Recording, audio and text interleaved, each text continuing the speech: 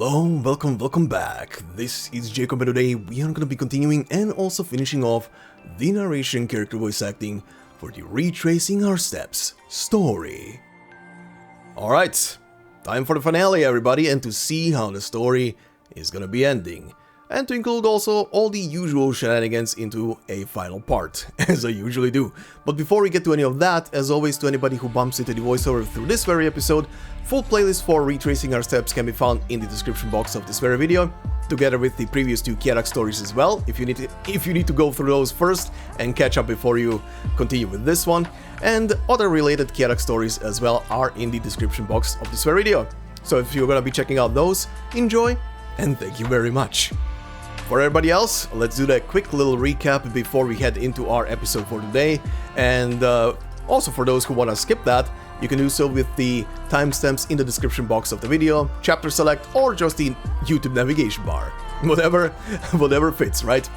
But anyway, let's begin. So then, last time we began with the Duke of Castor having a meeting with our old buddy Trilby Asher, and ordering him to start using the pawns they have with the Vine Bean Court to scout out the mines in Kjerag. Back in Kjerag, the Victorian reporter is continuing her interviews, and this time is conducting one with Elder Atzo. Elena, meanwhile, is sending out a letter to Gnosis about recent discoveries, and just misses running into Carolyn, pardon. Carolyn, on the other hand, is meeting with a cleric from the court who works for the Victorians and is gonna be smuggling her out of Kjerag. Enya, Joanna, and Elena continue on their trip to the location of the mine where Elena believes the extraterrestrial object landed. Back at the Silver Ash residence, Ensiotis is meeting with Sciurus post the funeral, but the meeting gets interrupted by a cleric from the court who demands Ensiotis come to the court for questioning. Before he goes, however, Ensiotis needs to prepare some documents and leave Sciurus with some address of sorts. Over at the mine, the Victorian ambassador manages to get permission to enter and inspect it, but finds nothing but random scrap metal and failed weapon recreation parts.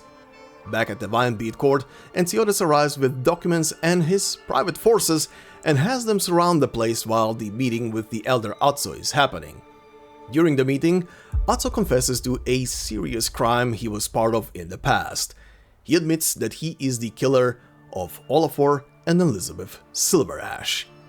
While that is going on, Matterhorn and Gnosis intercept the transport that is smuggling Carolyn out of Kjerag, but she is sadly already gone.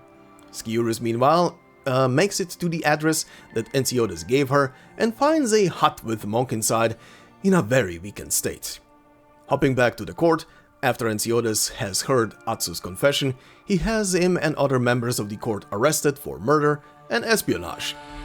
The Duke of Castor is on the move though, and she publicly declares that Carlan Trade and Victoria are very strong allies, with new trade plans being forged between them. Enya, Elena, and Joanna discover that the mine is a dud and nothing can be found there. Prompted by Joanna though, Enya rings her bell to call upon Kjeragandr, and Elena discovers that the frequency of the sound is identical to the object crashing into the mountains. With that discovery, they have a new place to scout out now, which is Mount Carlan's summit. Over at Carlan Trade, Ensiotis has a small meeting with Harold, but only because Harold is leaving Kjerag, so they are saying their goodbyes to each other. Meanwhile, our reporter friend from Victoria is having a tough time getting chased away by Kjerag citizens and then also getting knocked out by someone and abducted. When she wakes up, she finds herself face to face with a very much alive Ratatos. And that is pretty much where we left off last time. So, like I said earlier, today we are gonna be obviously finishing this story, starting from the second part of stage 8 where we started off last time, continuing all the way to the end, and then we're gonna have our post-story talk as usual.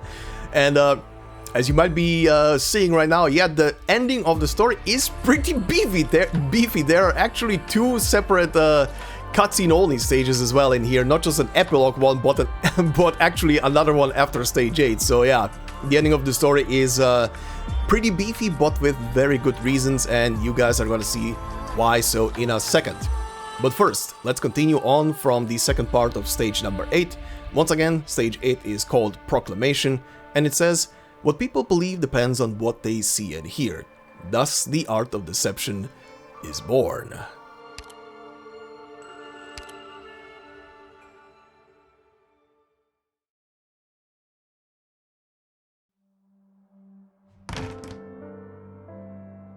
An empty office. Gnosis is unused to the sight. He walks to his desk. Under his mug, filled with steaming hot fresh coffee, is a document with Ensiodas' signature. Letter of appointment. Would it have killed you to come over and say goodbye? Flashback. It is signed. You know how risky this is. Minerals and land are inseparable. We shall bypass the Vinebeat Core and sign cooperative mining agreements with foreign nations ourselves. This will cause a lot of headaches for us in the future. If we do not pay them their pound of flesh now to close the gap, they shall simply demand much more from us later.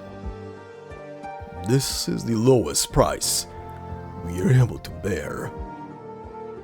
Your calculations are rather optimistic, Ensiodas. And you have always been less optimistic than I am, no matter the topic. Which means, most times, you have been able to walk further than me.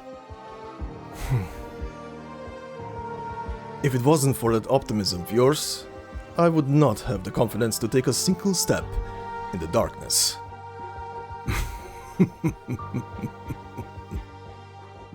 It has been a long while since I heard such praise from you.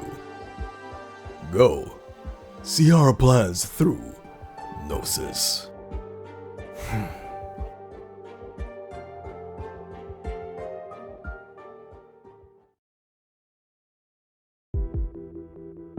Everyone from middle management and above is here. We can start the camera at any time. Begin recording. Yes, sir. What is today's announcement about? I have gathered you all here today to announce a major change in personnel. As of today, Ensiodas Silverash will no longer serve as chairman and CEO of Kjeragandr. Ensiodas admits all responsibility for the recent occupational incidents and has resigned. The board of directors has already ratified his request. At the same time, the board has decided that I, Gnosis Edelweiss, shall take over all of Ensiodas' duties. Now, allow me to make the first proclamation of Kjeragandr's new era as a representative of the board to all our colleagues and to the people of Kjerag. Kjeragandr shall be ceasing all collaboration with Victoria. As for the many past agreements that Ensiodas insisted on signing, they shall all be temporarily paused until the board has decided on further course of action. At this extraordinary time, I ask all our colleagues to work hard at their posts, to keep the development of Kjerag at the forefront of their minds, and to sweep away the lingering problems of the past. Kjerag needs us.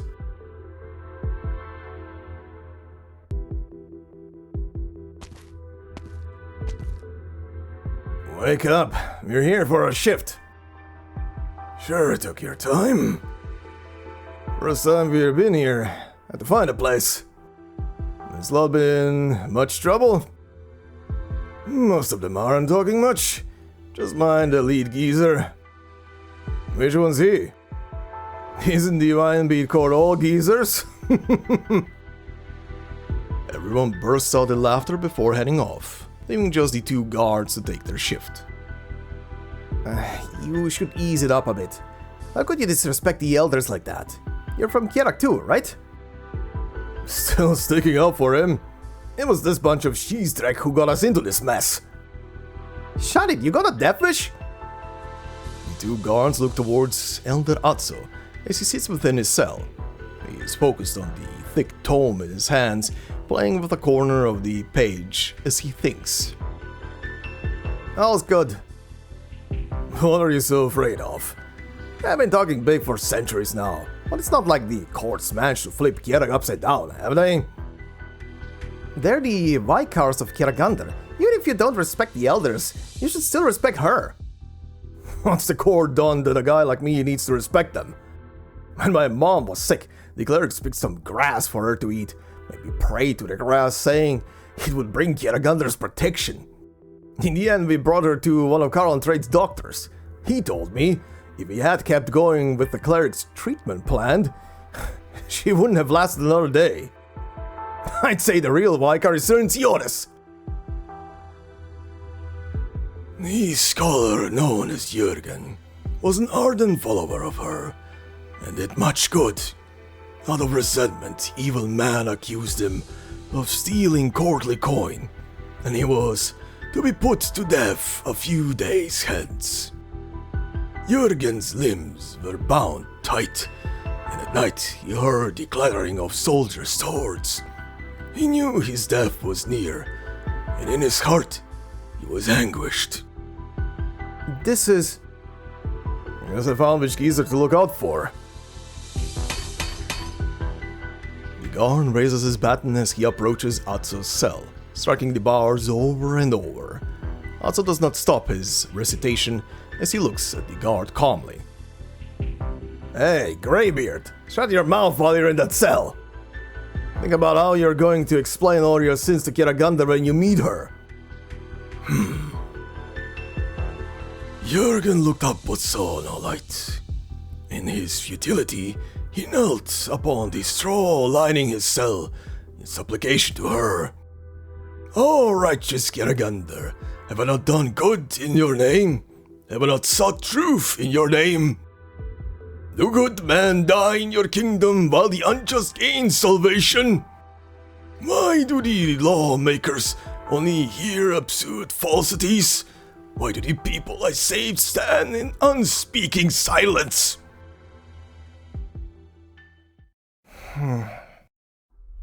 Sheestrek, have you no shame, you traitor? I'm going to teach you a lesson. The guard puts his baton away before taking out his key to open the cell door, though it keeps missing the keyhole as his right hand trembles in rage. "O Kjeragandr, though my body be trapped in gale, my soul still seeks your mercy. As my eyes can still see and my ears can still hear, stretch out your righteous hands to me." I swear today is going to be the last day you can even open a copy of the Kjeragandr.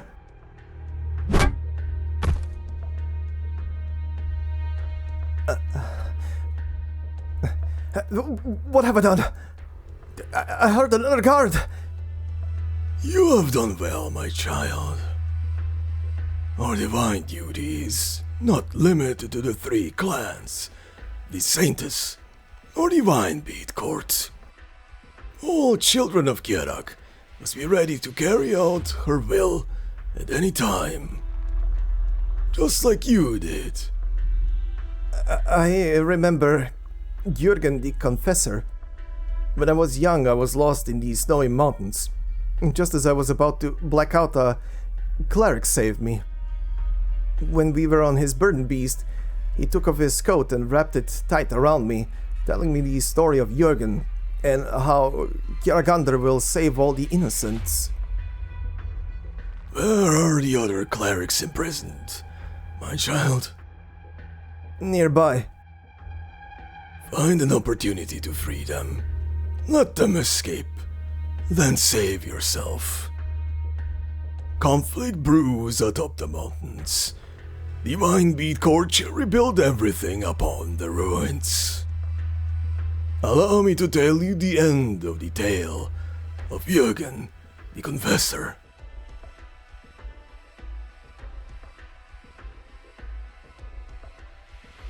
Halt! Don't force my hand, Great Elder. We are armed, and we will not allow anyone to leave. I will walk by you.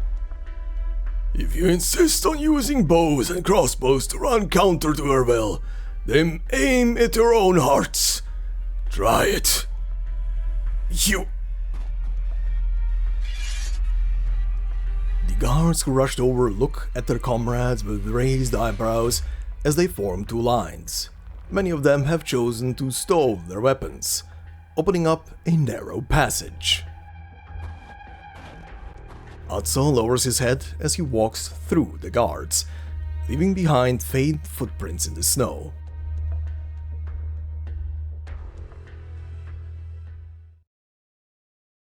As the words left Jurgen's mouth, the entire gale began to sway, as wind and snow entered through the cracks.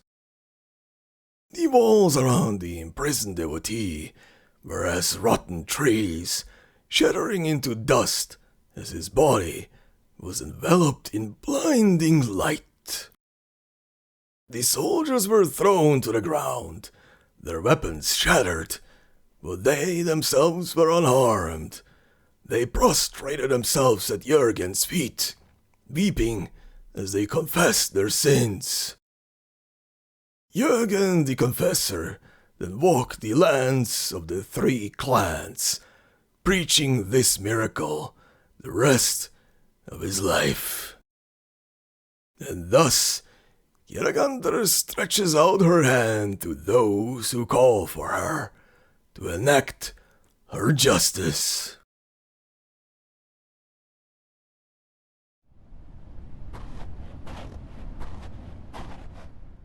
She has slowly lost all sensation in her joints as her shoes sink into the soft snow, step after step after step, yet her legs do not stop moving, even as she gulps lungfuls of frigid air.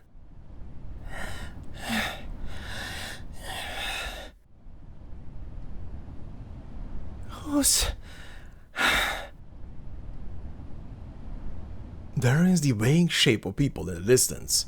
They draw closer to her, but the lights flashing before her eyes make her unable to recognize them.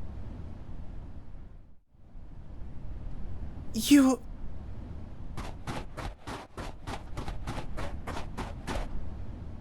We have been ordered to receive you, Madam Carolyn. Though there should be others with you here. They got taken by the locals. Then, are there any issues with the intelligence? You can tell, Her Grace, that the power hiding behind Kjerag has disappeared. I've observed and recorded the fall of some extraterrestrial object to the surface. The ensuing catastrophe is further proof of my conclusion. Whether it's the energy field theory or the Fairmouth hypothesis, it explains the changes that happened to Kjerag.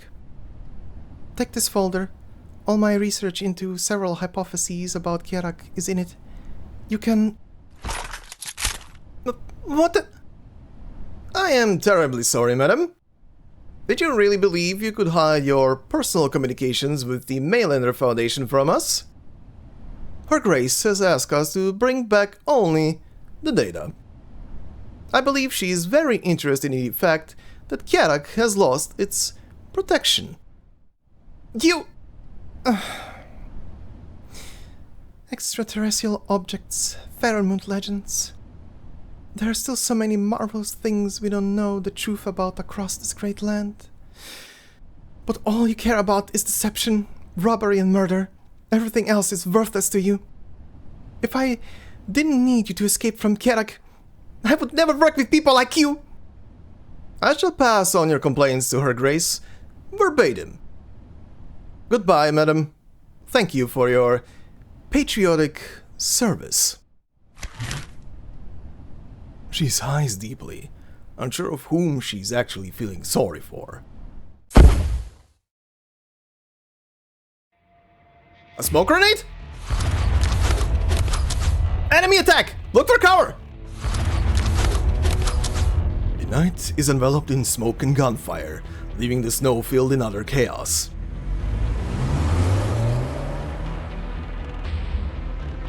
At least until a black off-roader courses out of the smoke. In its wake are the Victorian agents futilely shooting at the vehicle as it drives into the distance.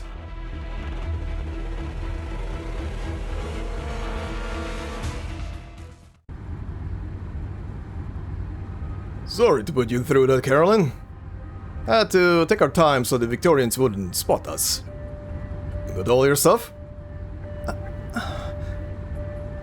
She lowers her head, pulling out a marked file on the extraterrestrial object from the various documents before handing it to the agent sitting in the front seat. When can I start my research?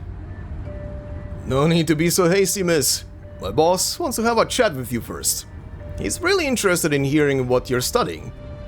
I think you'll be working with us for a long time. Caroline nods her head before she suddenly realizes something. She never had the chance to actually hand over Victoria's Kjerag report.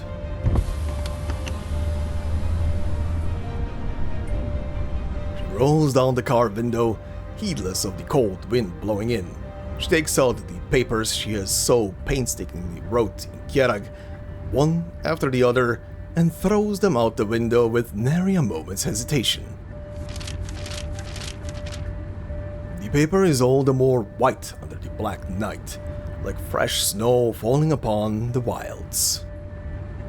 They spin through the air, buoyed by cold wind and political maelstrom both.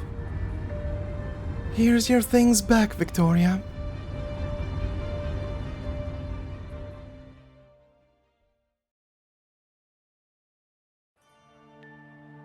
Right, a lot of things happened there in that very short scene, honestly. But yeah, first off, big moves from Enciodas there, handing over the Carlan trade essentially to Gnosis to take over now. Why he's doing that, you'll see very soon. He has obviously 5 to 10 head plans ahead of time, but yeah, he has other plans, let's put it that way. But yeah, then Atso escaping prison, of course, because why not? But yeah, the guy definitely has sympathizers essentially who are obviously gonna be helping him out. So makes sense after all, religious movements and everything, right? But yeah, he has escaped. Great for him, I guess. And then Caroline almost dies by the very same people she was working for. I mean, she was pretty much aware of what she was doing and everything. And yeah, big other surprise. Yeah, she is basically a double agent, essentially, and the Maylander Foundation came to rescue her butt, which good on you.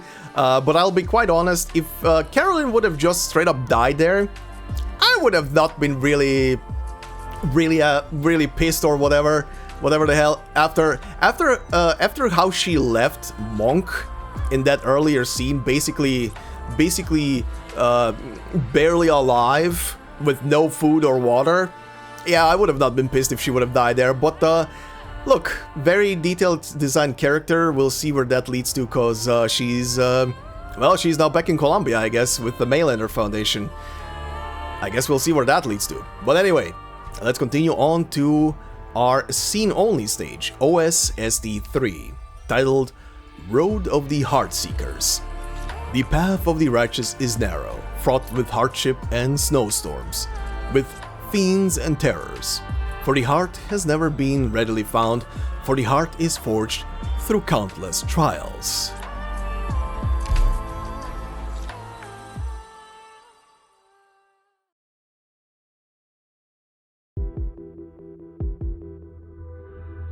So according to you, that Ucaster has had her spies embedded in Kjerag for a long time, and it's all to prepare for a future annexation?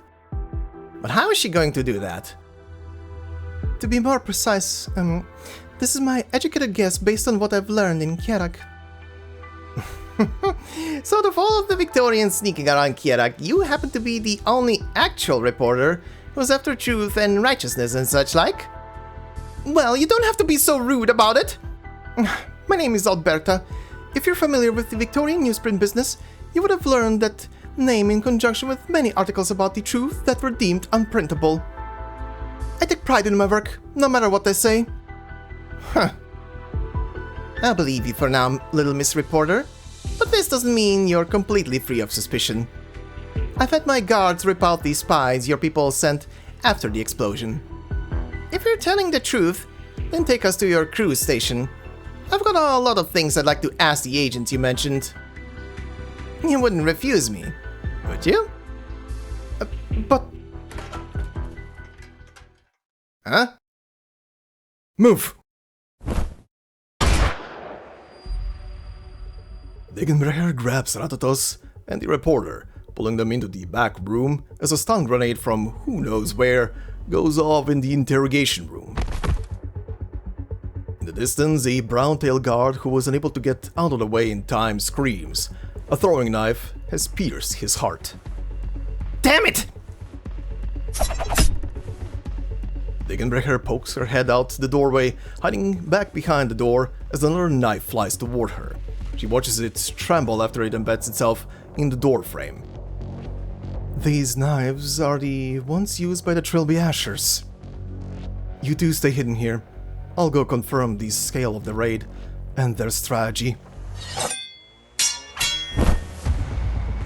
As she finishes speaking, she suddenly draws her twin weapons, knocking two knives thrown from the shadows out of the air before springing forward to attack. The dust she kicks up forces the reporter to squint. You... What the hell's going on? How do the Trilby Ashers know about this place? Did you leak it to them? But I've been watching you the whole time. That can't be. I didn't. I even checked over all of my things and made sure nobody was following me. Look out! The room shakes violently. The reporter pulls at Ratatos' sleeve, moving her to the other side of the room as fragments of the damaged ceiling smash into the floor where they just were. Then how do you explain all this? Wait, there's still one place I haven't checked. She picks up the camera hanging around her neck, removes the lens, presses down on the shutter, and lifts up the reflector. A faint red light glows within. She pulls out the suspicious component, a miniature tracking device. So that's where it was hiding.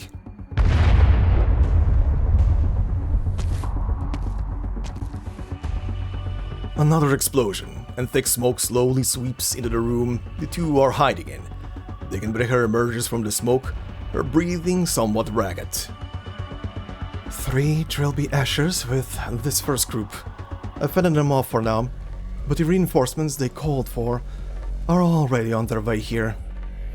I will keep you safe, Ratatos, but we need to leave. Let's go to the Vine Beat Court. There's a mountain trail nearby that leads to one of the secret passages in. They won't dare act rashly against the court. It'll buy us some time. Wait, I need to come with you. Since the Trilby Ashers will keep chasing us, I'll make a record of all of their assassination attempts in Kjerag and compile them together with everything they've done so far. I'll pass them to a local friend to get the word out. This will expose all of Victoria's dirty deeds to the public. I can't let myself be taken in by them. Enough babbling. I still need to find Ensiodes for a joint questioning. You'll be coming with us even if you didn't want to.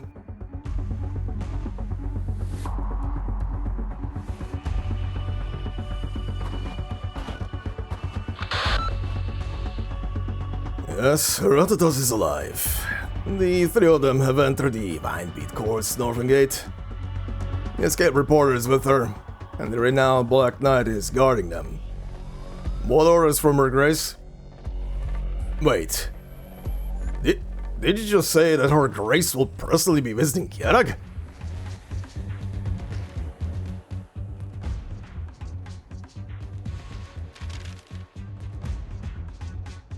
To Carlan Trade Headquarters.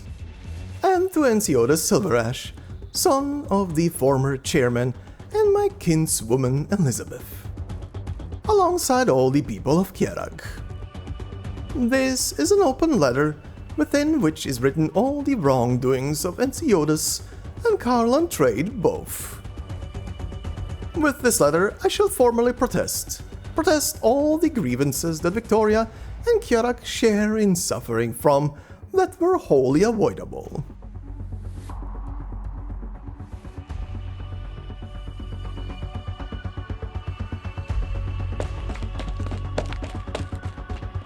The chairman, anyways, I'm glad you're here. What is it? Slow down. It's a letter by the Duke of Castor. The contents have already been disseminated to the public. It's all about Kjerag, mostly Carlan trade. What did she write? About how we're not acting in good faith and Sirenciodas. Give it here.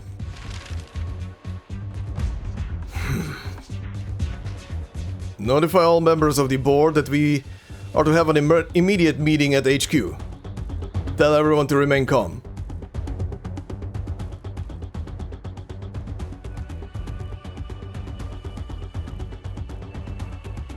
Sirenciodas' first offense, and the source of all of this tragedy, was to seek benefit from Columbia, brute forcing the carving out of a great pit and the construction of an observation station atop Mount Carlan. In the wake of it, Catastrophe descended on Kjerag. This much is undeniable. Amidst the terror and disarray, he committed his second offense. The humanitarian aid sent by Victoria was instead pocketed by him in the name of negotiation. To legitimize this shameless act, Sirenciodas went on the attack against Victoria, leveling baseless accusations and slander against Victorian tourists and expatriates. This was his third offense. His ultimate act of toying with the heart of the public was also his fourth offense. He colluded with Ratatos to fake the Browntail matriarch's death, and through duplicity led Clan Browntail into hostilities with Victoria.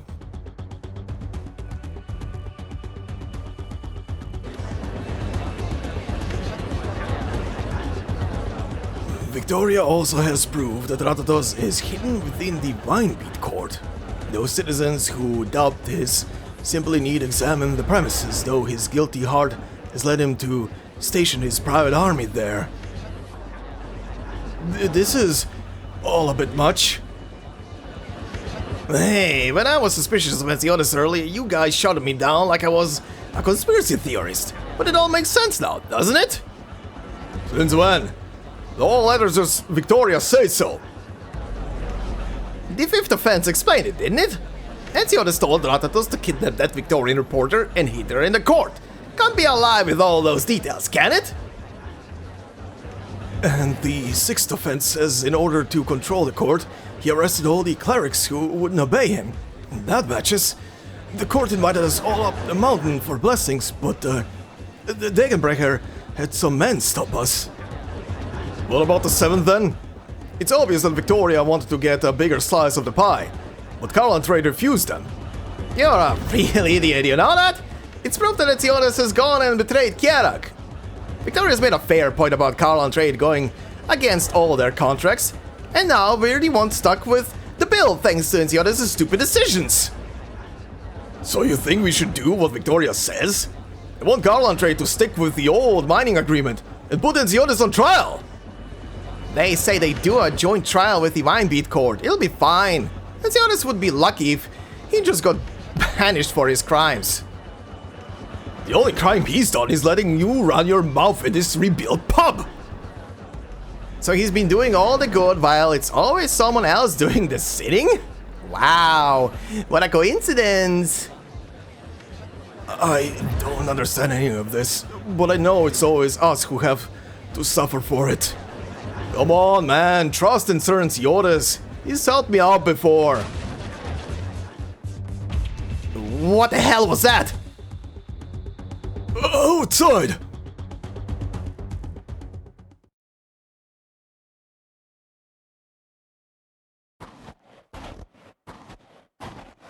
I heard a lot of troubling talk on the way here. Please tell me you've been doing more than admiring the snow. I shouldn't have asked. Is everything that happened still as you expected? If I said yes, would you believe me? I would. Because we are not unprepared. During the recent growth window Carlan trade, I am afraid it is you who is the optimistic one this time, Gnosis. You know that, no matter how many plans and contingencies we make, things will inevitably exceed our expectations. From the three clans, the Whitebeard Court, and stretching out to all the people of Kjerag, Victoria's methods are plain to see. As someone who always bets every chip he has, you were never afraid of risk. Thus, all this is all I deserve.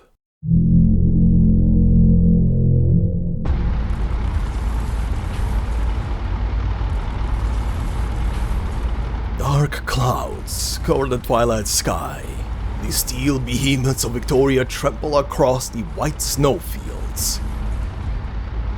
Castor's fleet.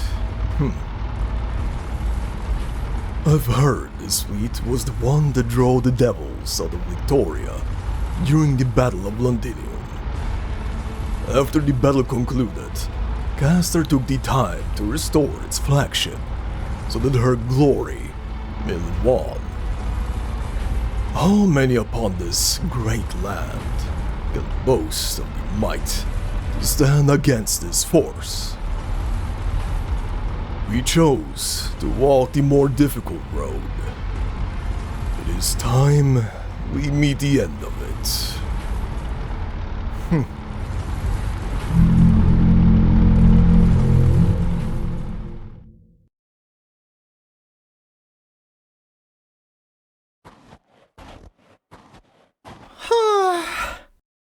Why are all of Kjerag's mountains so hard to climb? Just bear it a little longer, Elena. We need to avoid the Whitebeard Court, and this is the only road that does so. A Rift Cloudbeast clambers up onto Elena's shoulder out of nowhere before jumping back into Joanna's embrace, letting out a high-pitched cry. Ha! It's laughing at you. Laugh all you want. I've done more exercise a day than the past 20-something years I've been alive. Anya looks at the crestfallen Elena, letting out a light chuckle as she turns the corner. She sees a simple camp by the side of the road, not far from where they stand. There are many clerics of the Whitebeard Court warming themselves by the fire. Amidst the crowd, Anya picks out a familiar figure with but a glance. Why'd you stop, Anya? Is that Elder Atso? Who? I didn't think I would run into you here. Because you should not be here, Saintus. You know, Elder, when you're talking with the Saintus, you should be more... I know. And yet I also know this is not the road she's meant to be on. What if it is to search for Kjeragandr? All shall seek her in their time of need. So, what is it you need? You instructed me to go on the pilgrimage, so that I may atone for the sins of all Kjerag to her. Thus, what I need is to find her and pray to her for forgiveness. I had wanted to get you out of the Whitebeard Court at the time. And in doing so, the court would not be hindered by me. I hoped that while you were off on the pilgrimage, we would be able to sway the Duke of Castor into handling Enceolas, and that when you returned, it would be to both parties warn and bury. The court would then take advantage of your return to declare a miracle, thus gaining true control. But your brother declared war on the court too soon, and I could not allow myself to fall into the hands of Castor or Enceolas, whether as their prisoner or as their puppet. I presume you being here means you're thinking of being like the court clerics of old, going to Karlan, to the ancient refuges in the legends, where you can wait for the moment your enemies are warned. As such, there is no need for you to continue with your meaningless circuit, Saintus. Follow us to seek refuge atop the mountains. There will come a time that the people will beg on bended knee for you and us to appear. The silent elders of the court behind him stand up one after the other, forming a semicircle, before the Saintess. Joanna glances at Enya with unease, her hand subconsciously moving towards her crossbow, but Enya merely gives her a light shake of the head. I can't stop. The next catastrophe is nearly upon us. What? The Saintess is right, Elder. You must have noticed the strange weather these past few days. We've already found an important clue about the heart of Karlan. We have the opportunity to learn the exact reason why Catastrophe came to strike Kjerag. Maybe even the truth behind Kjeragandr. It is meaningless. Elder! Because Kjeragandr does not exist. What did you say? When I left the court, you told me quite the opposite. Kjeragandr can exist within the plants, the stones, our words and deeds, but you will not find her true form atop this great land. She is not real, only existing within our imaginations. Not even you can blaspheme against her, Elderazzo. When I was young, my faith in her was much the same as yours. My father and uncle sent me to the Vinebeat Court as a child, forcing me to secretly aid Clan Browntail with their mission. Yet all I wanted to do was to serve her in all sincerity. When the Great Elder tasked me with managing the whole of writings, I was giddy with glee. Every word to do with her, whether they be fragmented pages or ridiculous essays, were studied by me over and over. But the more you read, the more you realize that the so-called Kjeragandr is nothing more than a piece of scripture assembled by mortal man. There you denied Saintess. You too have seen what is said to be the original copy. It is no more than a few scant phrases, nothing like what we have today. It's not true, is it, Enya? From marketplace chatter to historical records, even foreign legends from who knows where. Add cold gales and snowy peaks, and you have the miracles of Kjeragandr. I persisted in my inspection of everything, hoping to find even the tiniest shred of evidence, unlike the rest. But all I found were more and more archetypical tales. I even found signs of adaptation left behind by previous court elders in the margins of a few books. Why didn't you tell anyone? And what would I say? What is Kjerag to you, Saintess?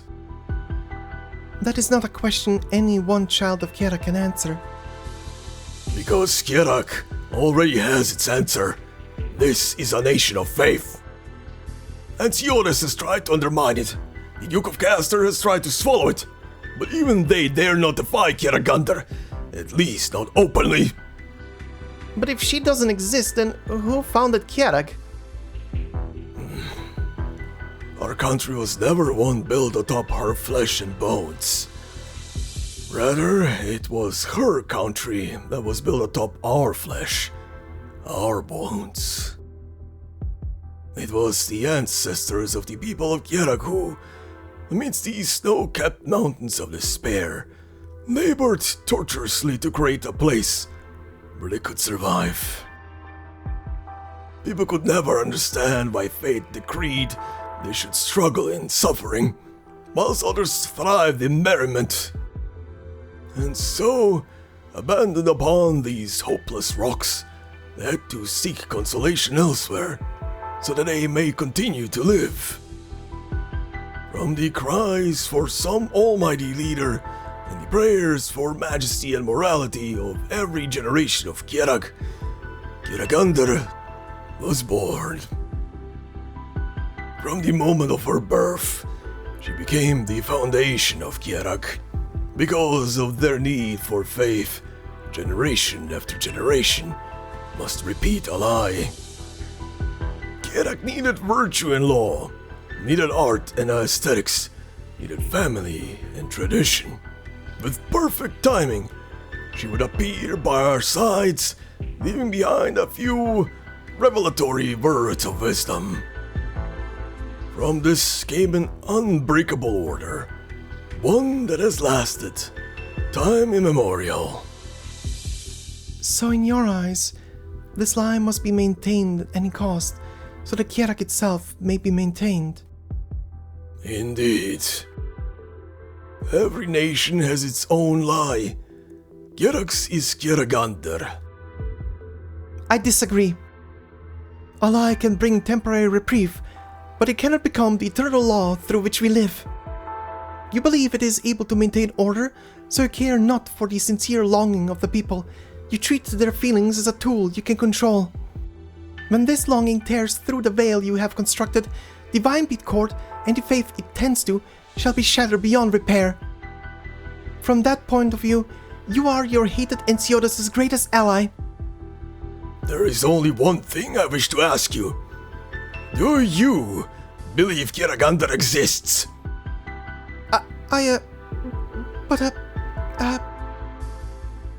She sifts through her mind, through all her memories of that headmate. But she has already forgotten how she looked, vague wisps of emotion, all forgotten. There is no memory, no person who can vouch for her, no one who can offer her words of comfort. Her heart lies empty. I do. You claim this is all a lie, Elder Atso, which is proof that there is a truth to correspond with this lie. And so I believe in the passion and goodness preached by the scriptures. I believe Kjeragandr exists in Kjerag. Besides, I have already found the path to her. If you must refute me, then come witness alongside me. Your faith is pointless, Saintess. Even greater disaster awaits Kjerag. Ensiodas' short-sightedness has already left her faith on the brink of collapse. This is our last chance to save her. Ever since the pilgrimage began, you have treated me as part of your conspiracy. Because we have both dedicated our lives to the faith, it is impossible for you to not understand my devotion. Then what is it you wish me to do? At a suitable hour, return with me to the Vinebeat Court to regain control. We shall have to look at their specific circumstances to deal with the Duke of Castor, but Ensiodas must be eliminated. You are a kind soul, and cannot bear to harm your brother. I understand. Ensiodas must leave Kjerag. That is the most we can allow him. This is pure coercion. In return, I can take you to the place you seek. When I was young, I had searched all of Karlan. Since you must face the truth, this will be the quickest way to do it. I accept. Enya? But on one condition. If you really do find proof of Kjeragandr, you shall renounce all your schemes regarding Ensiodas. Very well. Kjeragandr above. Witness our vows.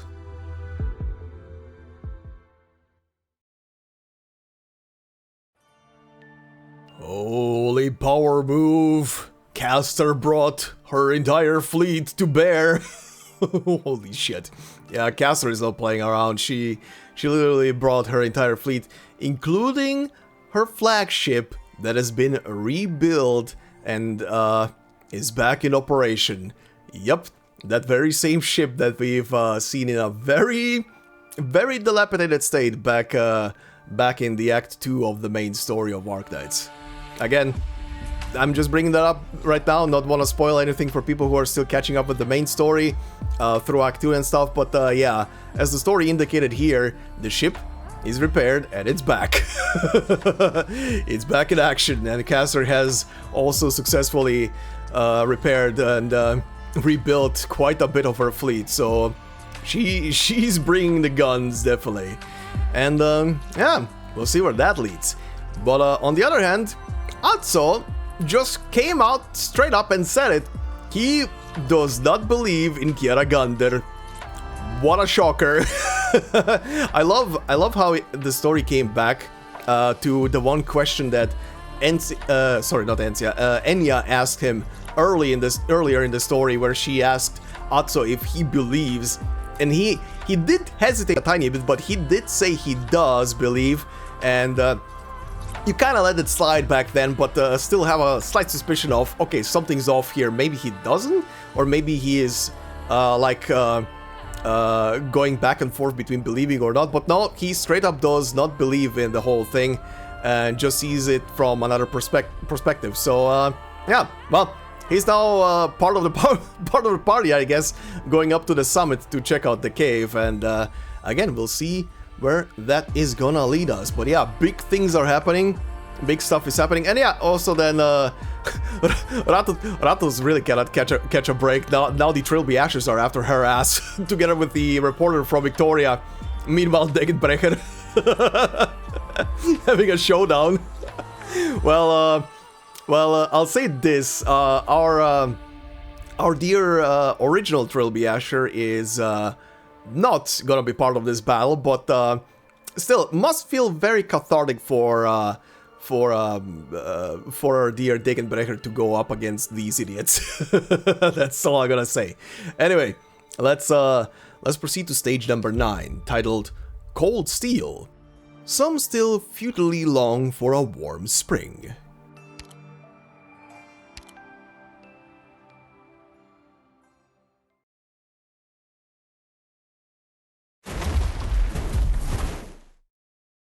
The rumblings of some distant commotion disturb the scant snow atop the trees. What should be a silent street is filled with an ominous warmth. This used to be a road at the foot of Mount Carlan that led to the Vinebeat Court, but now Victorian soldiers bar the path as the threats of their tanks crush its surface, a blatant, impassable barrier. The loudspeakers atop the tanks play a message in clear Kjeragi. People of Kjerag, do not panic. In accordance with Victoria's policy regarding the current situation, we will ensure everyone's safety. This operation will not disturb the everyday lives of residents. We simply suggest everyone stay at home in this weather. We also have a warning for the criminals who have abducted Victorian citizens, and for those who are associated with them. Release the hostages immediately, or we will take immediate action. Say, mister, mind if I cross the road? I need to head home to get the fire going. It's about dinner time and my wife's waiting for me.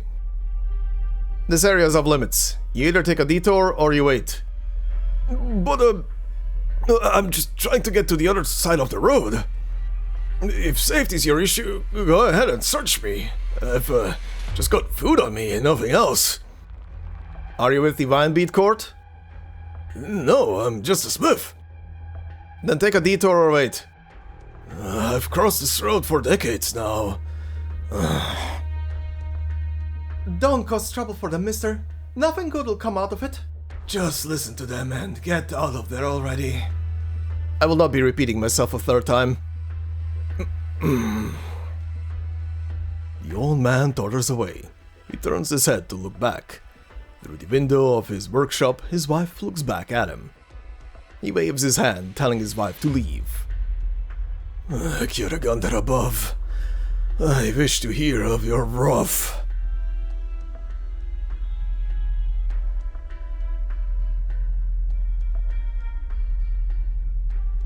Invaders! How dare you! Get out, you hear me? Get out! Victorians this, Victorians that. It's the word I hate hearing most these days. Didn't think there'd still be anyone brave enough to kidnap one at a time like this. Don't you get it? It's obviously just some worthless excuse. Now that the Victorians are here, Kjerag is about to change. Von Pfosten! You're all just sitting back to watch while going on with their pessimistic talk. You're more spineless than a starving burn beast. I'm going to show them the real Kjerag. If you're going to make a ruckus, do it somewhere further away. Don't drag me into this. Right. Go to Carl and trade. They've got guards, don't they? You're all a bunch of cowards. Cowards? I get it, you've got guts. And you don't mind getting your hands dirty. But do you have a family? If this is the outcome of the negotiations, if the three clans, the Vinebeat Court, Carl and Trade, if none of them are going to do anything, what can we do? Kjeragandr above, forgive me for my fear, my cowardice. Anger, fear, unease. All sorts of emotions boil across the unarmed crowd, but they have no effect on the armed soldiers across from them. Their voices are drowned by the roar of the engines.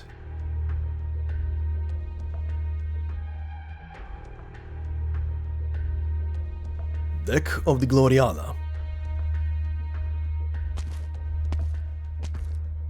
Your Grace, our fleet has encircled the passes into Kjerag's mountains. The vanguard forcing Kjerag has also surrounded the Vinebeat Court. Kjerag's own warriors are powerless to resist us. The whereabouts of Kjerag's saintess are currently unknown, but we shall ensure that the moment she appears, we will look at her. The situation is still under control, so forgive me for speaking bluntly. There is no need for your Grace to attend the battle in person. Do not be hasty, Philippa. Choose your words wisely. If I may correct you, Kjerag is not our enemy, but a valuable partner in cooperation. But Carl and Trade still has not given an official response to our invitation to negotiate. Oh, I can imagine. Ansiotus is a prideful man. One assumes that having to process this failure must be of inconceivable difficulty for him. You must have heard some of the tales about him, Philippa. By all calculations, he is your kin as well. If he really is the talented genius the rumors paint him as, then why did he abandon the chance to stand by your side, deciding to bury himself in the mountains instead? I simply don't understand. Like I said, he really is the prideful sort. I shall give him a little more time. 6 hours should do it. If the government of Kjerag continues to refuse to accept our agreement, then things can only end in a rather regretful manner. Understood. There is still one trifling matter I am unsure is worth your Grace's consideration. The matriarch of Clan Browntail, who by all rights should be dead, we have discovered further traces of activity from her. She is currently hidden within the Vinebeat Court, under the protection of the Black Knight. Ansiotus would not go to great lengths to hide someone unimportant at a time like this. It is not worth mentioning, but I am not fond of variables. Find her, and find what she is hiding. As you command, Your Grace.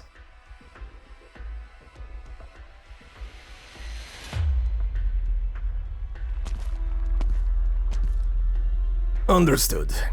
I shall carry out this assignment to a limited extent, then await further instructions. All hands take note. Team 1, guard the front. Team 2, head to the north gate to lock it down. Team 3 and 4, find high vantage points to watch the court. Be on guard. If you allow even a single soul out, you shall have to answer to Her Grace in person.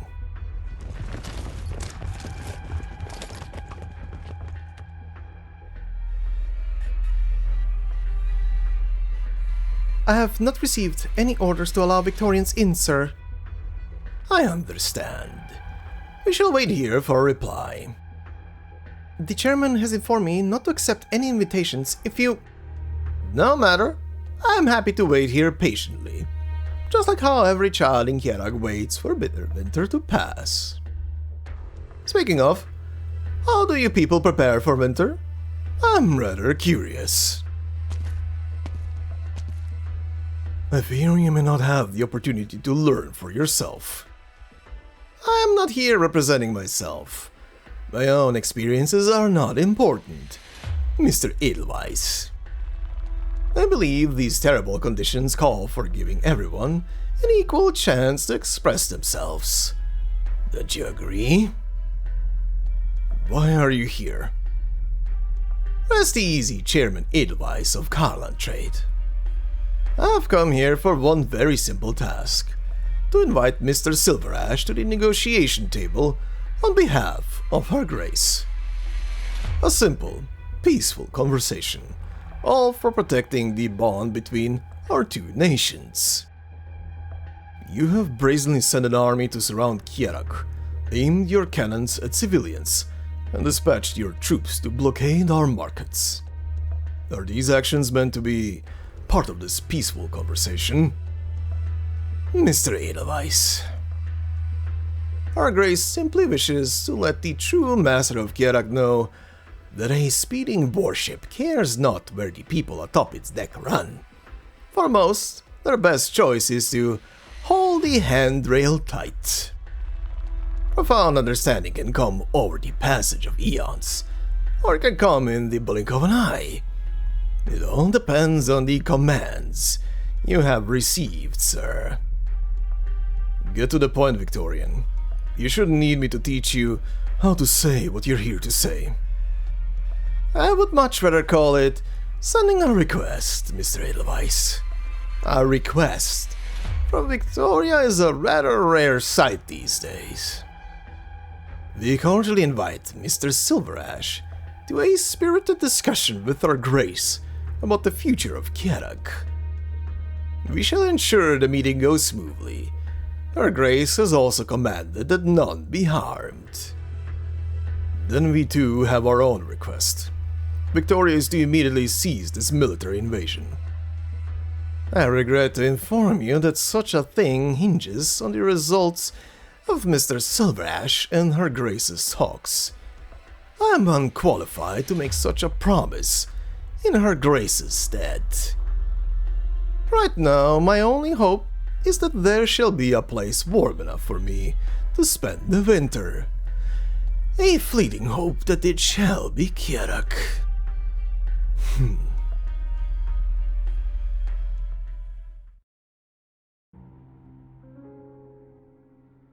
How should you present yourself when you face her? I've asked myself that countless times, until tears of remorse flowed down my face, for I could not find the answer. Just like how, as I waver in the cold wind, I cannot find anything. The heart of Karlan is mere mystic rhetoric, a painting within a dream, a mire amidst the mountains. The Vinebeat Court says that when you are on the brink of death, you shall see her face. I believe this is my last chance. Yet I am unable to prove anything to you. I see only my mother by the bonfire, my wife underneath the curtains. The life I should have. You have come to the end of this faithless follower's epitaph, one written by him for him. His last request to you is to wipe away the snow upon this tomb.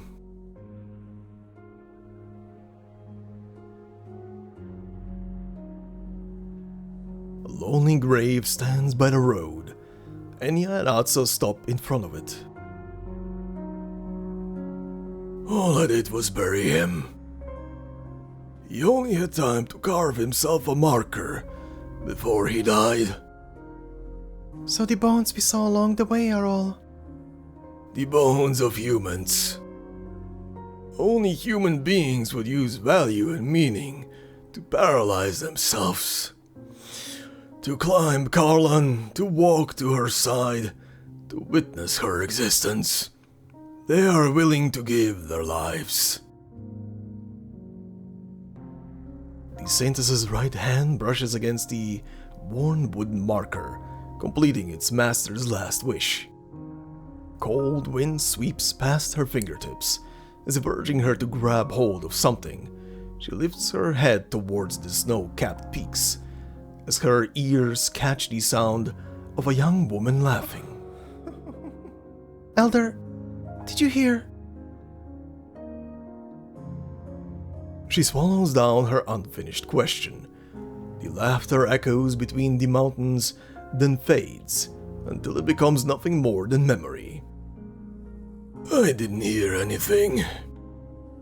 Please proceed, Saintess.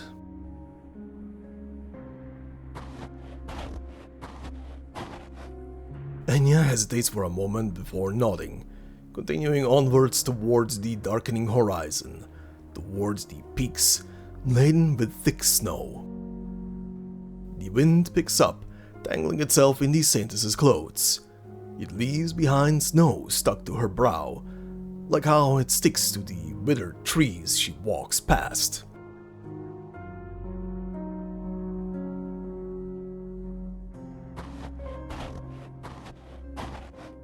You need to try harder. We can't keep up with Enya if I have to keep pulling you. We're only 2 steps behind. I need to stand so close. Oh, right. Just now they were talking to something, right? I think I saw it too. But there's nothing here except snow and rocks. Whatever. Doesn't matter. Elena forces herself forward a few more steps. Behind her, the snow where she stepped is suffused with a deep blue glow. At the same time, she has the faint sensation of someone watching her, though the only one by her side is Joanna, gritting her teeth as she pulls at Elena's arm. The billowing wind has numbed her brain. It must have been her imagination. As the thought runs through her mind, Elena hears a sigh.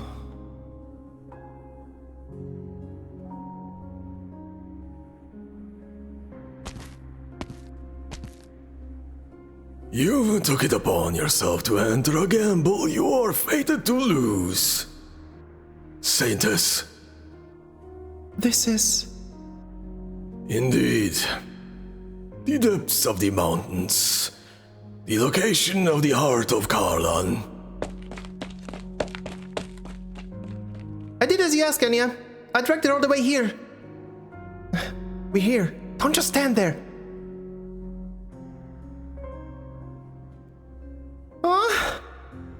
Wait. This... No, it can't be. Elena puts all her strength into shaking her head and patting her cheeks before taking out a bevy of instruments, waving them against the cave wall. It is an ordinary cave, one that can be seen anywhere in Kjerag. Its only unusual property is its proximity to Mount Karlan's peak. Enya heads deeper within, her breathing picking up pace as she does. The deepest part of the cave is only 100 meters from the entrance, barely wide enough to fit 5 or 6 men. The rocks are covered in a thin layer of moss and lichen, and the air is permeated with the humid scent of fungi and soil. You are not the first who wished to find her, and neither was I. My greatest wish during my youth was to witness her true form, to prostrate myself before her. And so, I checked every book in the Hall of Writings, read every line of every poem, all to find proof of her existence. Many before me have left behind records and analyses. One mentioned this place, the only cave atop Mount Karlan. I followed the endless, rugged mountain trails before finally finding myself here. The records say that the clerics of the court once sought refuge in the depths of Karlan. Just so. Perhaps you still recall the story of the saintess who roused Kjeragandr. According to the legend, when Kjeragandr sent divine punishment, Divine Beat Court chose 100 girls in succession to ascend the mountain and pray. The last of the girls was the one who quelled her fury. But in truth, that final girl was the daughter of a clan leader, which incited the great clans to ally and lay siege to the court. During the massacre, the surviving clerics fled here, at which came the so-called miracle. Peace returned to Kjerag. And how would you explain this miracle? Look at Kjerag as it is now, and the answer shall be clear. Who has ever heard of a war that came to an end for no reason? If even the murder of a girl can transform into a sublime miracle, so too can political compromise become the stuff of legend. Murder. So that is how you see the actions of the court of old. Indeed. To use murder to seek comfort, to allow ignorance to spur on the heart. This is the bloody debt the court has borne in the name of Kjeragandr. With no god to promise us eternity, our every step is on thin ice, with no room for inattention. I have brought you here to learn the truth behind Kjeragandr, Saintus. And now, I shall wait for you, no matter how long you struggle to process it. Enya, come over here, quick! This pile of rocks at the deepest part of the cave doesn't seem natural. It's more like a door that someone built. The clerics of old made this place into a sanctuary. Finding things here is hardly strange. In other words, behind this door is most likely the hiding place of the ancient clerics, and a place where countless secrets of Kjerag are hidden. What is more likely is that behind that door you will find absolutely nothing. Then let us bear witness, Elderazzo.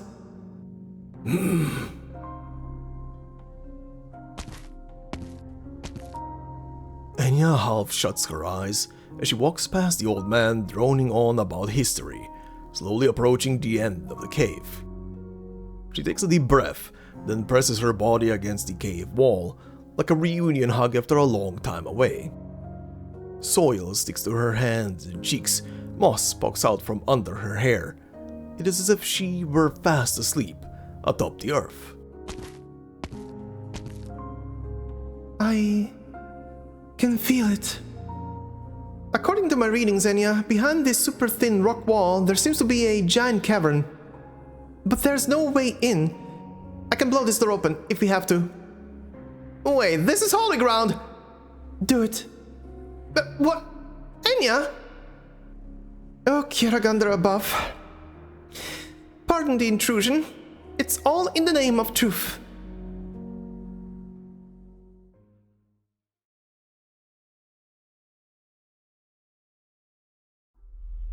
I am in position. As Her Grace's latest instructions state, Rathatos' feigned death must have a reason. She is most likely carrying important information on her person, and is to be captured alive.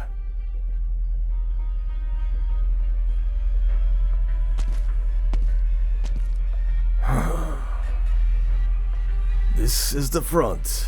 The courtyard is empty. Prepare for direct contact.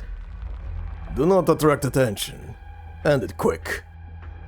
The only thing to watch out for is the Black Knight, who is most likely still here. But where is she? The intruder looks about warily, holding his weapon tight. Not good! A black Dagenbrecher flies at unbelievable speed towards him. The intruder is sent flying by the incredible force, slamming against the walls.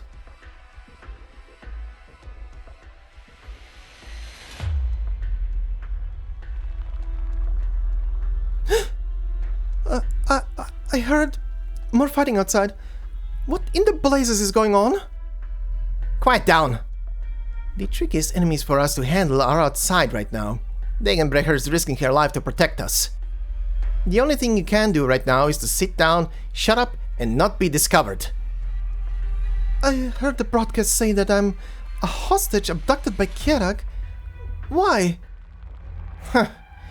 Your fellow Victorians got their weapons out and started up their tanks. They're not letting anything out of this place. So are they here to rescue you, or are they here to keep people in the know locked up in here so they can get their other plans done? The answer is obvious. You mean they're using my rescue as an excuse to invade Kjerag? It's what you said, and it seems reality agrees with you. How did it all come to this? If you've got a way to get the information out, you can ask your fellow countrymen that question. When I came to this place, I thought I could help the oppressed people. With my camera and my words, I would be able to let more people know about the true Kjerag. I believed all that I did had meaning. Should I be thanking you for your kindness or something? Alright, I'll treat you as an actual kind-hearted lady then. So don't play dumb with me now. Why do you think what you've seen is the true Kjerag? And who do you think is doing the oppressing here?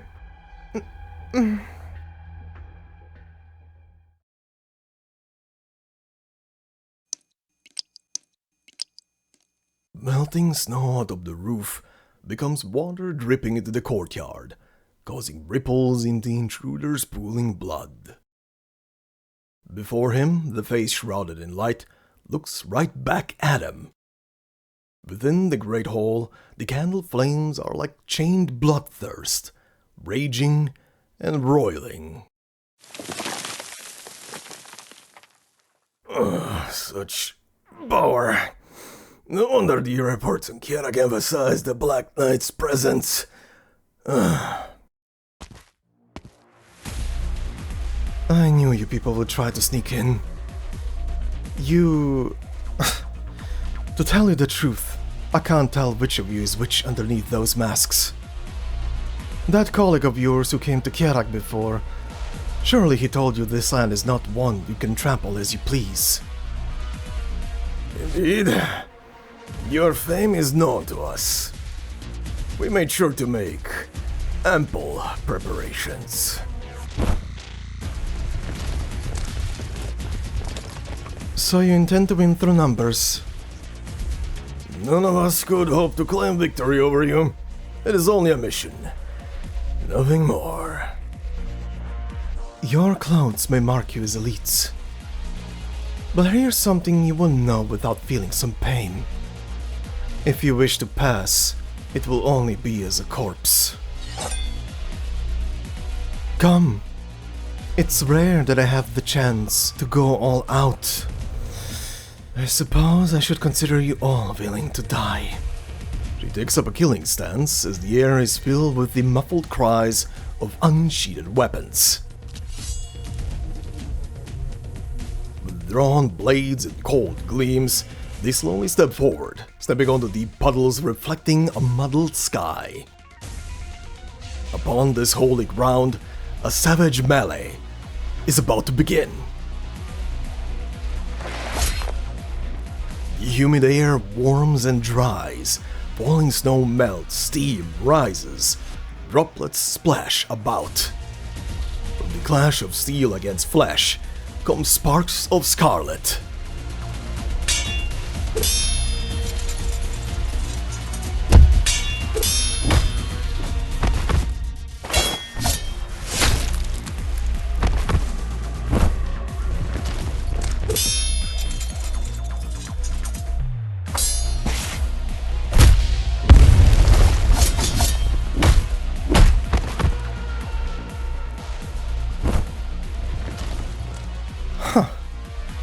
Not bad. Again.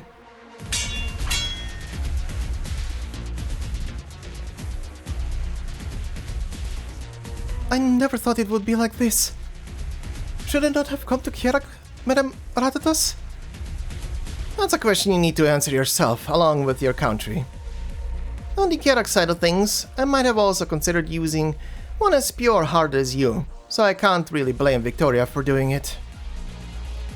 So, what exactly does the information I have mean to Victoria and to Kjerag? They're just making a fuss out of you to make it look like the facts are already settled. Don't take it too seriously. We're hostages, nothing more. I feel like this is all rather absurd. Well, that's one way to sum it up. If your camera still works, this will make some excellent material for you. If, I walked out of that door, the rest of you would be fine, right? If you did, they'd point their swords at you and confiscated all of your material. You yourself might even disappear without a trace, with nobody else knowing what had happened to you.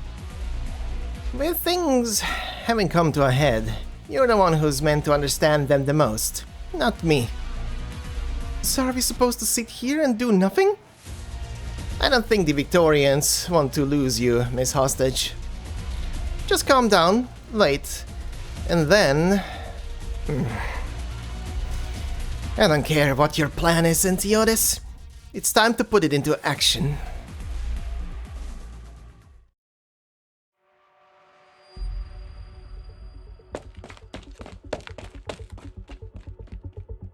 Reporting in. We've built some temporary fortifications, just like you ordered, Sir Arctos. The enemy fleet hasn't fired yet. Instead, they're marching towards a place 3 clicks from us. How should we respond? Our explosives reserves? We've moved over all we could. We'll be risking our lives, but at the very least, we can delay the Victorian advance for a while. Good. Go get the troops' information. Meanwhile, I'll have a chat with these Victorians.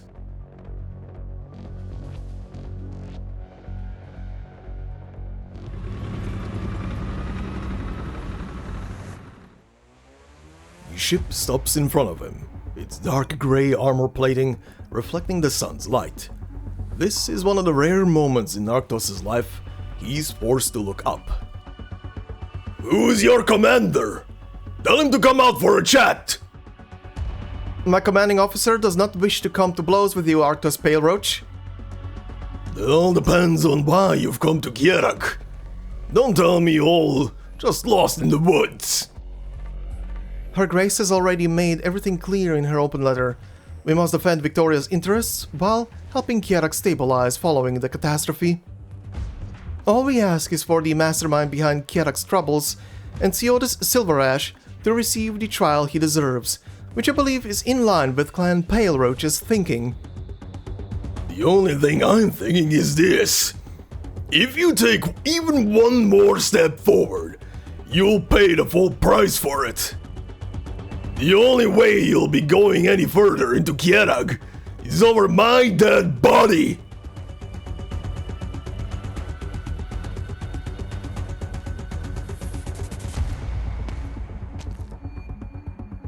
Back already?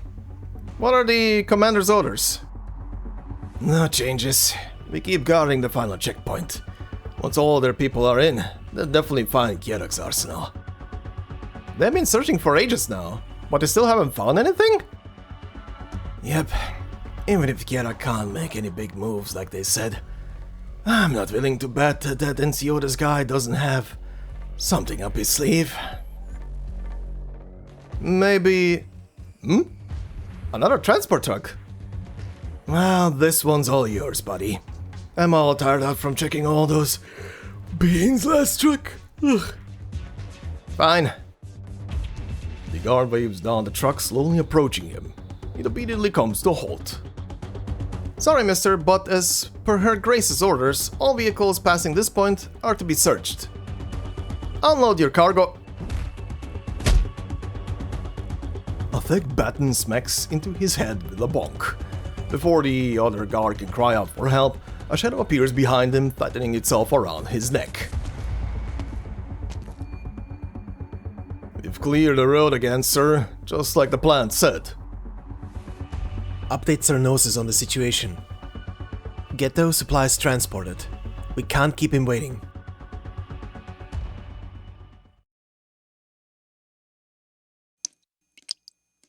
She's unsure whose blood is blurring her sight as it runs down her cheek into the corner of her mouth. She tastes an iron tang she had not tasted in a while. Her twin Dagenbreakers quiver as they fend off blades coming at her from all directions. While her enemies' Willy-Tricks have left wounds all over her body, she has not taken a single step back.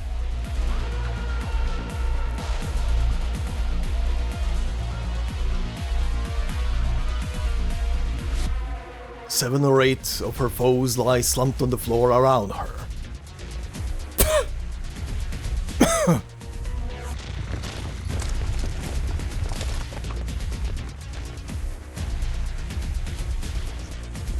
You're at your limit, Black Knight. In truth, you can still choose to lay down your arms and surrender. You're all mouth. Lock up your silver tongues and come at me, if you're brave enough. Even you must bleed. Would you not regret dying here, knight? Meaningless drivel when said to someone who holds their own life cheap.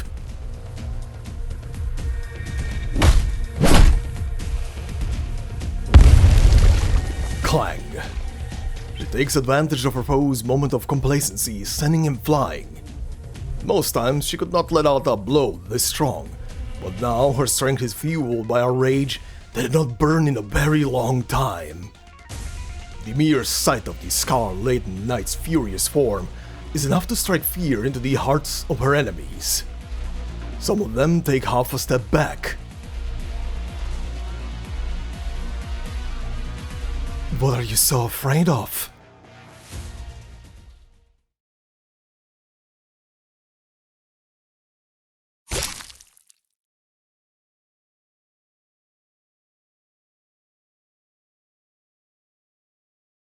The knight takes a shaky step forward, leaving behind two trails of blood upon the ground. Her eyes shine brighter than ever, but it is the shine of bloodshot eyes. Her body is fast losing its ability to stand, yet her unwavering fervor still flows. From where, she does not know. The candles of the hall slowly extinguish. The reflections on the floor become all the more blurry. In the end, she staggers.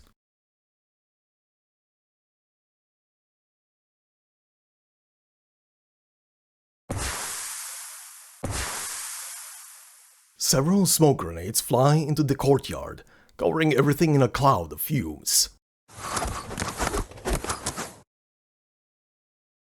Who's there? They aren't court guards. Someone our intelligence didn't account for is intervening.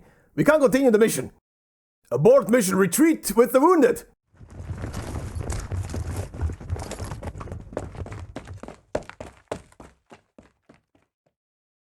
Made it right on time. Victoria's elite hooligans won't be sorted that easily. We need to find somewhere safe. Wake up. This is no time for a nap.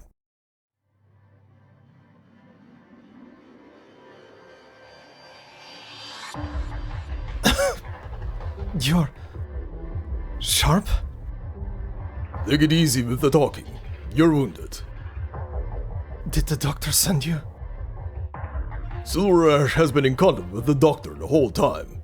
After hearing about the catastrophe, Kjerag, the doctor figured you'll run into trouble.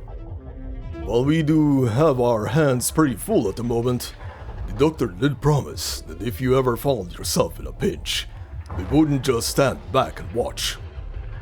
I've already called Rhodes Island for reinforcements. They should be here any minute now.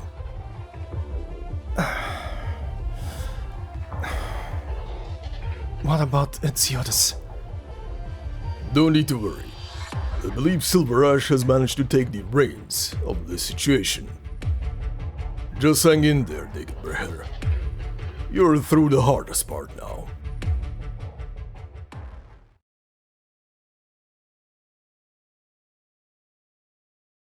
Are we able to maintain our current output? Yes, sir. Ammunition stocks will be as expected. But Sherman Edelweiss. I can't help but doubt things. If what we're facing is the Duke of Castor's fleet, then even if we raised our efficiency tenfold, we still wouldn't be able to compete with them. No need to worry. Just follow the plan. We'll handle the rest. I've worked for Carlin Trade for 11 years now, Chairman. I know what it's brought to Kjerag. I believe in the both of you.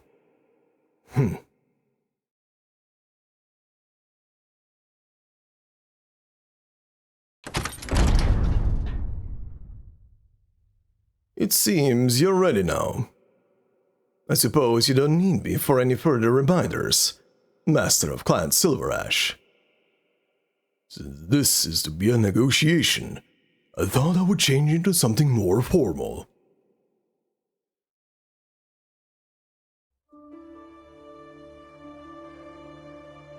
Caster's army has laid siege to Kjerag, while her advanced forces have control over several of our streets, forcing the civilians back into their homes. Arctos has brought his men to confront the Victorians, but they are a frail force in comparison. The Duke's envoy came by Carlin Trade, asking me to pass you an invitation to the negotiating table. She's waiting for you, Enciotis. It sounds like the situation is still within our expectations. Look at you, admiring this lonely battleship.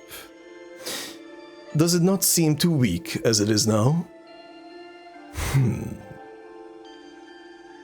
Lately, I have found myself often thinking about a day from many years ago.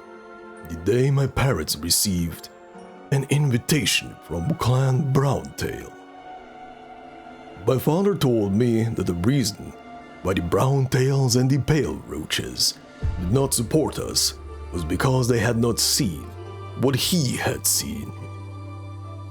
If someone can take a step forward, even if it is only a single step, even if it is the infamous Luca Browntail, they knew of the worst case scenario, but they did not hesitate. Now I am at the age at which they passed away. Looking back, it seems that some things haven't changed. But at least now I know why they did not hesitate.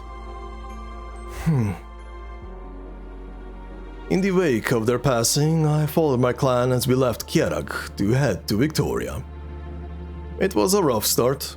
I was learning almost out of habit as I got used to the disdainful looks of my Victorian classmates. The only thing that kept me going was the knowledge that one day I would return to Kjerag. But in the end, you went to Victoria too. I fear I shall never forget the look on your face when I first greeted you at school.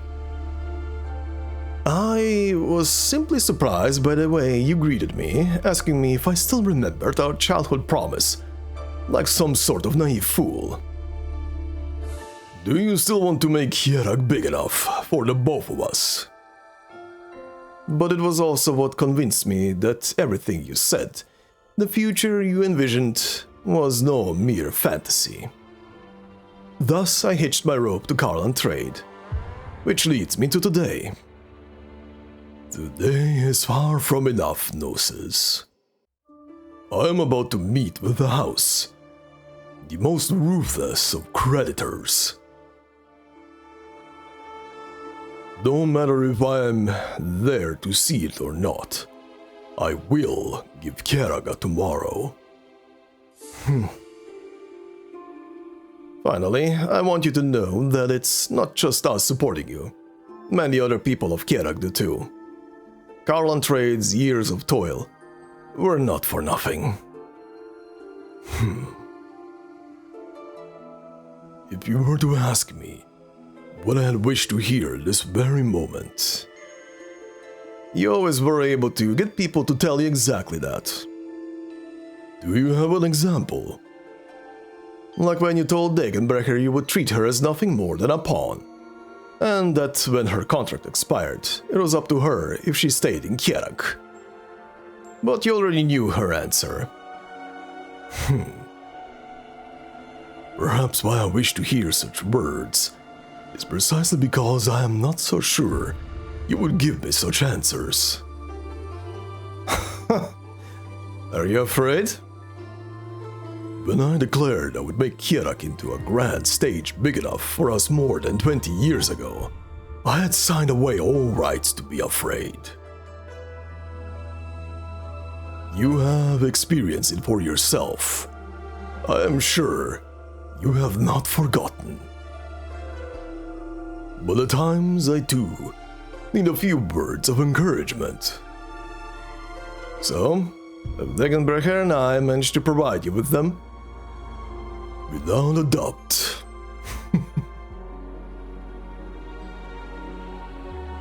I am truly glad to have you both.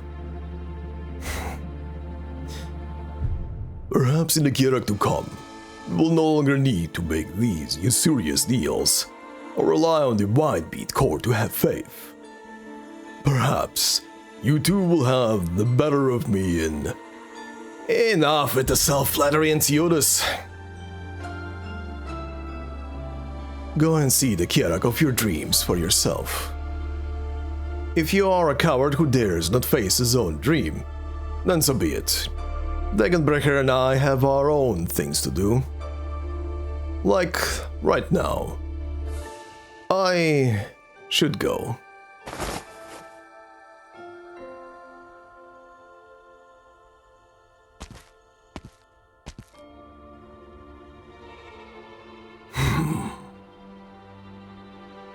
As you wish.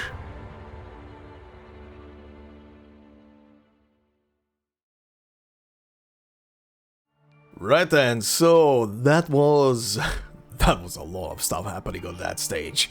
From stuff happening throughout the country to believes and disbelieves to to pure aura farming and to something like a parting between friends almost. But yeah, stage 9 definitely prepares a lot of stuff in advance for the finale of the story, and even teases one little element that yeah, is a very interesting element. But all in order, first off, for anybody wondering, why are we in this menu right now? Did he not say that he recorded everything before the thing left the event menu? Yes, you're correct. I did record everything before before it left that menu. Well, outside of the post-story yap that I usually do, but because that is a pretty long recording and I was very tired that day already. But I did record this and the small little yap section before the final cutscene. So this cutscene before stage 10 and the one before ST4, the one after this stage. And sadly for me, the video footage and the audio footage got slightly corrupted for some reason. I don't know if it was OBS giving up its life after like 12 hours of almost non-stop recording in small bits and pieces. I think it was not working anymore. But yeah, I don't know what happened. The video footage was corrupted and the audio footage was weirdly spiking all over the place. Maybe I did something, maybe my mic did something, I don't know. Whatever. Doesn't matter. I'll talk about this a bit more in the actual outro yap, but you'll hear how much stuff I had to re-record anyway. So this is nothing new. But yeah, anyway, back on the topic. We'll talk about the other thing later. But yeah, this is a pretty interesting stage all overall, with stuff that has been happening from the beginning, showcasing how the just appearance of the Victorian military is disturbing the populace and how they're feeling about the whole thing. I love that they showed that. Then we get a tiny little teaser to a new, completely new character, which is definitely someone who is specifically related to the Silver Ashes, but then again, so is the Duke of Castor. Just, you couldn't tell by the ears, probably. But yeah, the Duke of Castor is related to the Silver Ashes, but this specific young woman that they showed who works for Castor, Philippa, she is definitely someone who is much closer related to the Silver Ashes, purely because she has literally the same ears. I mean, she quite literally looks like she could be Enya's, aka Pramanix's twin, just military. Like if Enya would have went into the military. This is how her facial expression would be. But yeah, interesting. They introduced another blood relative to the Silver Ashes. To be fair, if I remember the manga correctly, that was released years ago at this point, the manga already showcased other characters that were directly related to the Duke of Castor, which also means directly related to the Silver Ashes. But I can't remember if they showed someone who, in the manga at least, because it's been a while since I read it, I'll have to reread it at some point. But I can't remember if they showed anybody who looked very closely like the Silver Ashes. Maybe they did and I'm just not remembering, but whatever. Interesting character that, or rather, not interesting character, more like interesting fact that they brought this character into the forefront now, which, I mean, considering the design and everything, just means that this character is definitely gonna have a return at some point in the future.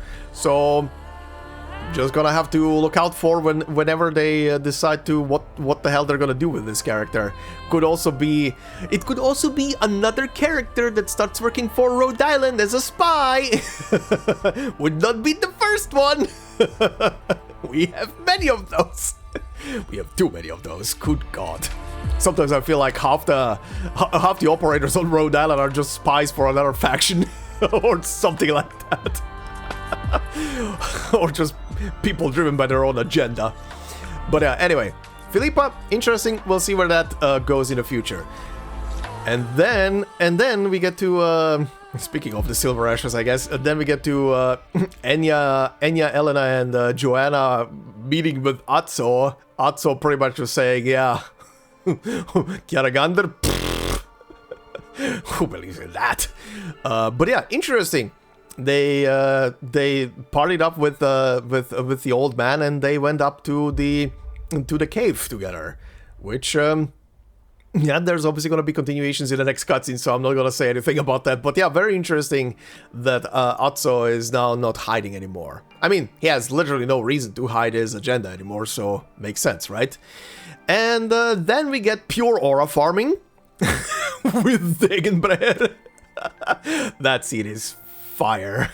That scene with her fighting the Trilby Ashers is just fire. And I'm honestly just gonna leave my reactions from that scene as further commentary about it when you guys get to the clip section at the end of this episode. You'll see more reactions there.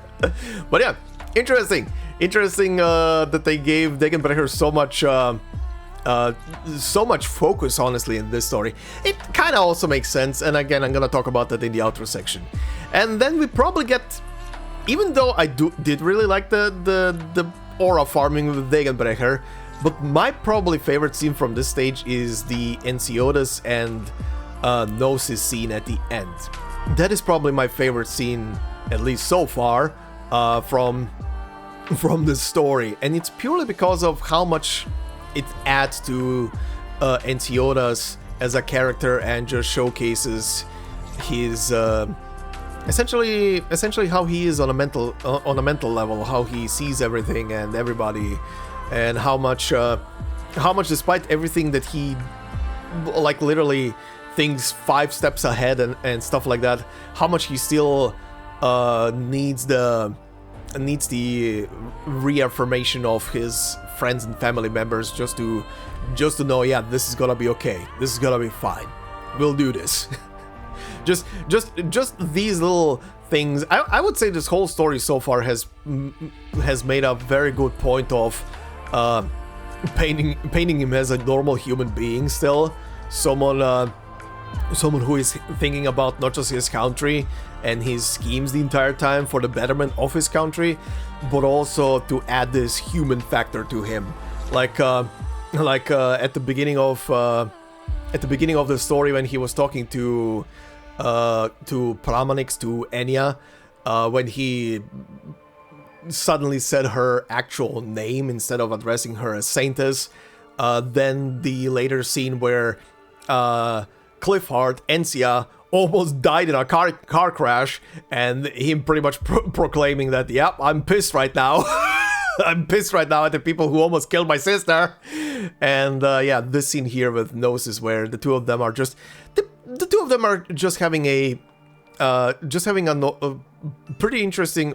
I was about to say normal. Nothing is normal about these two brainiacs, but just seeing them having this very down to earth conversation between very open conversation rather between just two childhood friends, and them then both departing in their own directions to do their own things. Very good. Honestly, really love that scene between those two. But anyway, that's enough of that. Let's continue with our final battle stage, not final scene and final thing. So this is gonna be the boss battle stage. The boss battle stage will be obviously shown in between the two big cutscenes, and they are pretty big cutscenes, all things in in consideration. And I will say one thing right now before we go into the cutscene, and I'll explain more later after we are done completely with the stage. There will be spoken dialogue on the stage itself.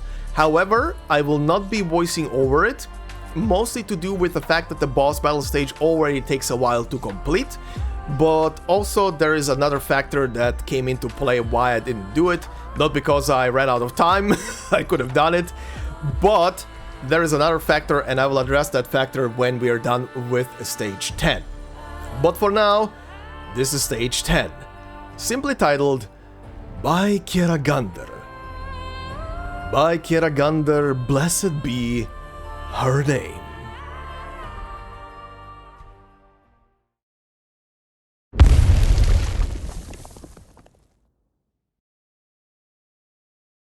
The rock wall collapses with the first blast, revealing a deep cavern to the spelunkers. Just like I thought. Looks like you really can go deeper. Can't see much further than the tunnel entrance. We'll need to go down if we want to explore. Enya? Her question echoes through the cave. The Scientist doesn't answer, for she is watching the babbling old man purse his lips tight. Seek not my temple, but my heart. I await you, Eldorazzo. His legs are like wizened tree roots, his dried-out throat like a shallow pool in the dry season. There he stands, unmoving. I shall stay here and keep watch, while you enter to do what you must do. But didn't you make a vow with Enya that you'd prove whatever's inside isn't Kjeragandr? If you don't come with us... I have already made myself clear. I shall keep watch outside. If she truly does exist, then she should come out herself to greet me. Elder... It seems as though, rather than learning the truth, you would much rather be blind to evidence of her. No, I would not. I would never. There are no answers here. Then why did you bring us here, yet refuse to bear witness? No. She does not exist. Daughter of Silverash, and you too. Do not pretend you have not seen. The hunters who tend forests with frozen fingers, the gleaners who choke upon dust, and the Yappathon haunted with a torn skin. Have you not seen them? They who kneel upon the dirt until their knees bleed, all to beg and plead to Kjeragandr for salvation. No, to end their miserable lives early even. While you huddled together in your warm houses making merry, It was I, in the Divine Beat Court, who would go where you were unwilling to even look at, to homes of the impoverished and destitute. It was I who soothed them, I who kept preaching to them that none shall be abandoned. Even if you were born into a lifetime of suffering, there is still a God who loves you. It was we who built the nation, where people can greet their ends with a smile. But Kjeragandr, this arbitrary liege lord, this king who sees all as her cattle, she should save these people, save all of Kjerag. Yet she's aloof, magicking up some miracle every once in a while to show her power. Why is it only ever barely a handful of people saved? Now you even wish to go see this monster, this tyrant, to ask her to deny me, to deny the order we have so painstakingly built. I cannot.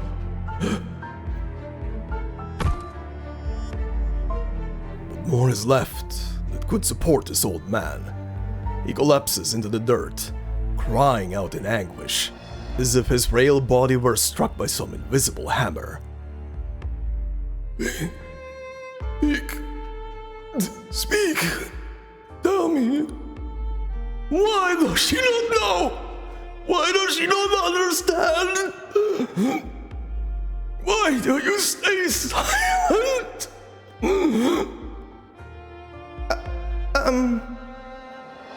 Great Elder, why is he so upset? Elderazzo, I understand where you're coming from. We are not allowed to witness the true face of God. Only through her admonishments, her creations, can we describe her. But I still wish to believe that no matter what I see at the other end of this cave, my faith shall not be swayed. The virtues and commandments, the knowledge and wisdom she has conferred upon us, they have meaning.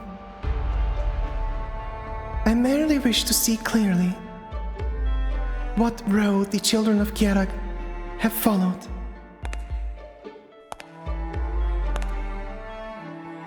Enya turns and walks into the deep cavern without the slightest hesitation, towards where her faith lies.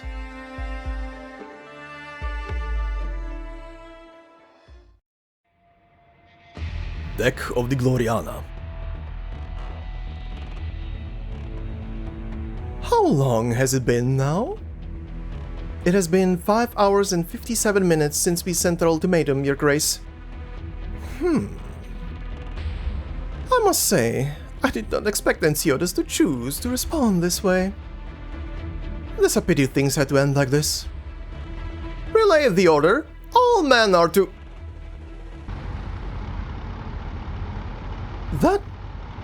Your Grace, we've sighted one of Kjerag's high-speed battleships. You don't mean... How many? Just the one, Your Grace. Even without the aid of binoculars, those standing atop the deck can see it. In the distance, a battleship slowly emerges from a snow-draped valley, its hue that of silver ash. Perhaps everyone is thinking the same thing at this moment. This ship, no matter if you compare it to the fleet it is facing, or the mountains behind it, is rather on the small side. Silver ash? Your Grace, the ship is hailing us on a public frequency. Their message states that this is Kjerag's high-speed battleship and her captain is Ensiodas Silverash. He sends his greetings to the Victorian Duke of Castor. Oh? But does this stunt of his mean he is here to negotiate or to start a war? He says he hopes he can have a pleasant discussion with Your Grace, and he hopes that discussion can take place aboard Your Grace's Gloriana. Very well. Welcome our guest aboard.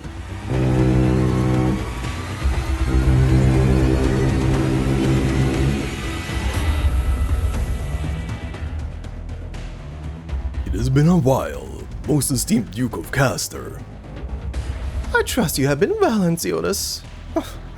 It truly has been quite a while. Whenever a youth such as you stands before me, it reminds me that time is fleeting. Oh, how is one meant to endure such a thing? Though much time has passed, I shall never dare forget the aid you gave me at the time, alongside your kindness towards Carlon trade. You were far too hasty when leaving Victoria. You only remembered to bring along Castor's aid with you, while leaving our friendship behind. I had even hoped that one day you would invite me to Kjerag as your guest. But since you are here, then I should extend you a host's courtesy. A host's courtesy, you say? I find myself rather curious, since you have been expelled from Carlon trade, and the Silver Ash clan is branded as traitors in bed with Victoria. Then who have you come to me as? It is simple.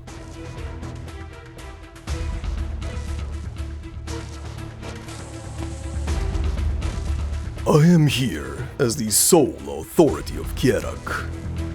I shall speak for this nation as we discuss matters.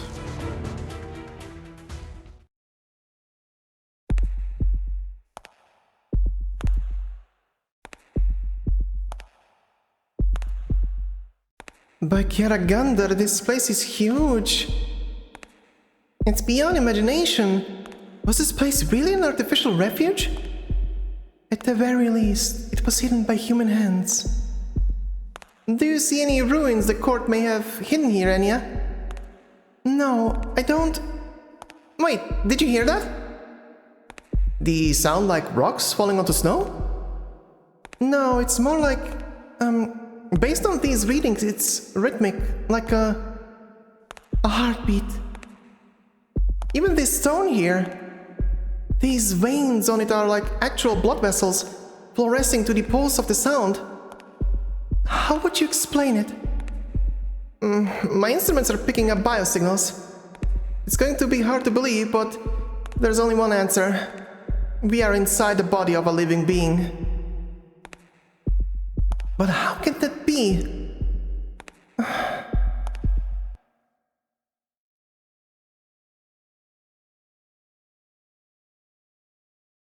Whoa! What is this? Nearly tripped over it. Seems like there's some sort of statue here.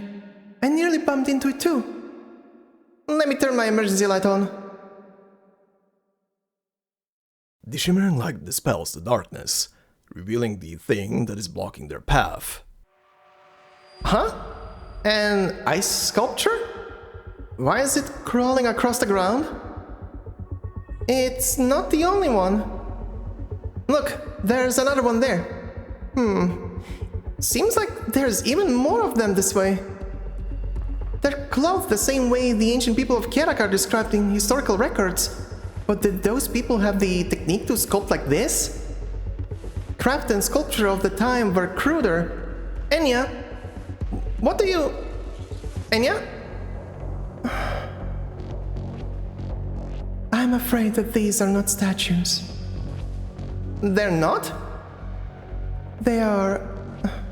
past saintesses. They are from the last time Kjeragandr vanished. They who offered themselves up as sacrifices to beg her to return to Kjerag. Enya brushes her fingers against a sculpture's face. Her wrinkles, her flesh, her cheeks puffed up by gritted teeth, her eyelashes, her tears staining her cheeks, unevaporated. A girl dead from hypothermia, her delusional relief and trembling from the cold merged into a single expression.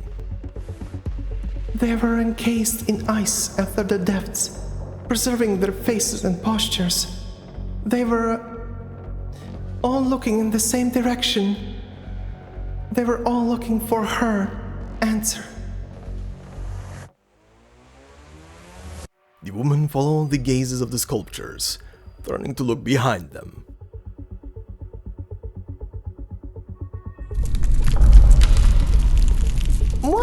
is that? I've never seen anything shaped like that in Kjerag. It is Kjeragandr. It is what the people of the past saw. And also... its height and scale are far beyond ancient techniques. It couldn't possibly be a relic of the past. But this cave has been sealed off for ages. Who did this, and why? A frigid wind from nowhere, laden with fine snow, slams into them. Anya, look out! The statue is calling me.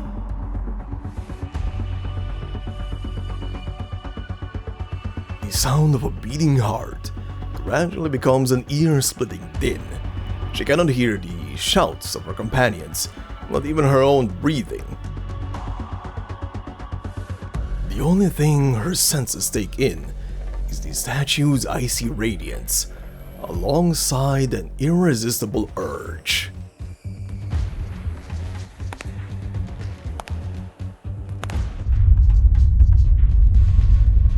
The moment the Saintess's hand strokes the base of the statue, a great shock envelops all present.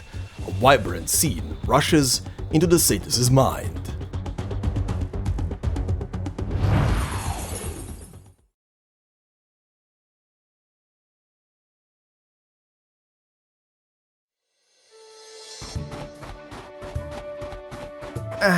Where did it go hiding now?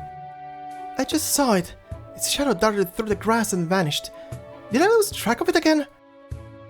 Past experience advises her to stoop down. She was still a child the first time she set foot into the forest. What was it her father taught her then? Listen up, Joanna. Hunting isn't easy. You need to be careful. You need to be brave. You need to be determined. And you need to be merciful. You need to pay attention to the tracks left by every animal. Footprints in the snow, scratches on bark, fallen hairs, spoor and traces of buried food. She walks by an expanse of snow, trees, and bare soil. Still no sign of her prey. Her gigantic prey, nearly the size of a small mountain, seems to have disappeared into thin air. Don't rush, even if you can't find anything. Don't rush, Joanna. You're a hunter. You'll find your game. For she has promised you that you may enter the forest with bow and crossbow, and the forest shall give you the meat and fat you require. You... I see it! Over there! The shadow leading out from the underbrush is swift, shooting out over the trail towards the depths of the forest on the other side. The girl waves her arm behind her as she shouts, Dad! Head into the forest from the side! Let's pincer it! A voice replies from the empty forest. Go, Joanna! You and me! We'll catch it! Go. You'll catch it. You're such a faithful girl, never missing prayers or ceremonies, always concentrating when you carve statues of her, even telling her your thoughts every night. She will grant you a full belly, happiness, and a tomorrow to wake up to, because of your piety and the time you have given her. If I can actually hunt that thing down, we won't have to go hungry this winter. It'll be enough to feed my brothers and sisters, and I can even give some to the old lady next door, and the lady who just had a baby across the road. The horns can be carved into figures of Kjeragandr, and the skin can be made into a new set of clothes for my sister. There is a warmth in her chest to go with her joy, as if something were swelling within, fit to burst. Her legs are faster than ever. Her hands do not tremble. She closes in on her prey. Nearly got it. Please bless my hand, Kjeragandr.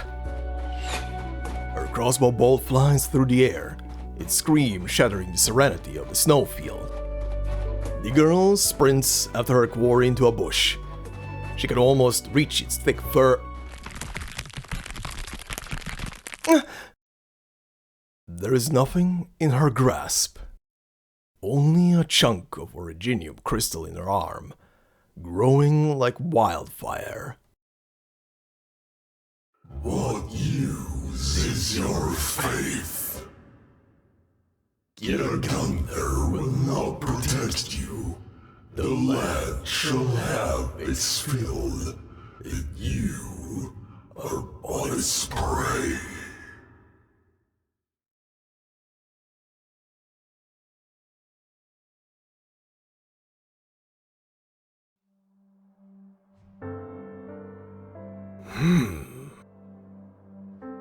This room is very familiar to me. Though I have never seen it, I'm well aware of what this is. The cramped, gloomy room is filled with the scent of pine oil, thick to the point you can barely walk through it. It is joined with a dry heat that resists description. This is one of my thoughts.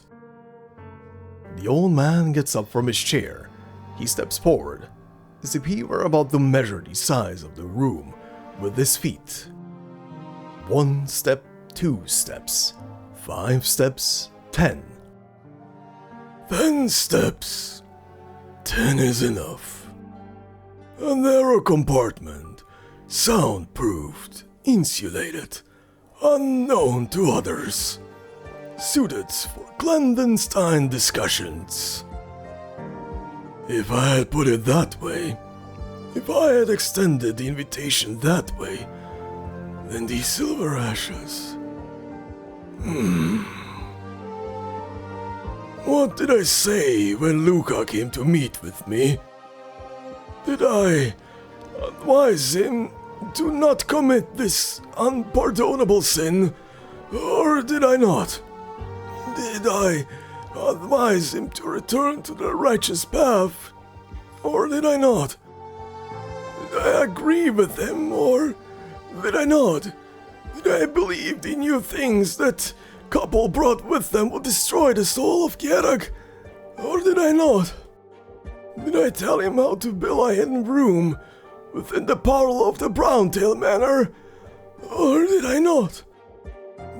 Did I tell him how to store pine resin, flammable materials, dry wood and fire starters, or did I not? The fragrance intensifies to the point that it stings the nose.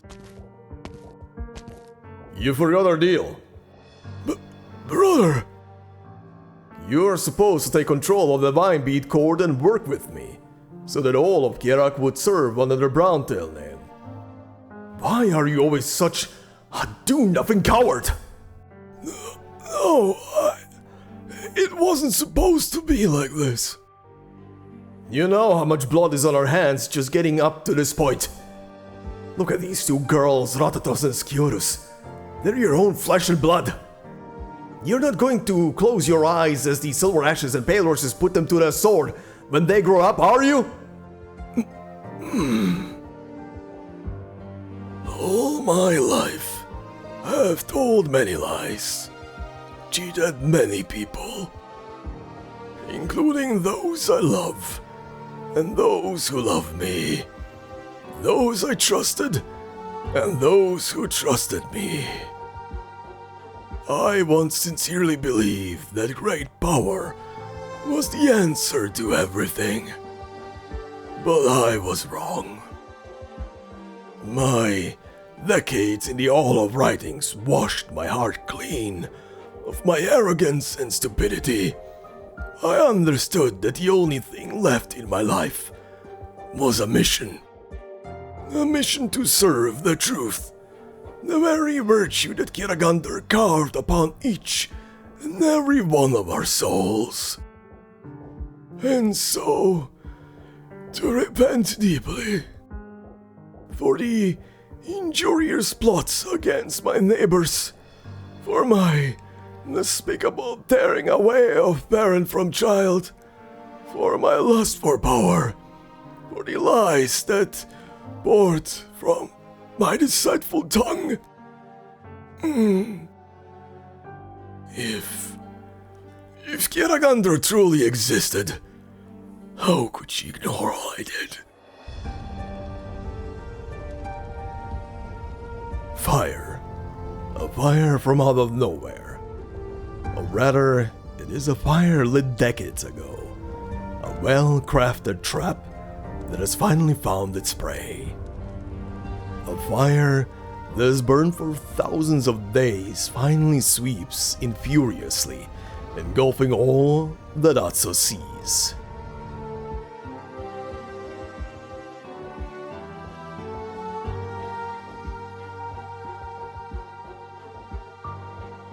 Get out of here. It was us who found this unfreezing lake first. Nonsense. We were the ones who found it first. Our brains and agility let us look out from atop the tallest branches, so we're the real masters of the lake. Sure, you've got good eyes. Lets you spot water and fruit. But you've got weak limbs. Can barely do anything without wobbling like a baby. If it weren't for our strong arms smashing those rocks to open up the mountain pass, nobody would be able to get here. And what about us? It was us who crossed the streams, us who led the way for you, and us who guard the lake day in and day out. We're the ones who make sure parasites don't dirty the water, so we're the ones who should own the Heart Lake. Why must you fight amongst yourselves again? There is enough water here for all to drink, and enough forest for all to build homes.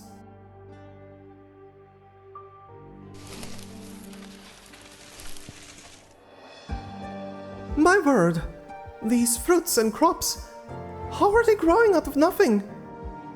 Is this one of your miracles? We should make you our leader.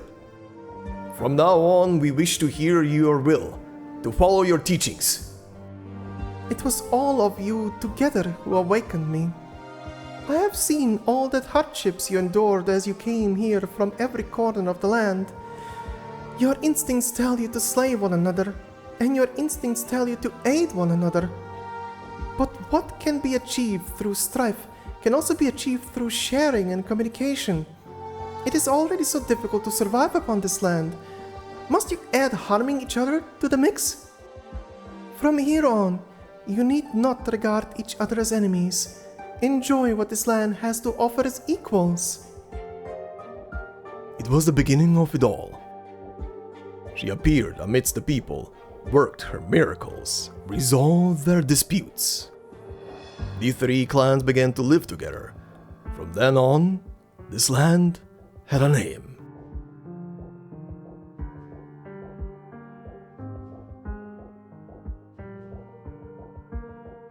Your Majesty, this book recording the history of Kjerag is complete. Pray, look over it the once. We do not dare forget a single line of your teachings. We shall abide by your every commandment.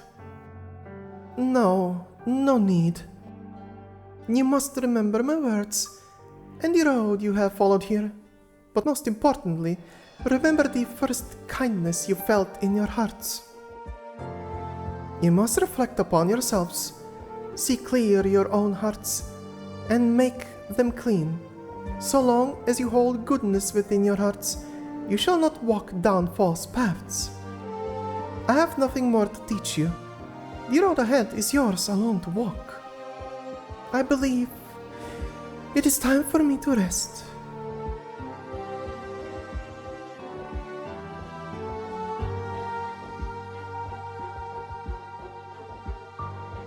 Her Majesty has left. She told us to live as we have, but if there is nobody to command the three great clans, how can we have faith in others? No, we must hurry back to our lands and warn our people. We must beware invasion from other clans. Kjeragandr left, and as she did, she returned authority to her people. The wheel of history turned back to the beginning, and it seemed that the peaceful days of the past were but a fleeting dream. Humanity returned, to where it started.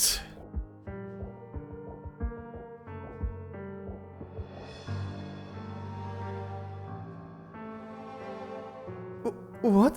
I? Indeed, you are the next Saintess. Please prepare your luggage. My family still needs me. It's a snowing season after all. They won't be able to till the soil without me, and if that happens, they'll starve come winter. What about the lady from before? Where did she go after she came back from the mountains? Didn't you say that only she needed to climb? We need an answer, and need someone to bring the dancer back to us. She was unable to fulfill her duty, and so the task falls to another. It is a great duty. The weight of the lives of all of Kjerag rests upon your shoulders.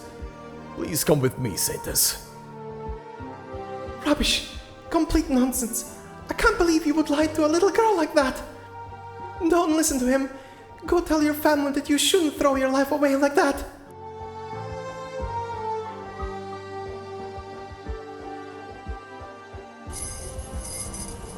Oh, watcher above the clouds, God of Kjeragandr, I ask that you return to us. I beseech you, respond to my voice. Cold, Mama, so cold. What must we do, Kjeragandr? Seriously, I keep shivering so much. If the bells bother Kjeragandr, she gets mad. What do I do? No matter the wrongs we have done, I beg you, do not abandon us. Oh, great Kjeragandr.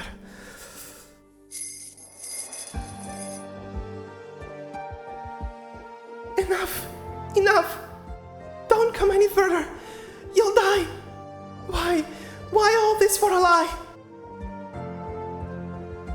Kjeragandr has never... So you saw. You're... Kjer? Did you really only just figure it out? Enya, you're more muddle-headed than I thought at times.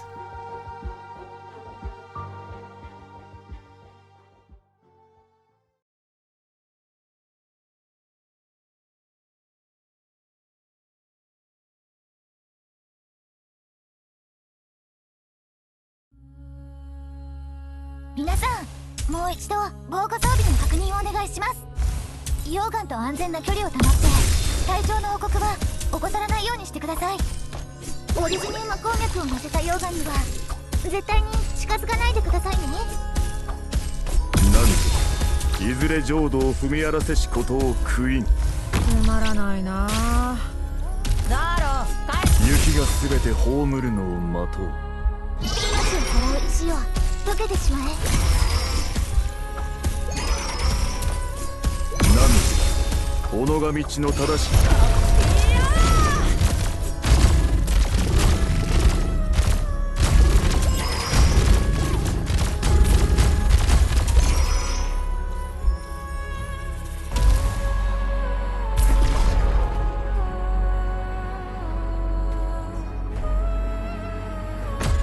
少しは真面目にやらないとね。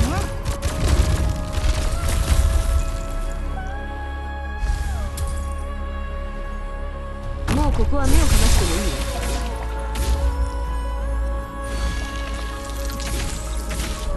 水が形に沿うように。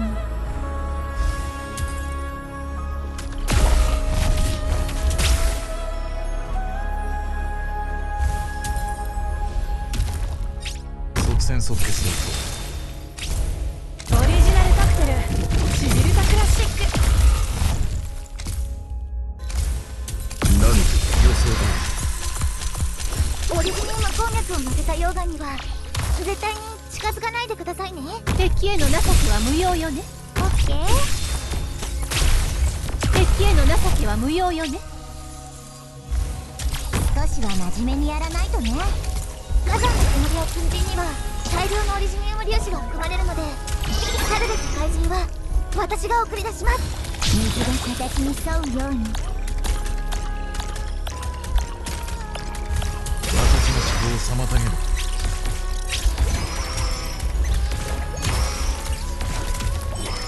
体の匂いをごまかすんだ。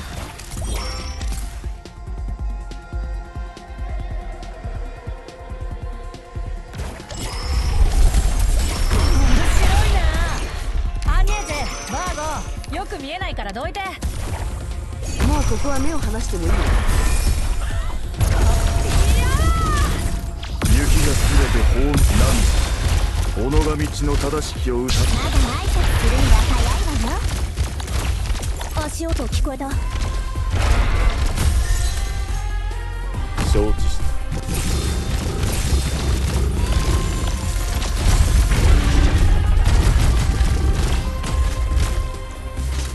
まだ考えてるここでは感情に意味なんてない。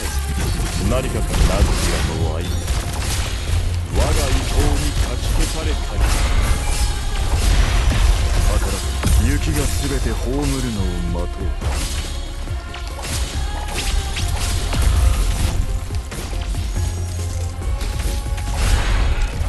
始めましょう。決断なんだ。いずれ浄土を踏み荒らせしことを悔いん。信念がその保証を。怪人は生命を育み、真羅に動かせ、汚れを先取らない。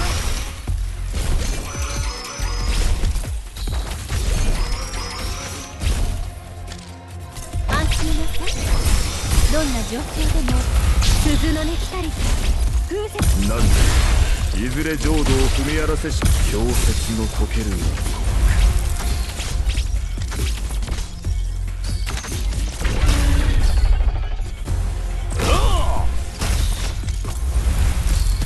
この盾、いつでも行きます。私の意見はここでは感情に意味なんてない。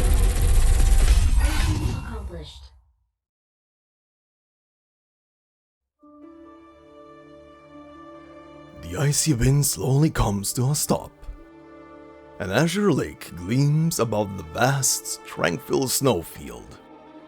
Kjerag's winters are cold, and the water freezes over naturally, yet its surface remains a mirror, softly reflecting the blue of the sky. A figure appears at the center of the lake. Kjer? Kjer? Is that you? Enya? Kjer? What should I call you? Kjer or Kjeragandr? Oh, you. Surely you haven't forgotten? Kjeragandr is what the people of the past named me. But Kjer? Kjer shall always be head maid to the Lady Enya. Enya thought of many things she wanted to say during her long journey here. These thoughts swayed through her mind alongside all the questions she wants to ask, like a cup filled to the brim. From time to time it would make some noise, but now that she looks inside after her eternity of waiting, she finds it dry. Long dry. What should she say? What could she say? The friend she was searching for stands before her, her warm hands caressing her cheeks and the tip of her nose, just like she always did. Well, I can't say it's entirely unexpected. I'm still pleasantly surprised you managed to find this place in the end. I was really worried about you, Kjer. I didn't know where you went, and the people were terrified after the catastrophe struck. I had no choice but to go on the pilgrimage as a saintess. I went by many places, before ultimately discovering these ruins atop Mount Karlan. Did you say you went on the pilgrimage? In the season? You idiot! Forgive me. As a maid, I should not speak to the saintess in such a manner. Enya, I'm just glad you're alright. Her friend's voice is still as dear as it ever was. Kjerag, those visions I saw just now, were they the Kjerag of the past? They were. Those were my memories. Memories of when I walked the land alongside the people countless years ago. The tale of how the Kjerag of then became the Kjerag of today. You are here in the forbidden land of Kjeragandr's body, and so through her eyes you may witness history 1,000 years past. I'm, in Kjeragandr's body? How should I explain it? You started in my arm and crawled your way into my chest. This lake, is it an illusion? Is this the Heart of Karlan? The Heart of Karlan is actually the name of this lake. What you see is how it was 1,000 years ago. At the time, in the depths of the mountains, there was a lake that remained unfrozen year-round. Desperate wanderers discovered this precious source of water, and here they took root and multiplied. In time, they came to see it as a heart. The heart pulsed, and Karlan's flesh began to grow. And so the people built an altar here, so that they may honor the miracle that Kjeragandr blessed them with. I saw the statue in the ruins. It was huge, exquisite. Completely unlike the statue by Lake Zlibanahatse that we referenced ancient texts for. Was it something only people who have seen the real you could have made? What are you, Kjerag?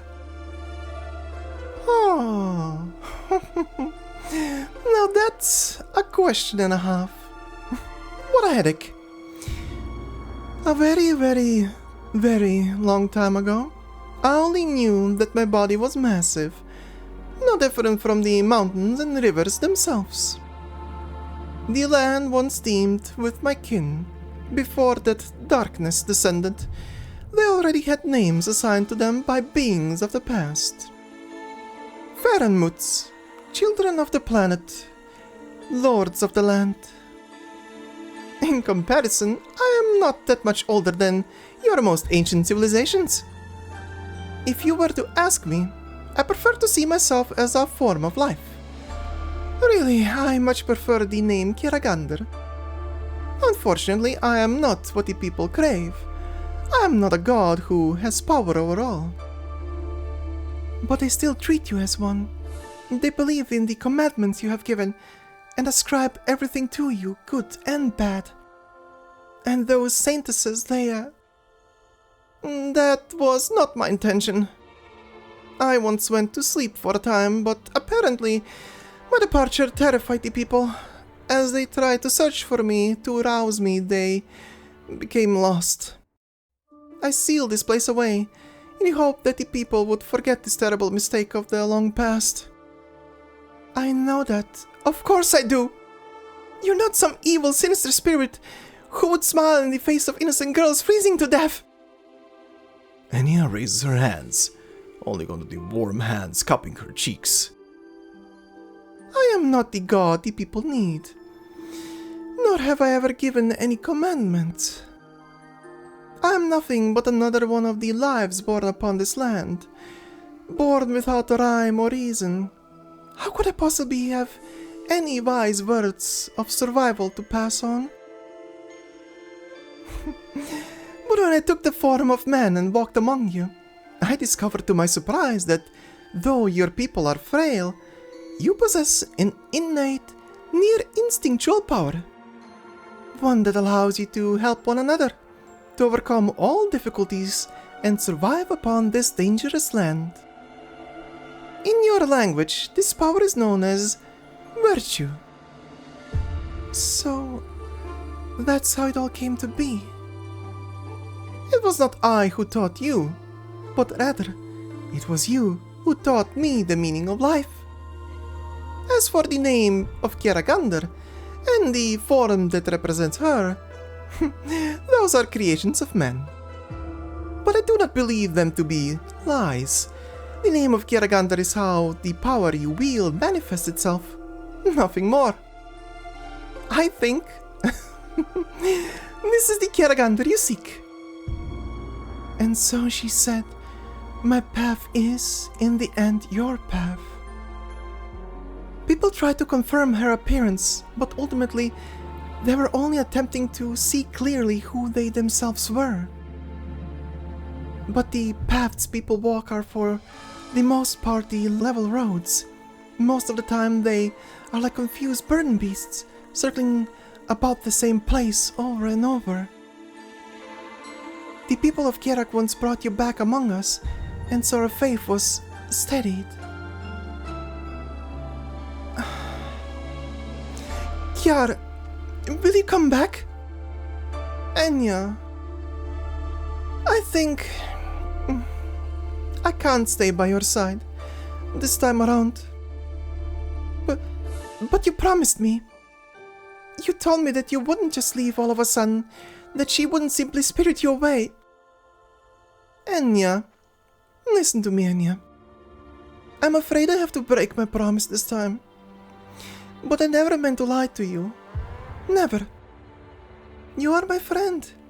Out of countless years and countless people, my one and only friend. I wanted to accompany you forever, until the end of your days. I even thought I would be the one left behind to endure our separation. But what happened? What could possibly have happened to force you to leave? There is no such thing as an eternal union. Parting is simply a matter of time. And my time has come. That is all. I just didn't want the day to come so quickly.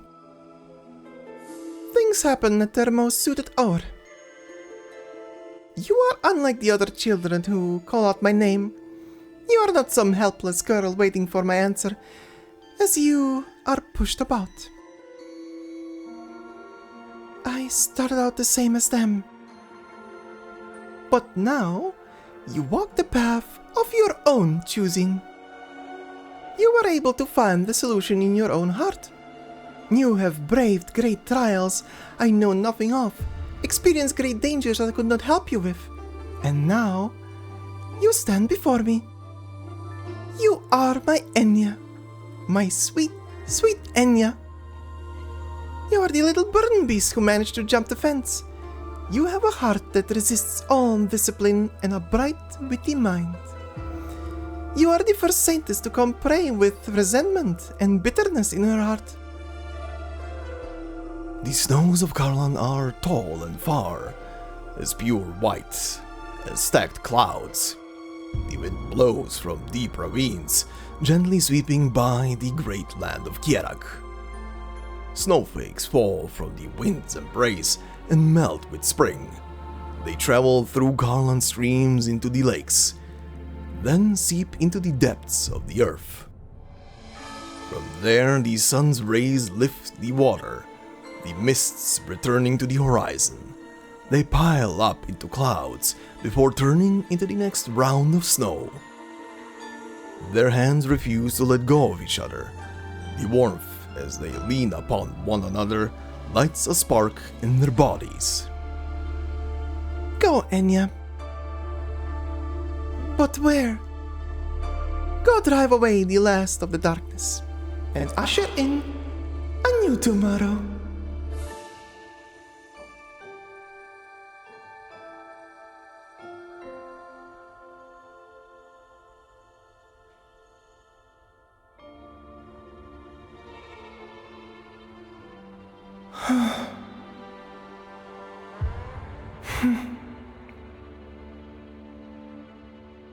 The illusion disappears, like waking from a dream. The cave is still as gloomy as it was earlier. The saintess of Kjerag turns to the massive statue. Drive away the last of the darkness, usher in a new tomorrow. Broken clumps of snow spiral around her before being dispersed by the wind. A single snowflake remains in the palm of her hand, a perfect, flawless hexagon. It does not melt nor flint through the air. It simply waits quietly like a guardian, unmoving for eons.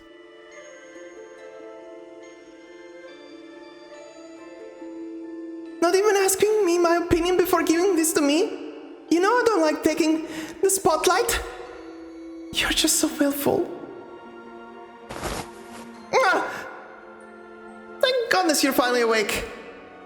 Did I pass out?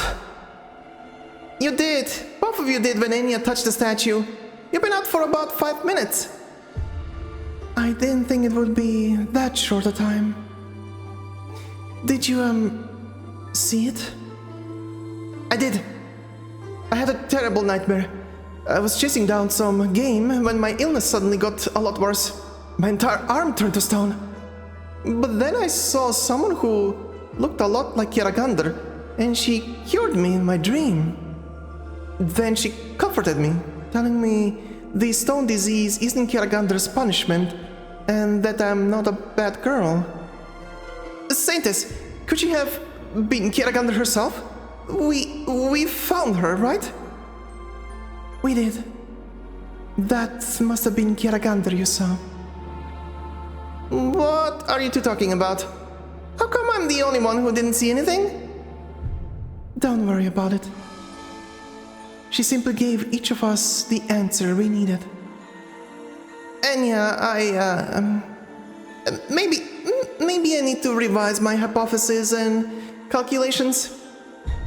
If it wasn't a special vein of ore that protected Kjerag from the catastrophe for a millennium, add to that all we've seen in this cave. Though I still can't bring myself to believe in things like pheromones, which are completely incompatible with our scientific system. But having eliminated everything false, then the only possibility left must be the truth, no matter how absurd it may be. Enya, could you tell me? The Kjeragandr you saw, what was... The Saintess stretches out her hand, softly stroking the perplexed woman's head, treating her like any other devotee who has come to her for confession. I can't explain what the Kjeragandr in our hearts is, in scientific terms. But as a scientist, how could you possibly fear the unknown? I would never. Kjeragandr might not be something completely incompatible with science. Perhaps you have discovered a little corner of a field that science has yet to set foot on. Oh, shoot! What is it? When we were climbing the mountain, the catastrophe warning went up another level. Basically, within the next 3 hours, there's a 72% chance Kjerag will be hit by a second catastrophe. Enya, we need to go and tell everyone to evacuate right away. We won't make it in time. I still have one last thing I must do. Wait, where are you going?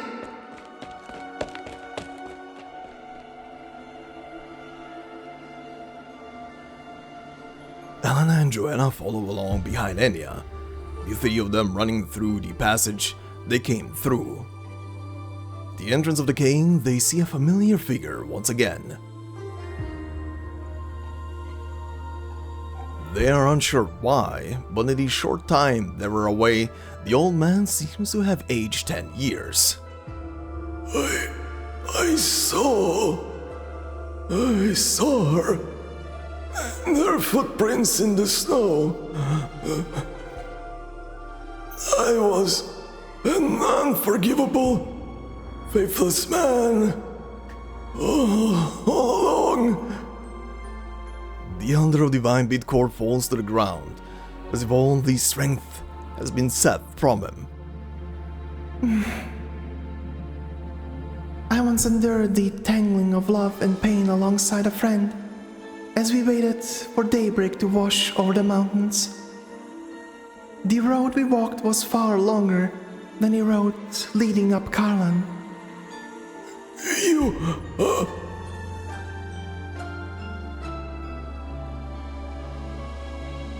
The Saintess's finger traces out a shallow arc across the old man's forehead, from left to right.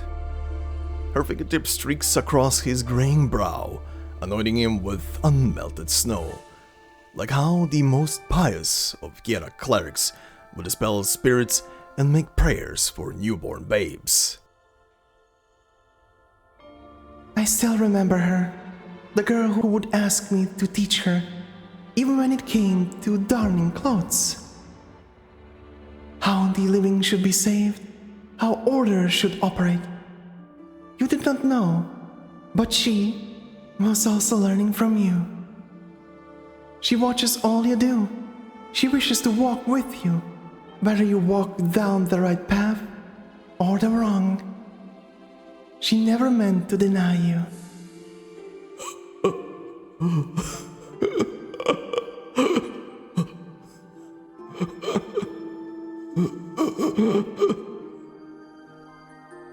Her Saintess has heard your confession, and in her name absolves you of your sin, of disbelief. By Kjeragandr, you walk with her. Unstoppable tears flow from his aged eyes. They seep into the earth like fallen snow.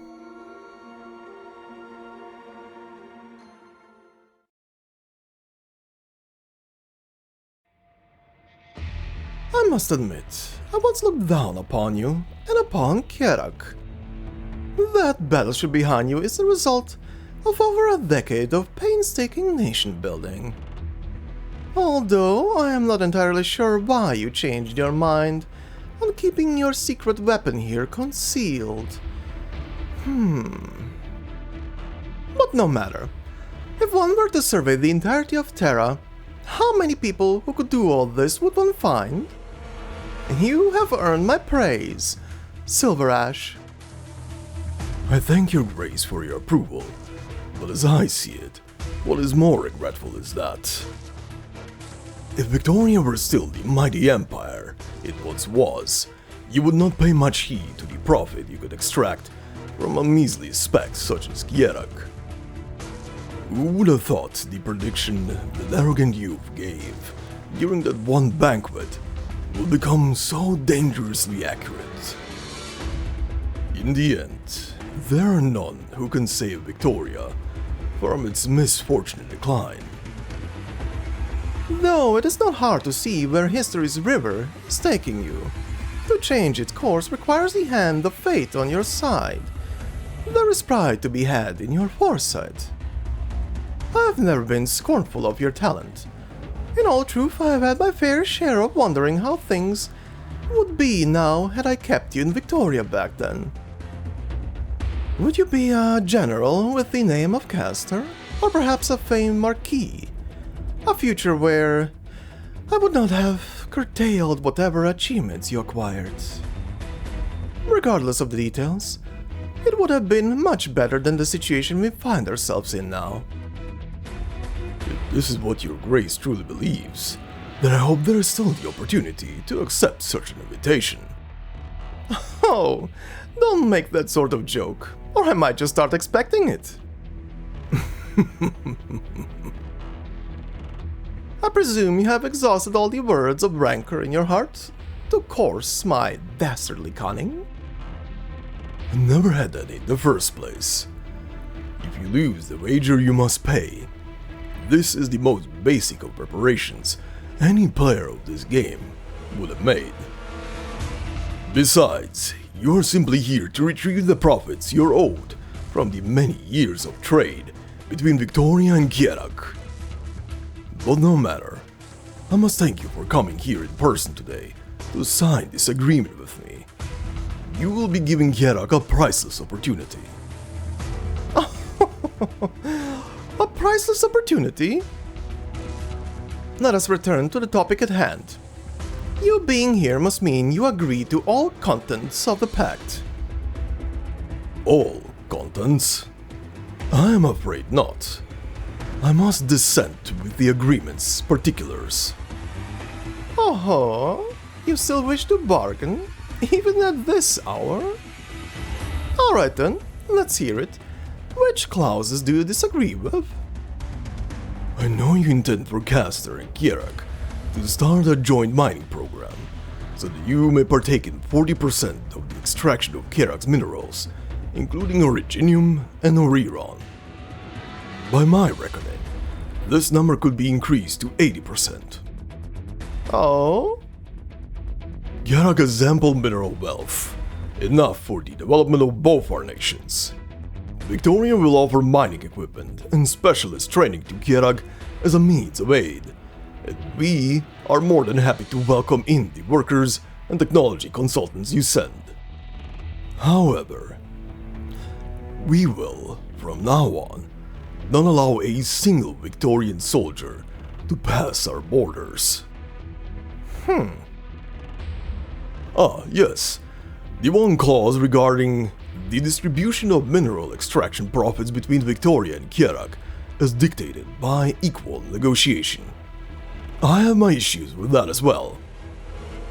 Kjerag shall have complete and absolute sovereignty over all resources within our borders. Victoria has no right to interfere. In regards to Victorian aid, we give our thanks. Victoria shall enjoy preferential prices for all commodities Kjerag sells her.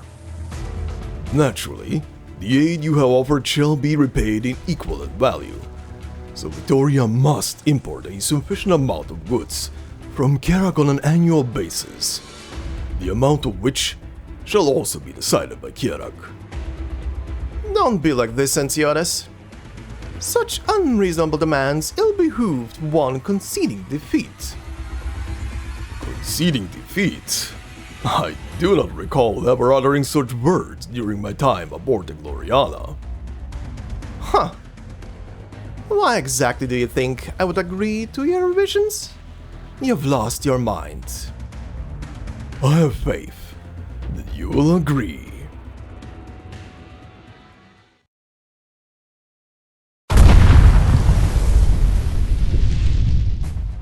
What in the...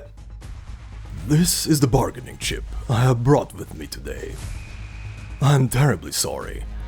We are of the belief that using military force to dictate a bilateral agreement is hardly reasonable. But this may be the only form of negotiation you are willing to accept.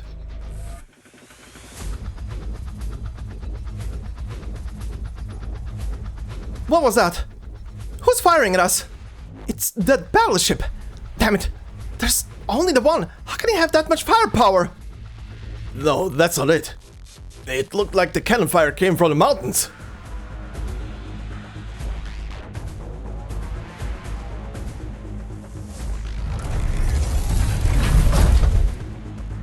Keep them coming! Keep those hands moving, don't give the Victorians a chance to breathe!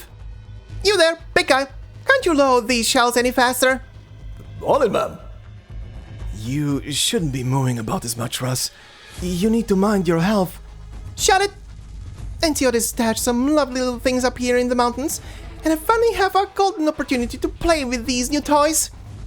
On my order, aim at Kjerag's flagship, then fire! Let them get a taste of Kjeragandr's protection!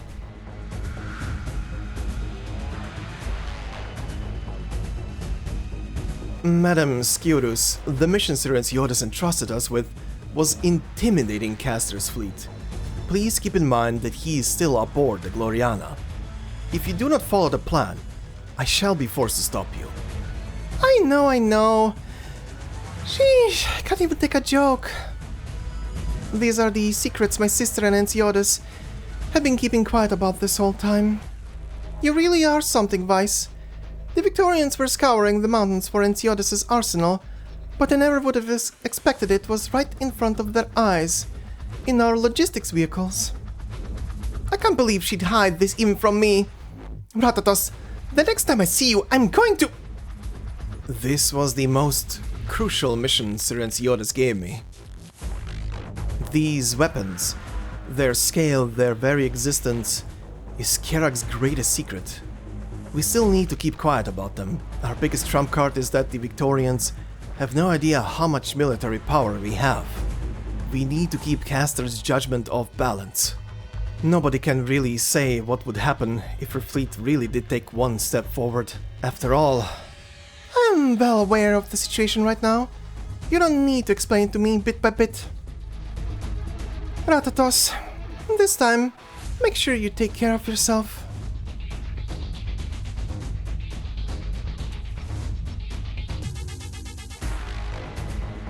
Your Grace, we still have no way of confirming the artillery's whereabouts. We have informed all ships to enter defense mode.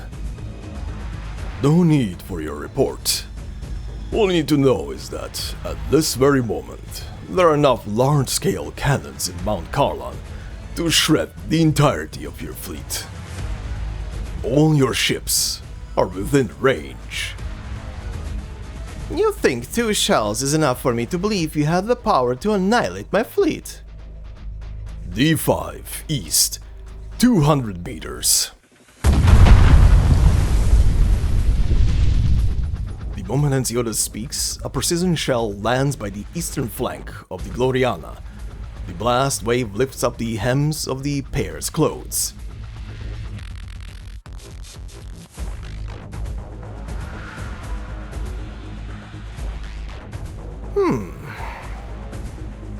It seems there is no need for further proof. Surely this weaponry is not the product of your own research? Which of them has been helping you? Gododin? Normandy?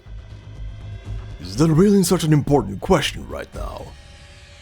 You may cut off Kjerag's connections to our allies, but we have our ways of finding new ones. Such painstaking effort just for your opening. Merely tactics we were forced to use. With such limited time, Kjerag's military development had no choice but to pursue another specialization.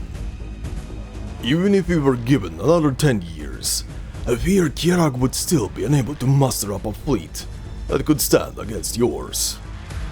But it seems your formidable vessels have made you forget that the battlefield is not only a clash between warships. Kjerag only means to defend ourselves, and we have no intention of robbing other nations of their coin. So compared to high-speed battleships, we went for a more suitable option. Our mountains form a natural barrier. In line with artillery, they serve as a natural shield. An aegis you have no hope of breaking. But when all is said and done, if you had not prematurely treated these negotiations as a surrender, you would not have fallen into such passivity.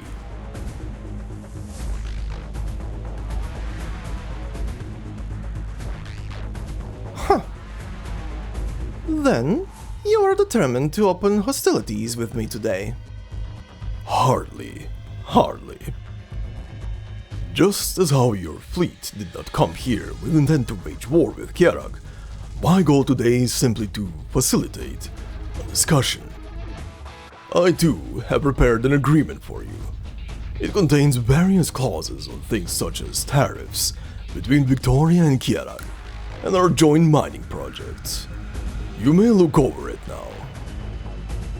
Once you have signed it, Kjerag will be happy to escort you back safely to Victoria. You think you can threaten me like this, child? Too radical a stance at the negotiating table will only serve to betray your lack of confidence. If I call your bluff and order my ships forward, then things will get ugly. It would be an incredible shame. I'd considered this possibility before I came to these talks. It's just that, if people far in the future were to discuss how the Duke of Castor and some insignificant nobody died fighting each other in the snow, why, that would certainly bring shame to the Castor name. Perhaps even all Victoria. But in Kjerag, if I am gone, there are countless others who will do what I would have done. They will continue developing Kjerag until she has become a nation none can sneer at. I know that accepting such an unfair agreement must also be a difficult choice for you. I can give you half an hour, but know this. For every minute you hesitate, all energy prices mentioned in the agreement will increase. Just a little. A condition Victoria cannot refuse. This is the price you must pay for trampling across our land.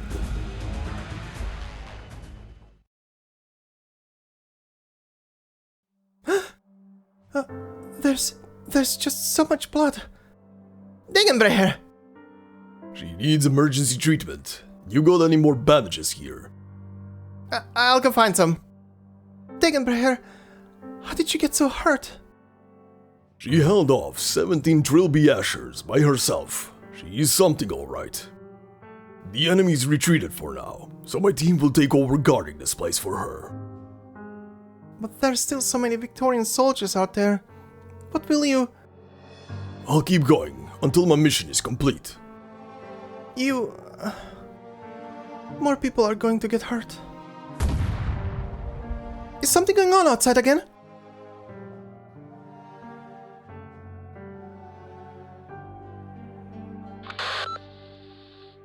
Let me reconfirm. Orders are to carry out a frontal assault on the Vinebeat Court, assault the Vinebeat Court and rescue the abducted Victorian citizen, and capture Ratatos, who might be carrying key military secrets of Kjerag.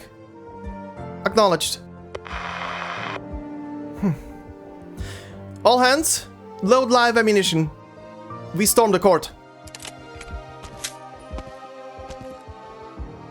You... Before you is holy ground. None may enter as they please. Please leave. If you don't wish to be harmed, then let us through.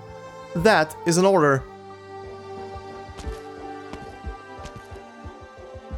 Are you refusing? You have obeyed your orders in coming here. So too do we obey Kjeragandr's commands, as we do the same. Let us follow our hearts, and do what we must do.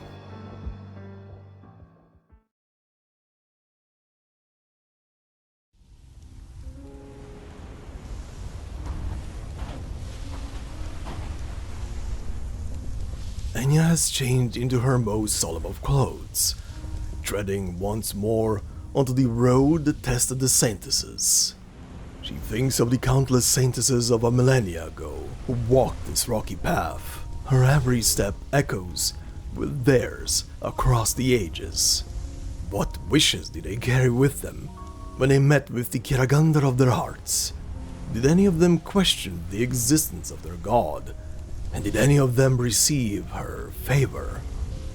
As for her, how did she climb this mountain the first time around? It was such a long time ago. The emotions she felt have become hazy. Her memories of the time have begun to deform. Enya never thought this road could be so smooth, so friendly. As if she were taking a relaxing walk home or preparing to go meet a dear friend whom she had not seen in a long while. Almost there. The gray-yellow sky is covered in thick clouds, streaked with faint lightning. The chill winds have picked up. She finally reaches the summit. Enya kneels, shuts her eyes, and begins to pray.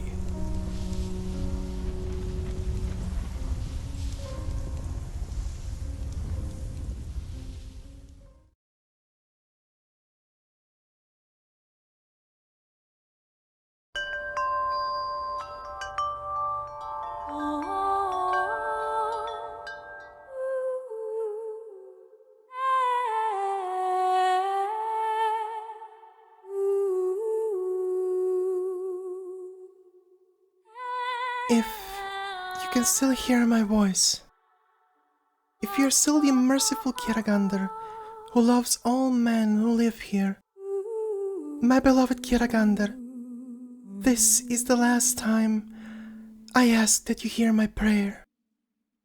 I have asked countless times what made Kjerag Kjerag, what made us the way we are. Your existence might not be the answer to this question, but it is still a small miracle, one to rejoice in. I want to believe that the things you left upon this land are blessings, not shackles. Throughout the centuries, you have accompanied our civilization as it grew, as a loving and wise teacher. And centuries from now, the people of this land will have the power to move mountains and touch the sky, yet they shall still praise your name. We will remember your kindness. We will thank you for your companionship. We will leave the cradle of your protection. I ask that you allow me to be your Vicar, so that I may protect Kjerag one last time. This is my final prayer. Light shines from her palm. A gentle force calms the raging wind, stilling even the flow of time itself across this ancient land. The catastrophe clouds begin to scatter.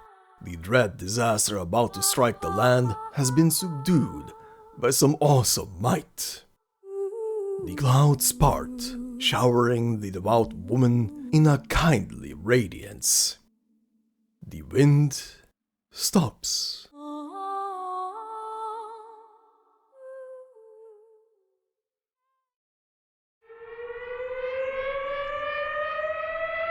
A catastrophe alert? That's some good timing. We only just installed this warning device. It's already coming in handy. We need to inform the government to evacuate people right away. Oh, no, the danger level. The alert stopped all of a sudden? But how?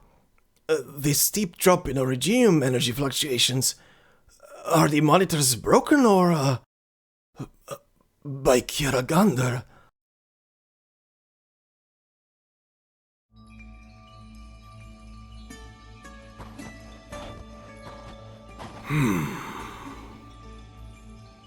The old man hobbles along the rugged trail, walking towards the depths of the mountains.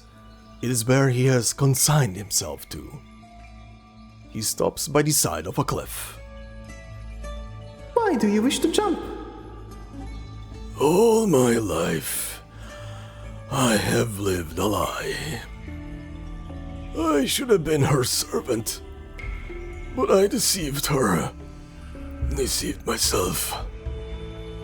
It was my arrogance, my impiety, that let me down this undignified and evil road. I cannot forgive myself. All I can do is end this sinful life.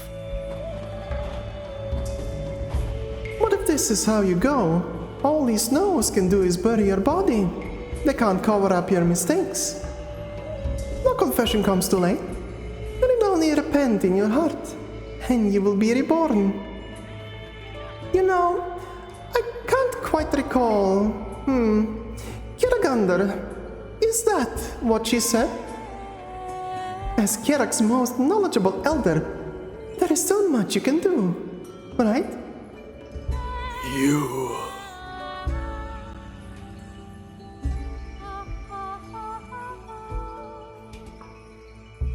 The sky suddenly clears, the fierce sunlight dazzling the old man's eyes. He sees the rays of light tear through the clouds. His chest, too, seems to burn. Is this a miracle? Just this once, Enya. From now on, everything really is in your hands. Sorry, when the time is right, I'll come and see you.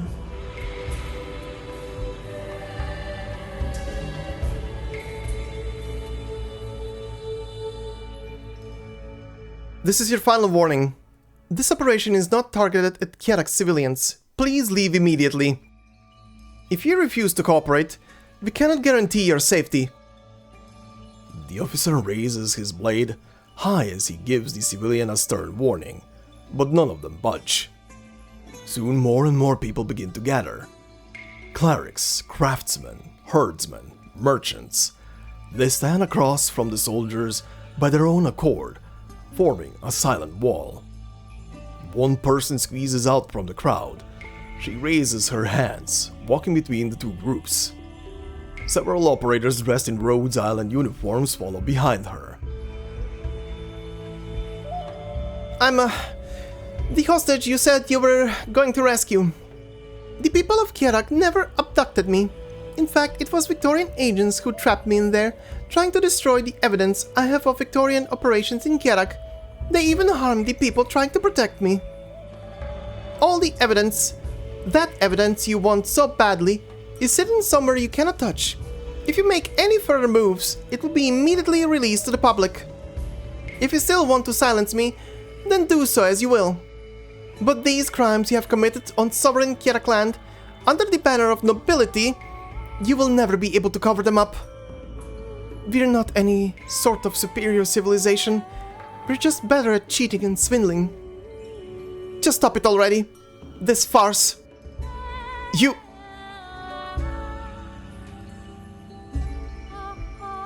The gloomy sky suddenly clears. As one, everyone lifts their heads. The clouds covering the heavens disperse, replaced by a rainbow spanning the horizon. And so, all cruelty and fear are wiped from the hearts of men. The sunlight dazzles the eyes, as if it were advice, or perhaps the turret. The soldiers cannot help but lay down their arms.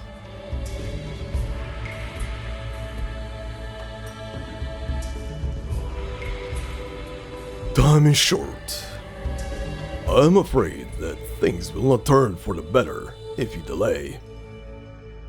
What is your Grace's decision? I am suddenly reminded of something you once said. I could never imagine what sort of power a united nation might possess.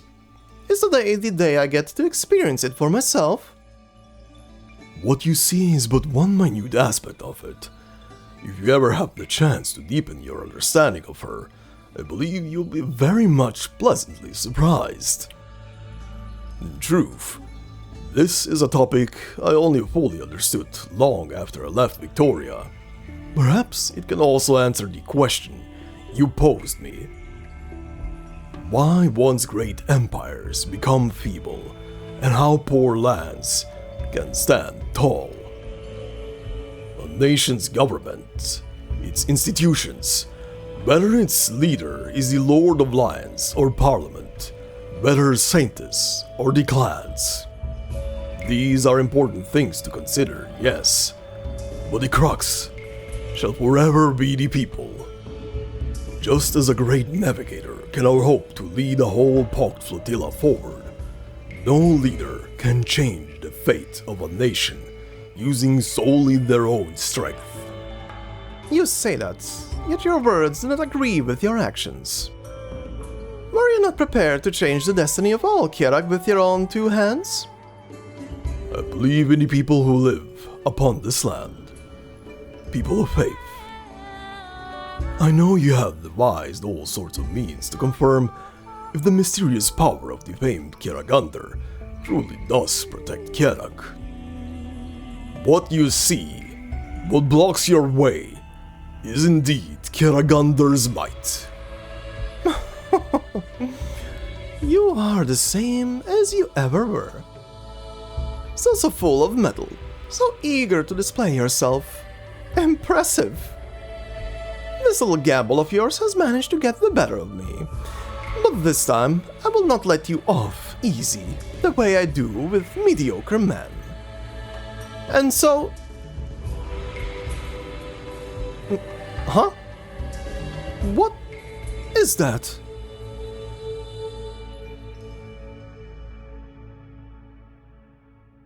The people on deck look to the distance. They see the thick clouds layered across the sky be torn open by some divine power. They see the ancient Mount Karlan bathed in radiance. It is a beautiful sight, enough to stir the hearts of people and inspire reverence. Is it her wrath or her mercy? The word holy might never have come to the minds of the irreligious, but at this moment, the same thought blooms in the hearts of all. This is a pure land, one that must not be violated. Your Grace, our intelligence indicates that this Kjeragandr has already vanished from Kjerag, but we cannot confirm what is causing this phenomena in the sky. What should we do, Your Grace?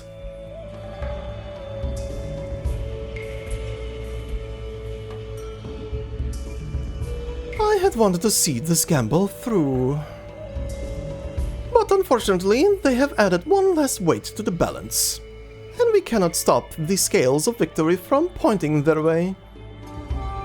What more can we do? Sound the retreat.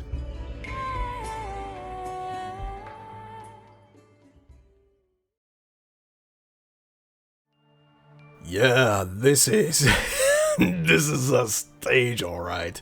There was so much stuff happening. And also, speaking of aura farming, holy aura farm on this stage, my god. Holy shit.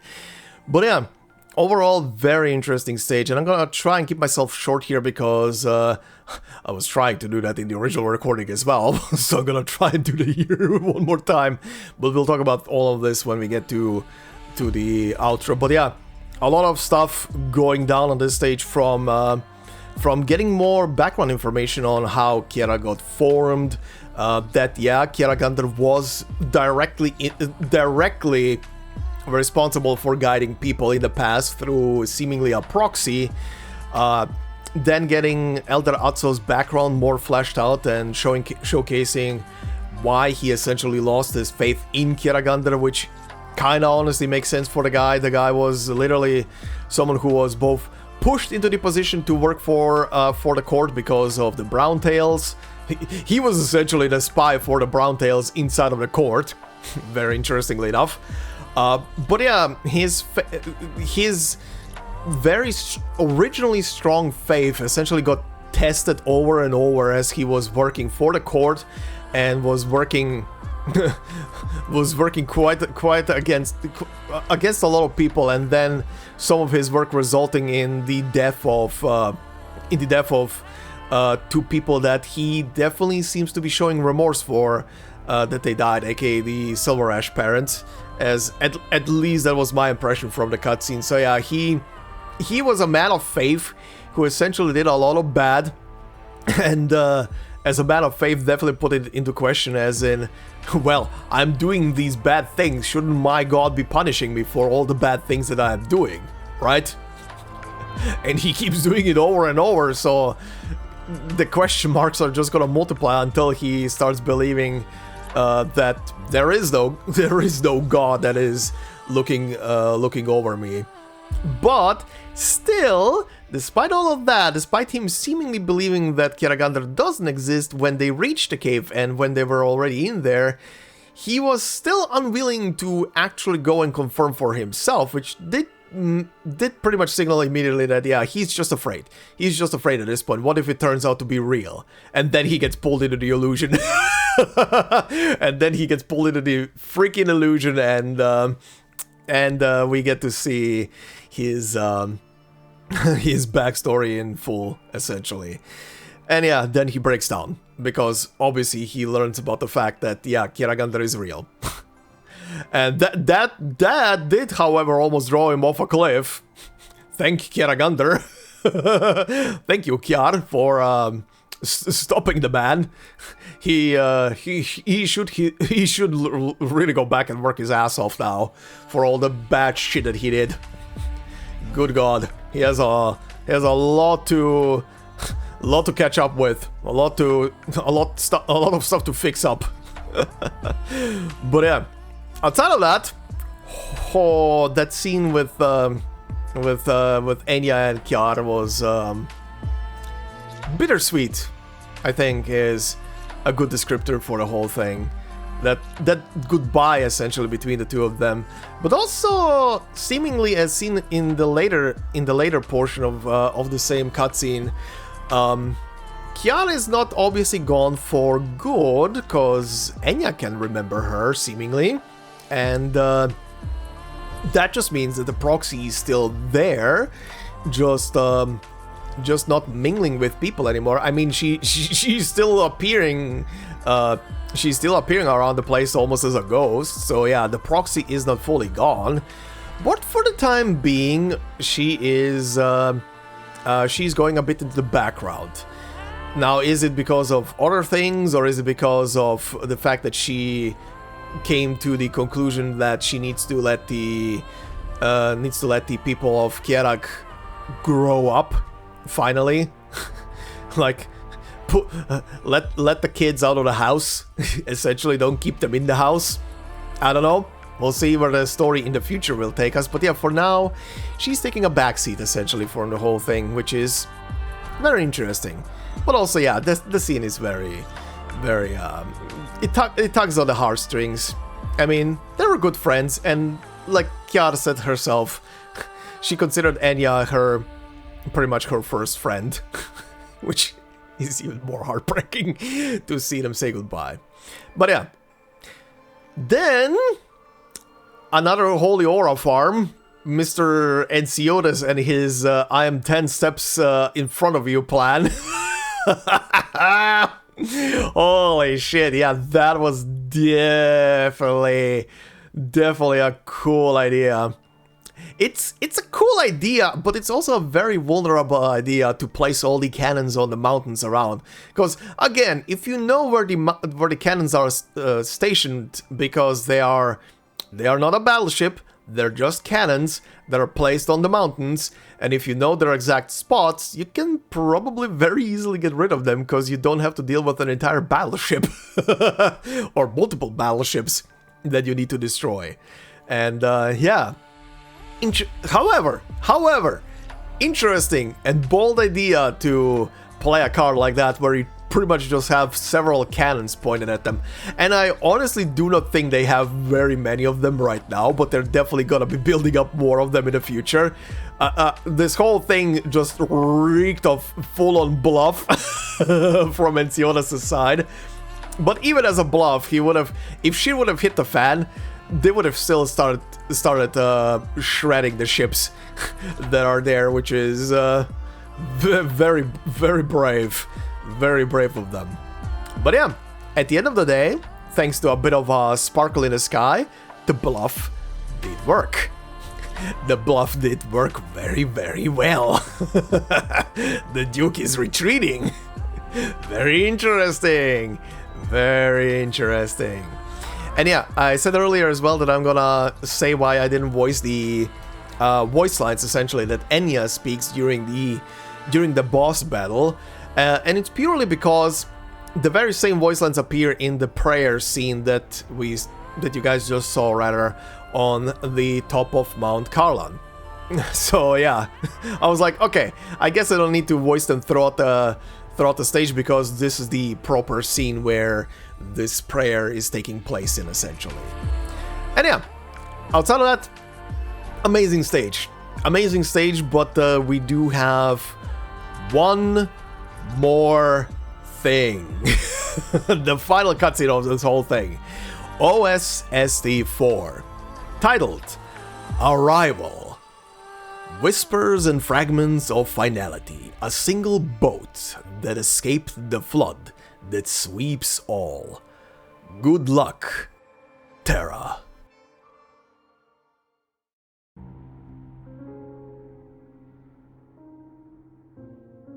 Saintus. The clerics who followed the sinner Atsu in betraying the RHINE beat court have all pled guilty. They're currently being kept in another one of our estates, awaiting your judgment. How do you intend to, punish them, great Saintus?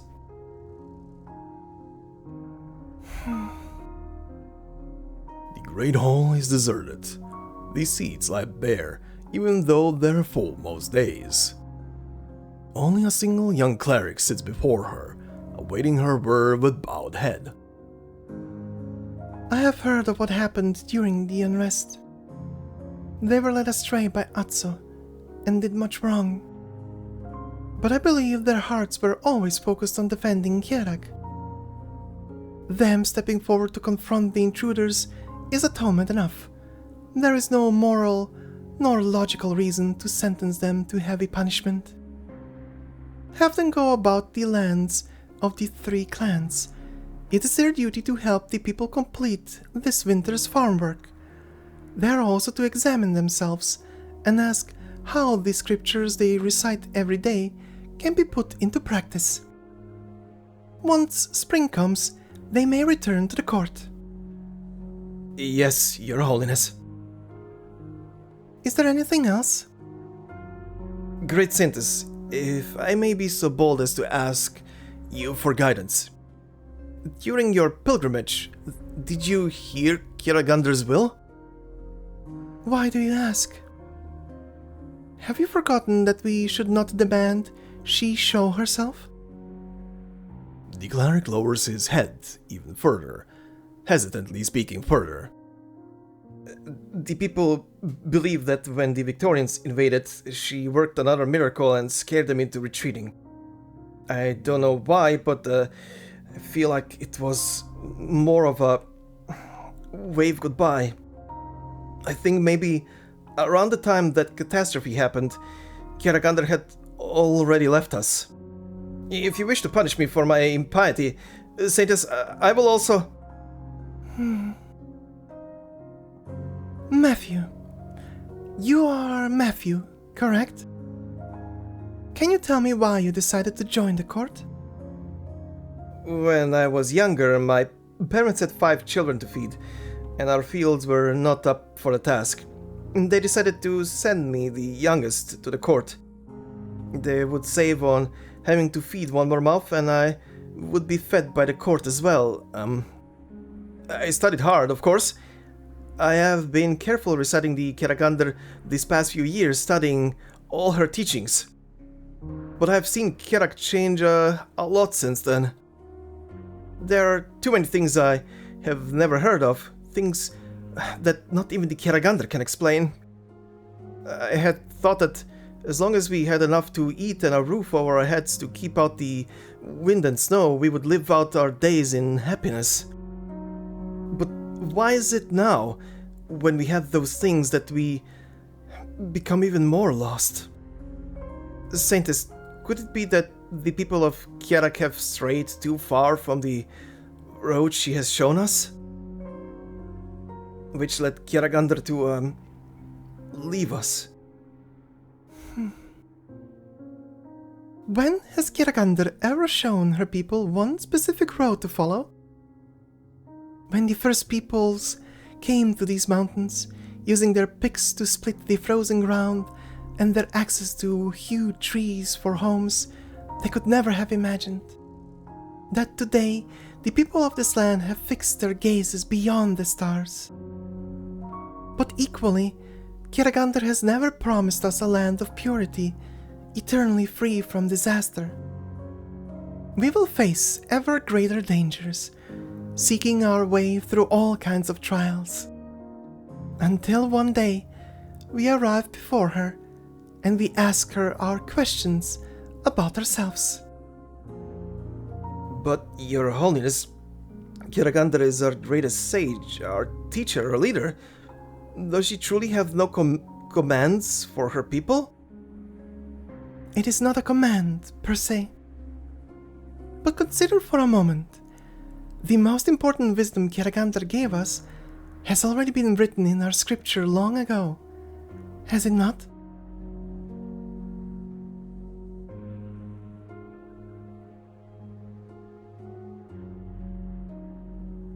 Remember the path you walked, and let not yourself forget. Fear the blizzard that is yet to come, and let not yourself be arrogant. Clutch your bows and arrows, pickaxes and hoes tight, and let not yourself be careless. Love your brothers and sisters, love your neighbors and friends, and love the rocks and hills, the grass and trees, as you would love your own siblings. Heed these words, and no calamity shall prevail over you, and your home and heart will be safe forevermore.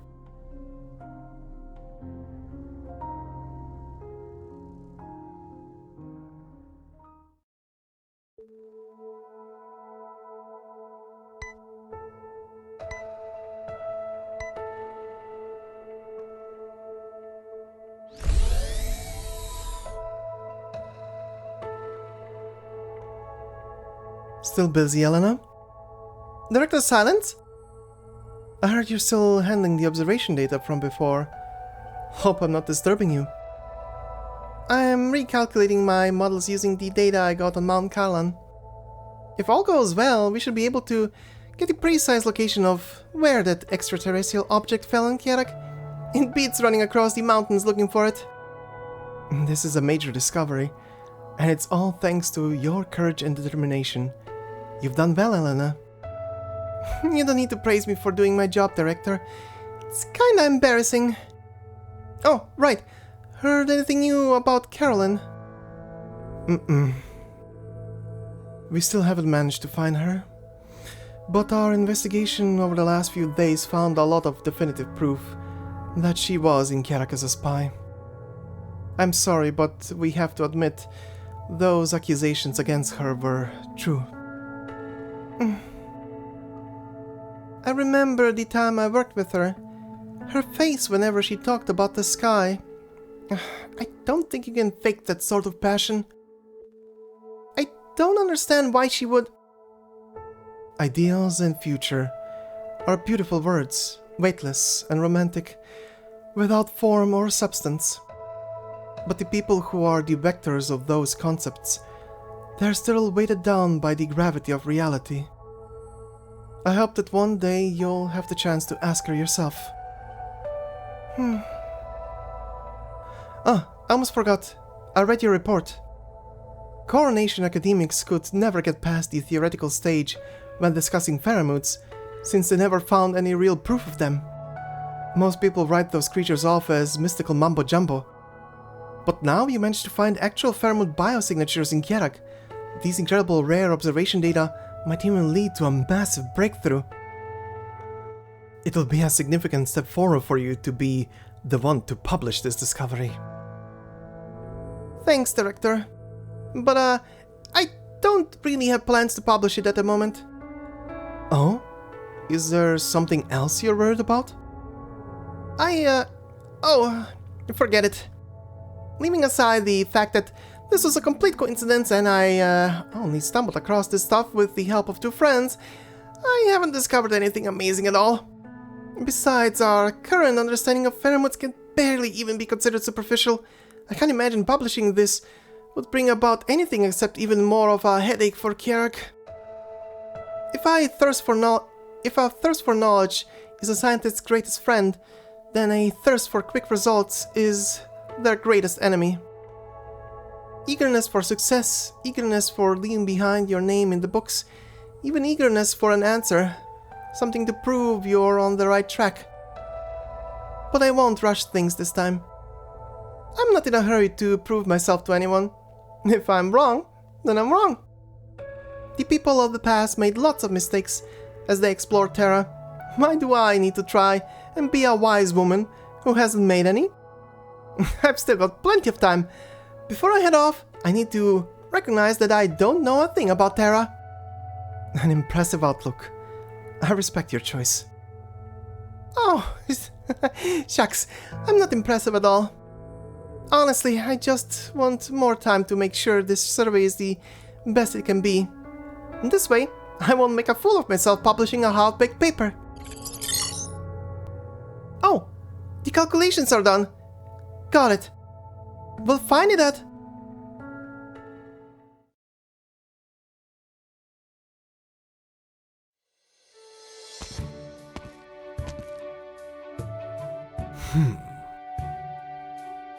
Is he still not back yet? I thought you had some recuperating to do before you could get out of bed. No need to worry about me. You don't know a thing about the warrior's mettle. It seems he had his way in the end.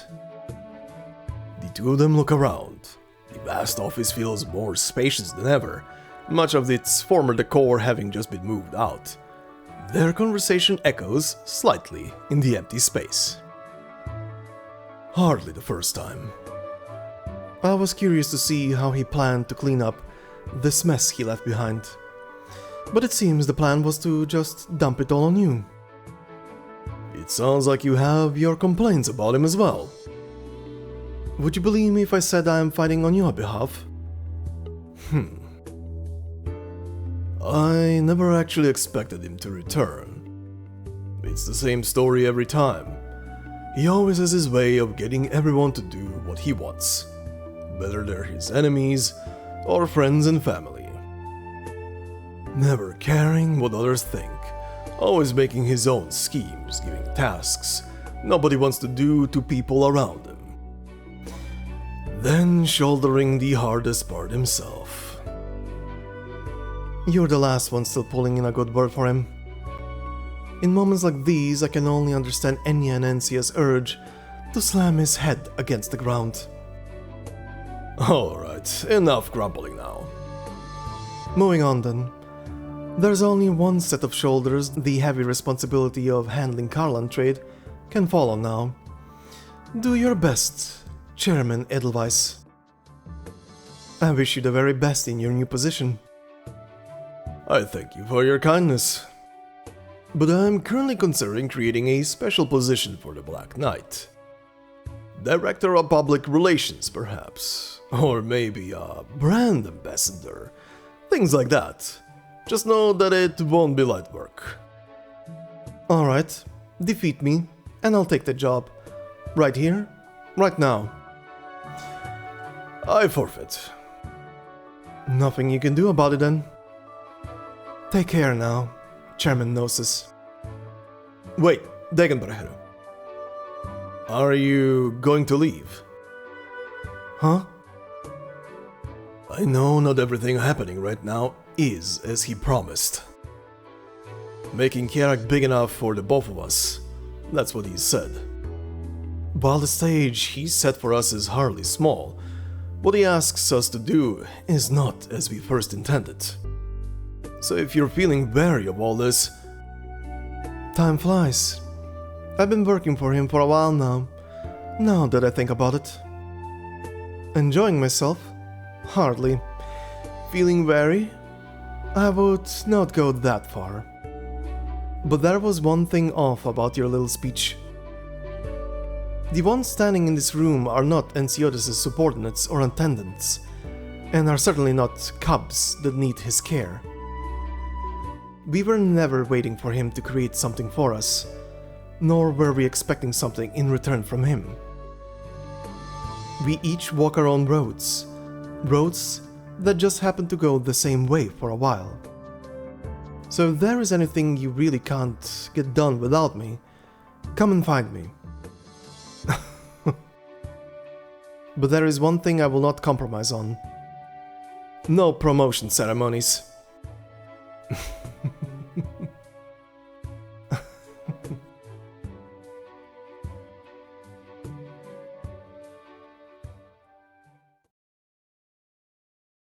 So, we finally get the chance to meet Mr. Silverash.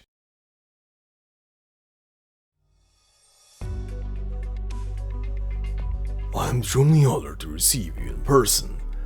I hope your trip to the Snow Realm has been smooth so far. Smoother than silk, aside from my secretary banning me from skiing. That one's a mighty shame. First off, I'd like to thank you. When I was talking with our scientists, they all gave rave reviews when it came to Karlan trade providing them a safe working environment in Kjerag. Whether it's making sure the observation station was supplied during the catastrophe, or protecting the scientists during the unrest, Kjerag has shown the responsibility a modern civilization should have. RHINE Lab's preliminary work in Kjerag is going smoothly, and you and your team deserve some recognition. We were merely doing our jobs. I hope this will make you believe just how much our cooperation with Columbia means to us. Kjerag has made our preparations. We will do all we can, so that when the next terror-shaking wave strikes, we can seize the opportunity. Future. It's a word that really captivates people. From a certain point of view, Columbia and Kjerag are both young nations. I believe there are times that youth isn't such a bad thing, because it's the youth who have the courage and energy to embrace the future one step ahead of the others. Oh, right. On my way to Kjerag, I heard about a little incident that really surprised me. I hear your Kjerag had a little friction with Victoria's Duke of Castor a few days ago. So I wanted to ask, do you think Victoria is a credible threat to Kjerag and to the safety of RHINE Lab? Please believe me when I say that Columbia is willing to be able to work alongside Kjerag to preserve the international order among the core nations. If you're interested, I thank you for your kindness, Mr. Vice President. Victoria is our neighbor. They have always kept a close watch on Kjerag's development. On this one point, they are the same as Columbia. Oh, I hope that's not meant to be criticism. Since competition and friction are unavoidable, Kjerag has no intention of complicating such matters. What I hope for more is to be able to have an open and sincere dialogue between us. This ancient land of Kjerag still has many mysteries that urgently need resolving. We must keep in mind that this is the very reason we are seeking cooperation. History and religion. Ancient mysteries full of charm. One of the rumors I heard said the Duke called the retreat because she saw Kjerag's protector god Kjeragandr work a miracle at the pivotal moment. The Duke of Castor is a shrewd politician. A mere miracle would not sway her, I'm afraid. It is simply that she realized if she wanted to achieve her political goals in Kjerag, she would have to pay a much higher price than she anticipated. This is why she abandoned the idea of making us her foe. A brilliant gambit, I must say. But in the eyes of others, this is also a signal. Within the landscape of the core nations, a new state has risen, and Kjerag stands ready for the next round of competition, which will be crueler than ever. Do you think this is what you intended? Rather than saying this is any one person's desire, I would rather say it is the inevitable outcome. Terra cannot give Kjerag the time we need to develop, and since competition and conflict are unavoidable, showing our neighbors our determination is not necessarily bad. It will let them know that Kjerag will not give up the chase simply because we have lagged behind a moment, nor will we lose heart in defending our interests because of a lack of military power. Through competition, advance development, amidst conflict, seek peace. This is Kjerag's choice. You sure are something, Mr. Silverash. You're like a seasoned statesman when it comes to all sorts of things. Might be a bit bold, but would you mind one last question? You've resigned your position as chairman of Carland Trade, and you've maintained the legitimacy of the Vinebeat Court in Kjerag. What would you say your role in the country is? A determined, proactive reformer, or a powerful warlord? Or maybe the true power behind Kjerag, hidden in the shadows? I'm afraid this is not a question I can answer for you, Mr. Vice President. When people in the distant future discuss this period of history, see if they still remember the Silver Ash name. I hope they will see the name as one of the countless stones forming the foundation of Kjerag's ascent into the coming era.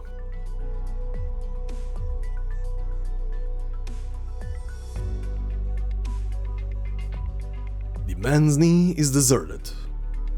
All is arranged as it was, yet shines as if new. Standing here once more brings only the sense of a lifetime having passed by. Master, you've returned. I have. Are my sisters not here? The young mistresses were unaware you would be returning today. If I had known, I would have asked them to stay. How long has it been since you had last a meal together? No need to trouble yourself. There will always be time later. I think I shall take a little break today. It has been a long while since my last. Then I'm afraid I shall have to trouble you with another matter. As it so happens, you have just received a telephone call. Is it a telephone? Or one of those long-distance information transfer? One of those newfangled Colombian toys? Would you be receiving it now? Connect me.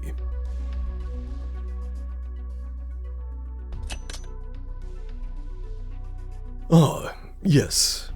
I thought it might be you. All is well here, thanks to your aid with the prior matter. It was of highest importance to Kjerag. A victory? I don't believe we should call it that. Our patient setup and long-term build-up are receiving the outcome they deserve. Nothing more. Save your suspense over victory or defeat for the next time we meet across the board.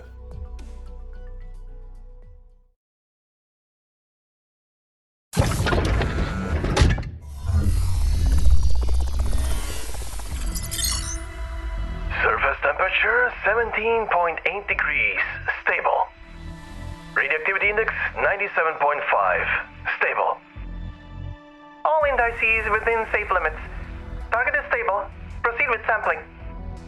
By Kjeragandr, it's really something that fell from outer space. Didn't think we'd get to see it for ourselves. By Kjeragandr indeed. Our Kjerag's been changing a little too fast, I feel like. Hello? Anna, can you hear me? How are you doing in there? Hunky dory? I don't feel too great, honestly. This new model of power armor, still not too used to it. Everything's gone dark in here. I think I might have hit a power switch or something by accident. Wait, it's you, Director Mulesies. You're blocking the camera. Oopsies, sorries. Look, there's no need to be so nervous. Most of the armor's functions are automated. Just imagine you wearing a nice thick hazmat suit. Also, Nazi promised me this model has a 100% reliable emergency eject function. It'll shoot you out to safety the moment it smells trouble. It'll shoot me out? What if I go too high or something? No. This really isn't the time to worry about that. Seriously, relax a little. This is your career's big moment, you know. You should be enjoying it. Alrighty then. All ready? I've gotten this far. Alright, let's do this.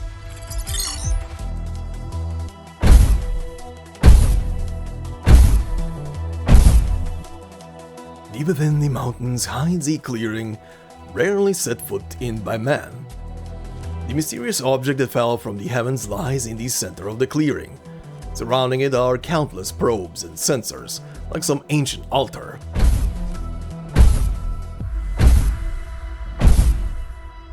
Elena slowly moves the power armor forwards.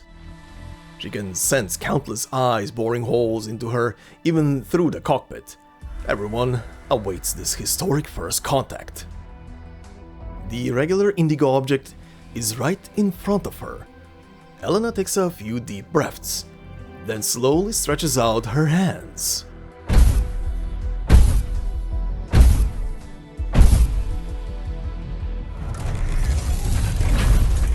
The robotic arms make contact with it. There is no explosion, or flash of light, or unexpected activity. It is like an ordinary handshake. As gentle as a snowflake falling to the ground.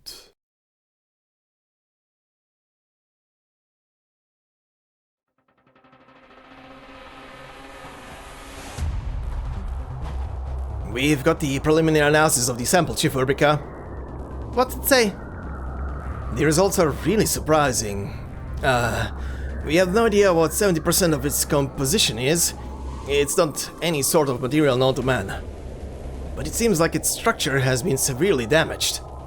As for the remaining 30%, we are sure that there is fundamentally no difference between its main component and the somatic cells of Terra's elves. Did you say elves?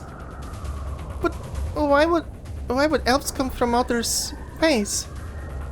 It might be completely unimaginable, but based on what we've seen from the sample, the conclusion is clear. If we are sure that this part of it is just like an elf, then wouldn't the damage to its structure mean that it ran into some sort of danger before it fell? So this is the meteorite you were looking for? And, Saintess, what are you doing here? Shh, not too loud. I snuck out of the court. I could hardly miss the chance to see our guest from beyond the sky up close. It seems rather more dangerous than I imagined. Unknown objects always have a certain amount of danger. Its fall onto Kjerag, was it pure coincidence or some sort of unexpected factor? Or to put it another way, what sort of causal relationship does it have with Kjeragandr's dormancy? Right now we don't even know where to start with our research. The life of a scientist is bitter work indeed. Oh, what is the screen for? That's a sonographic imager. Based on our observations, this unknown object is constantly sending out a type of infrasonic wave. It's very regular, always repeating across the same frequency band. How curious. If it weren't for your explanation, I would have thought it was some kind of writing. Writing?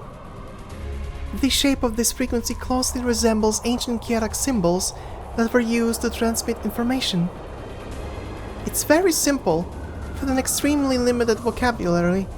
It's mostly carved on rocks or trees to inform your friends of the prey's location or the movements of a fierce beast.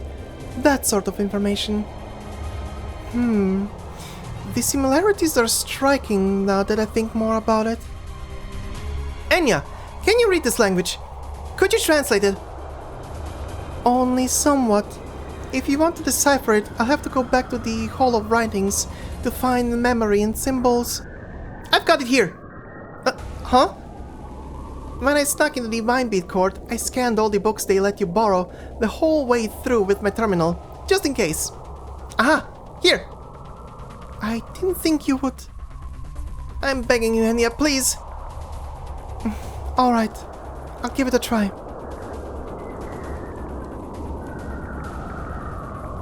Enya takes the terminal from Elena, and with some guidance, she finds the relevant text. She looks at the diagrams in the ancient tome, writing out her translation in the snow with her finger. Destruction has arrived.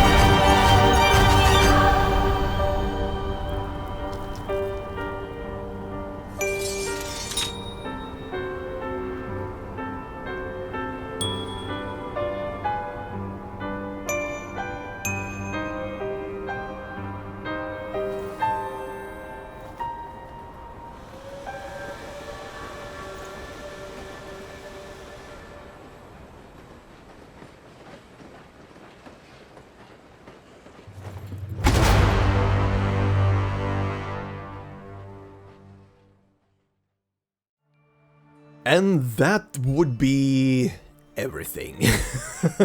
Usually here with alters I would also be including like the full files for both, or rather our triplets of alters for the story, but this video is already terrifyingly long enough. Even though I have not started editing it yet, I'm recording this this alter section before starting to edit, and my approximations right now, purely based on the raw footage I have from the first read-through, is already terrifying me, and it's actually also terrifying me how many days this is gonna take to record. Or sorry, edit. Oh my god, I don't even wanna know. There's probably... There has already probably been a period on the channel without any uploads. Oh god, I don't...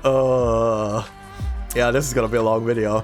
But yeah, anyway, we are done with the story. And also I figured to use the 3D trailer there at the end because, yeah, I feel like the 3D trailer pretty much encapsulates the entire story, almost. Like, in a very artistic visual sense, it really kind of wraps up the whole thing that was happening here.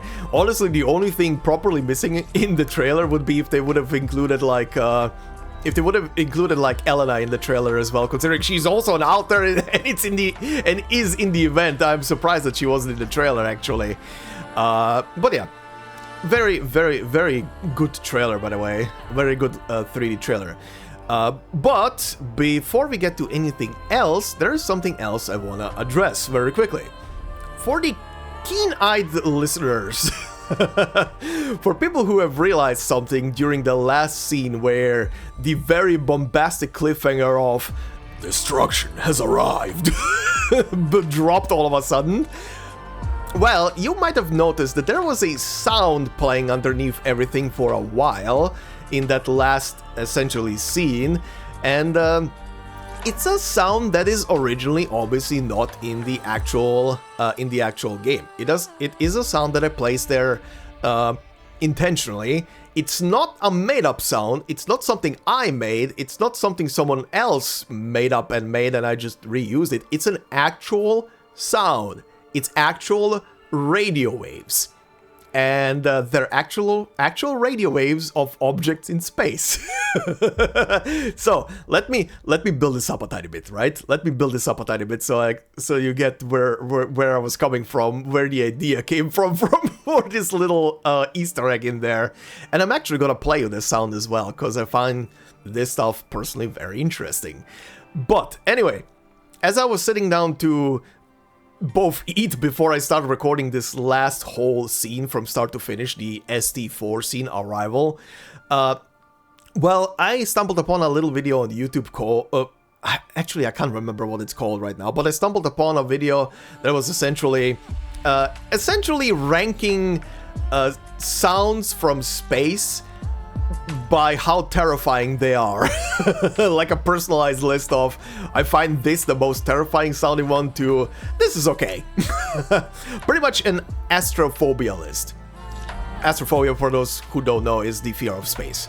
But yeah, anyway, the list contains a couple of sounds. One sound on the list is something that probably most people are familiar with, and it's the sound of a black hole, which is, honestly, I did consider the black hole first, but I found it a bit too low in bass, and there is a reason for the last the sound that I actually picked for the background noise, and I'll tell you why later. Maybe someone is gonna figure it out by the naming.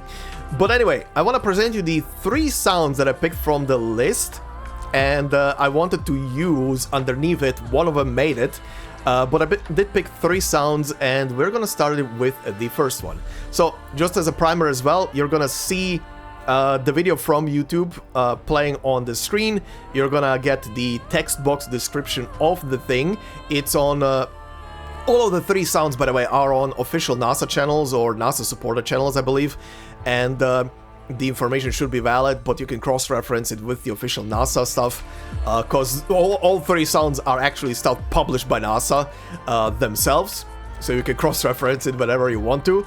Yeah, let's start with the first of the 3 sounds that I picked, and it's the most known one, and it's the sound of the black hole at the center of the Perseus galaxy.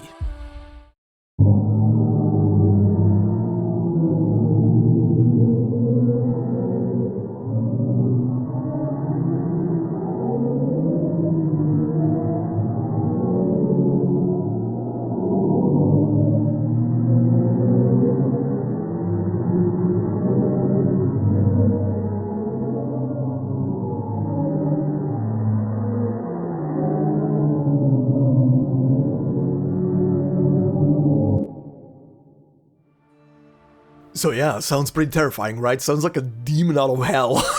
By the way, so like I said earlier, you can see on you could see on screen what the description is and how they went about vocalizing essentially the sounds and making it hearable to human hearing and everything.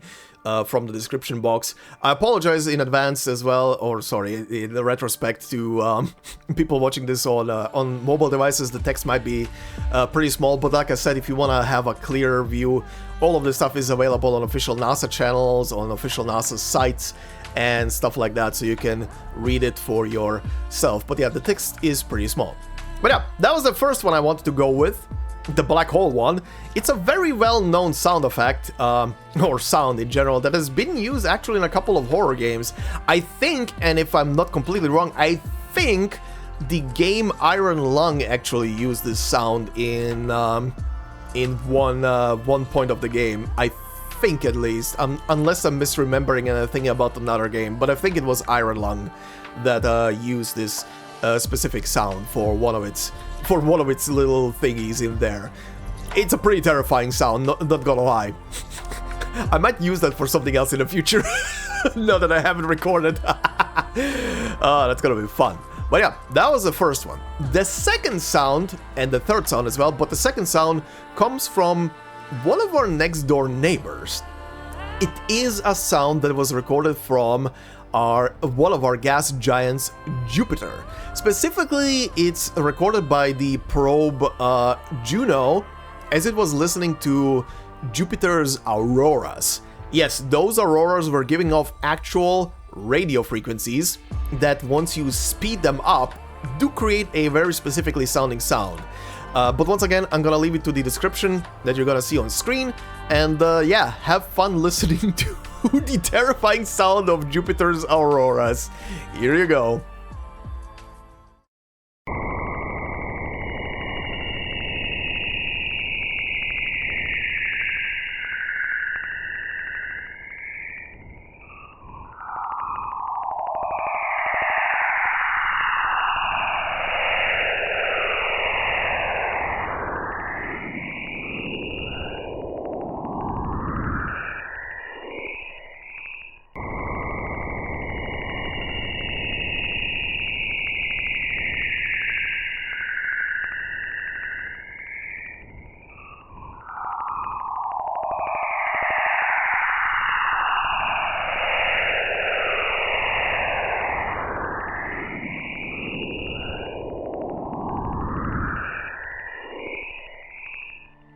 Sounds pretty terrifying, right? That was actually a sound I was considering to put actually in there before I came to the third one, but yeah, I figured as well, the Aurora one has a lot of very high-pitched frequencies, and I didn't want to have this one specifically underneath everything. Even when you lower the volume of the sound, it really still pitches pretty high, so I was like, okay, maybe not this one, but this was a close contender for what I wanted to use there.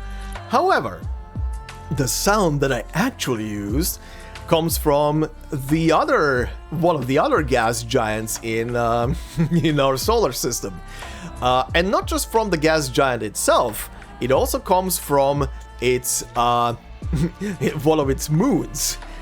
AKA, this one comes from Saturn. This is a this is a combination of emissions, of radio emissions between the gas giant Saturn and its moon Enceladus.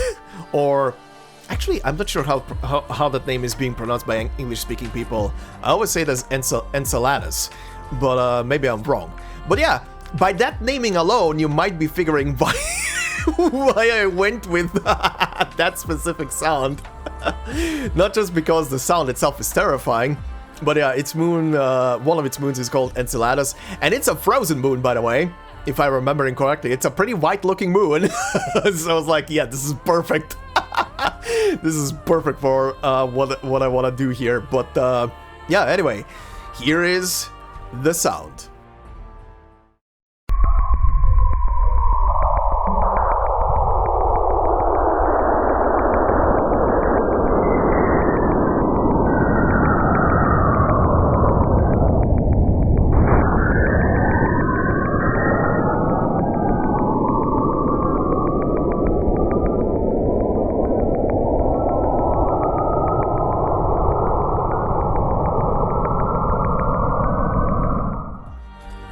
Pretty terrifying, right?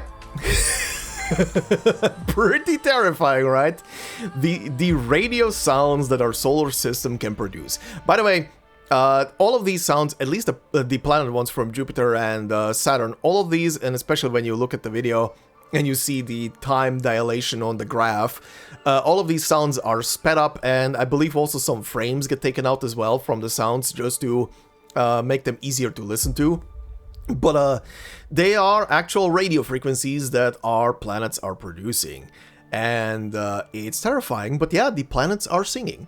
So, if any of this interesting mumbo-jumbo from space has caused you guys to have either develop or increase your astrophobia right now, sorry, not sorry. Look, I think I made it clear over the years with my channel that I really, really like space stuff, so yeah, there you go. Yeah, I'm actually not sorry. If this increased someone's astrophobia, I'm actually not sorry. But yeah, anyway, with this nice little knowledge piece out of the way, yeah, that last cutscene ends on a cliffhanger. Destruction has arrived. Now, funnily enough, the we have stories taking place in the year after, so whatever this destruction is, we don't really have a follow-up yet, I guess. And by stories, I mean that are taking place in the year after.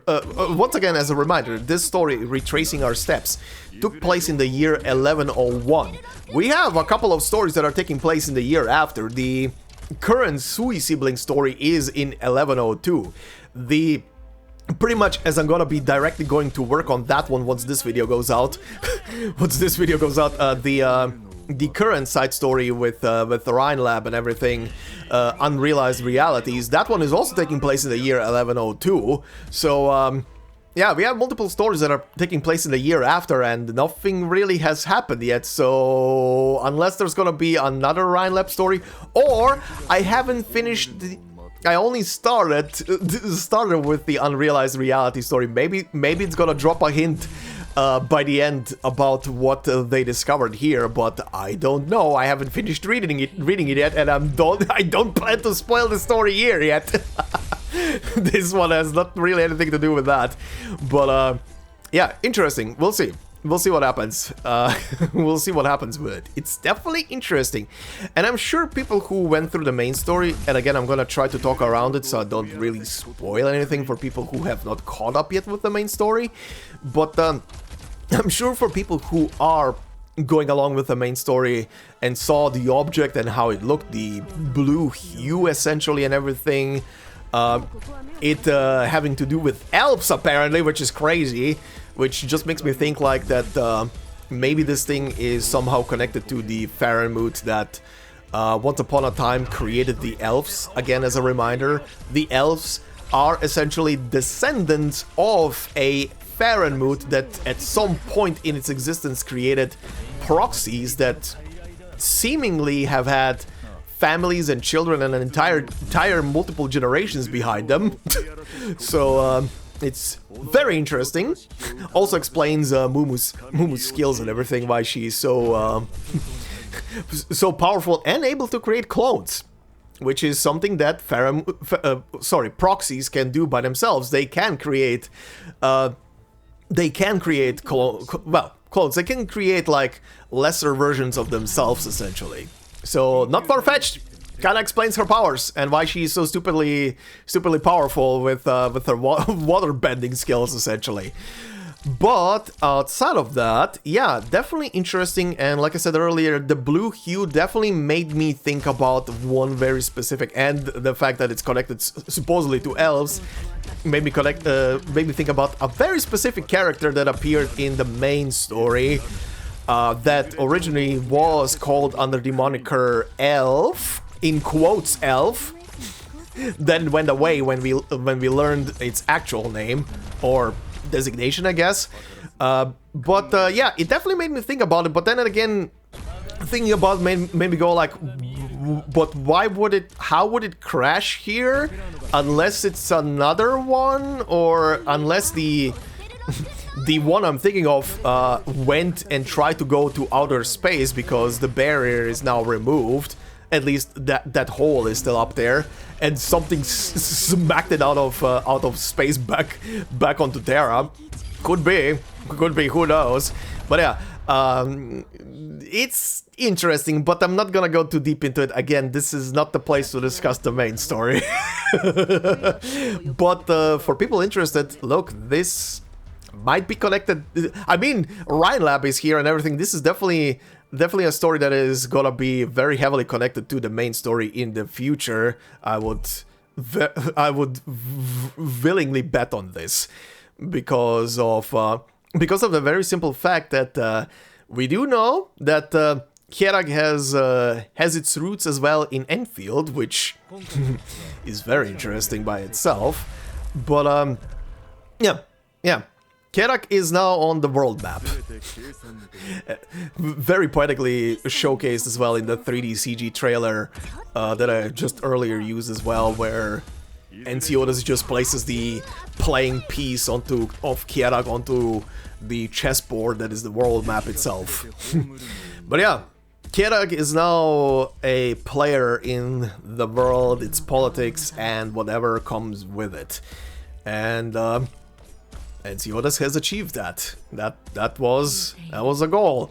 That was definitely a goal of this. At least that was a goal of his to make it to this point. And from now on, it's just gonna take more and more steps going forward into the future. And yeah, overall, all I can say is I really enjoyed this story. When it comes to what was depicted in it, its characters, how they went, how they made Ensiodas a bit more human in a sense throughout the whole thing, showcasing Enya's dilemma between believing or not believing, or just accepting reality for what it is.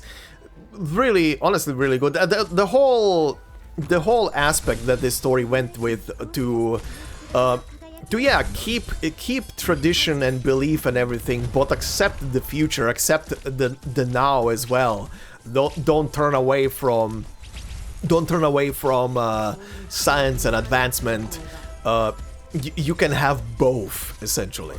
I mean, in real world aspects, there are so many scientists over the years and in current time that are very heavy religious people, but they still conduct science and they still explore the world for what it is, and they still believe in the numbers that they are producing, but they're still also very religious people themselves, believing in a higher power or something. You can have both worlds in one go. No one is stopping anybody. I know that some people, especially older people who are very heavily religious, tend to be very fearful or tend to dismiss science. I mean, the internet is also full of either trolls or people who staunchly believe in stuff like flat Earth and that kind of bullshit. But yeah, science is something that should be embraced, essentially. Keep your religion, keep believing. No one is stopping you. I mean, I myself am someone who has been raised Christian. I am baptized in Christian and everything. And all I can tell you is that while I am Christian, I am also not really a crazy believer into everything around that. All I can say is there might be something. I don't freaking know. No one freaking knows. There might be something on a higher level of existence that we just can't perceive until we actually pass away. Who the hell knows? Sadly, or maybe luckily, depending on if there is something, our brains are not evolved to perceive whatever is on a higher level. It's the good old theoretical principle of we are evolved to perceive the 3 dimensions around us, while time is technically the 4th dimension as well. It's not something that can be grasped, perceived. It's something that you need to witness as you live it. Essentially, it's a very weird one.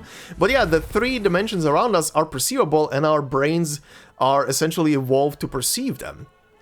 And if there is a 4th, or rather 5th or 6th dimension, well, our brains have not evolved to perceive it. We can't tell if there is one. If there is something higher, we can't tell it. We have not evolved to perceive it. And even if it would stare us in the face, we would be able to perceive it, but only in the 3 dimensions that we are used to.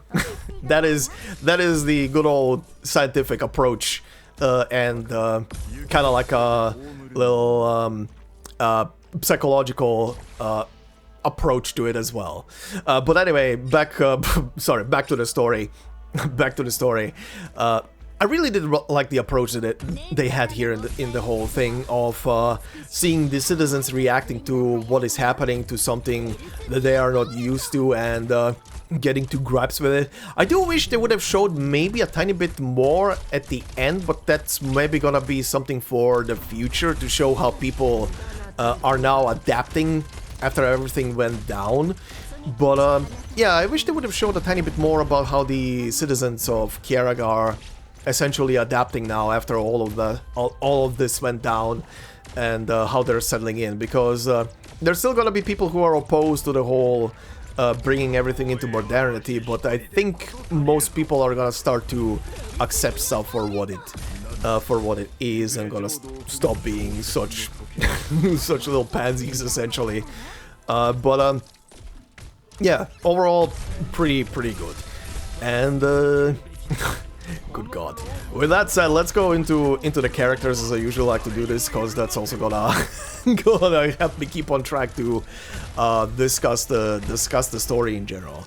So first off, a character that seemingly disappeared from Kjerag but should be there, which I only kind of remember by the end when I was done reading everything, it's Valais.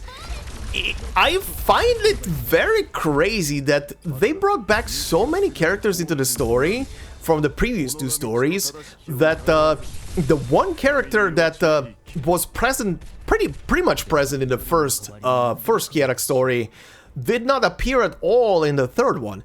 Valais did appear for a brief moment in the second Kjerag story, and I couldn't remember what was the last thing she was doing, supposedly, because she didn't appear here at all, so I had to look up on the wiki page to remind myself what the hell happened to her in the second story. But yeah, apparently the last time we saw Valais was when she was agreeing to supervise the Chegeti forces.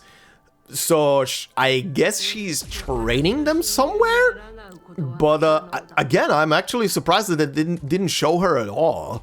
She seemed like such a build-up character in the past. I was kind of expecting her to have more of a role in future Kjerag stories, but yeah, then in the second story she barely shows up, and now in the third story she isn't even here. She's completely forgotten, I guess. But whatever. I guess she's still around. That's all I can say to that. Then we have Mr. Bellingham, our good old Trilby Asher that... Where did he appear for the first time? I think he appeared in the main story for the first time, and that then appeared in Zilbenehatze for the second time properly, or rather in a side story properly, and there he was... he was pretty much comic relief. He was pretty much comic relief for the most part, and...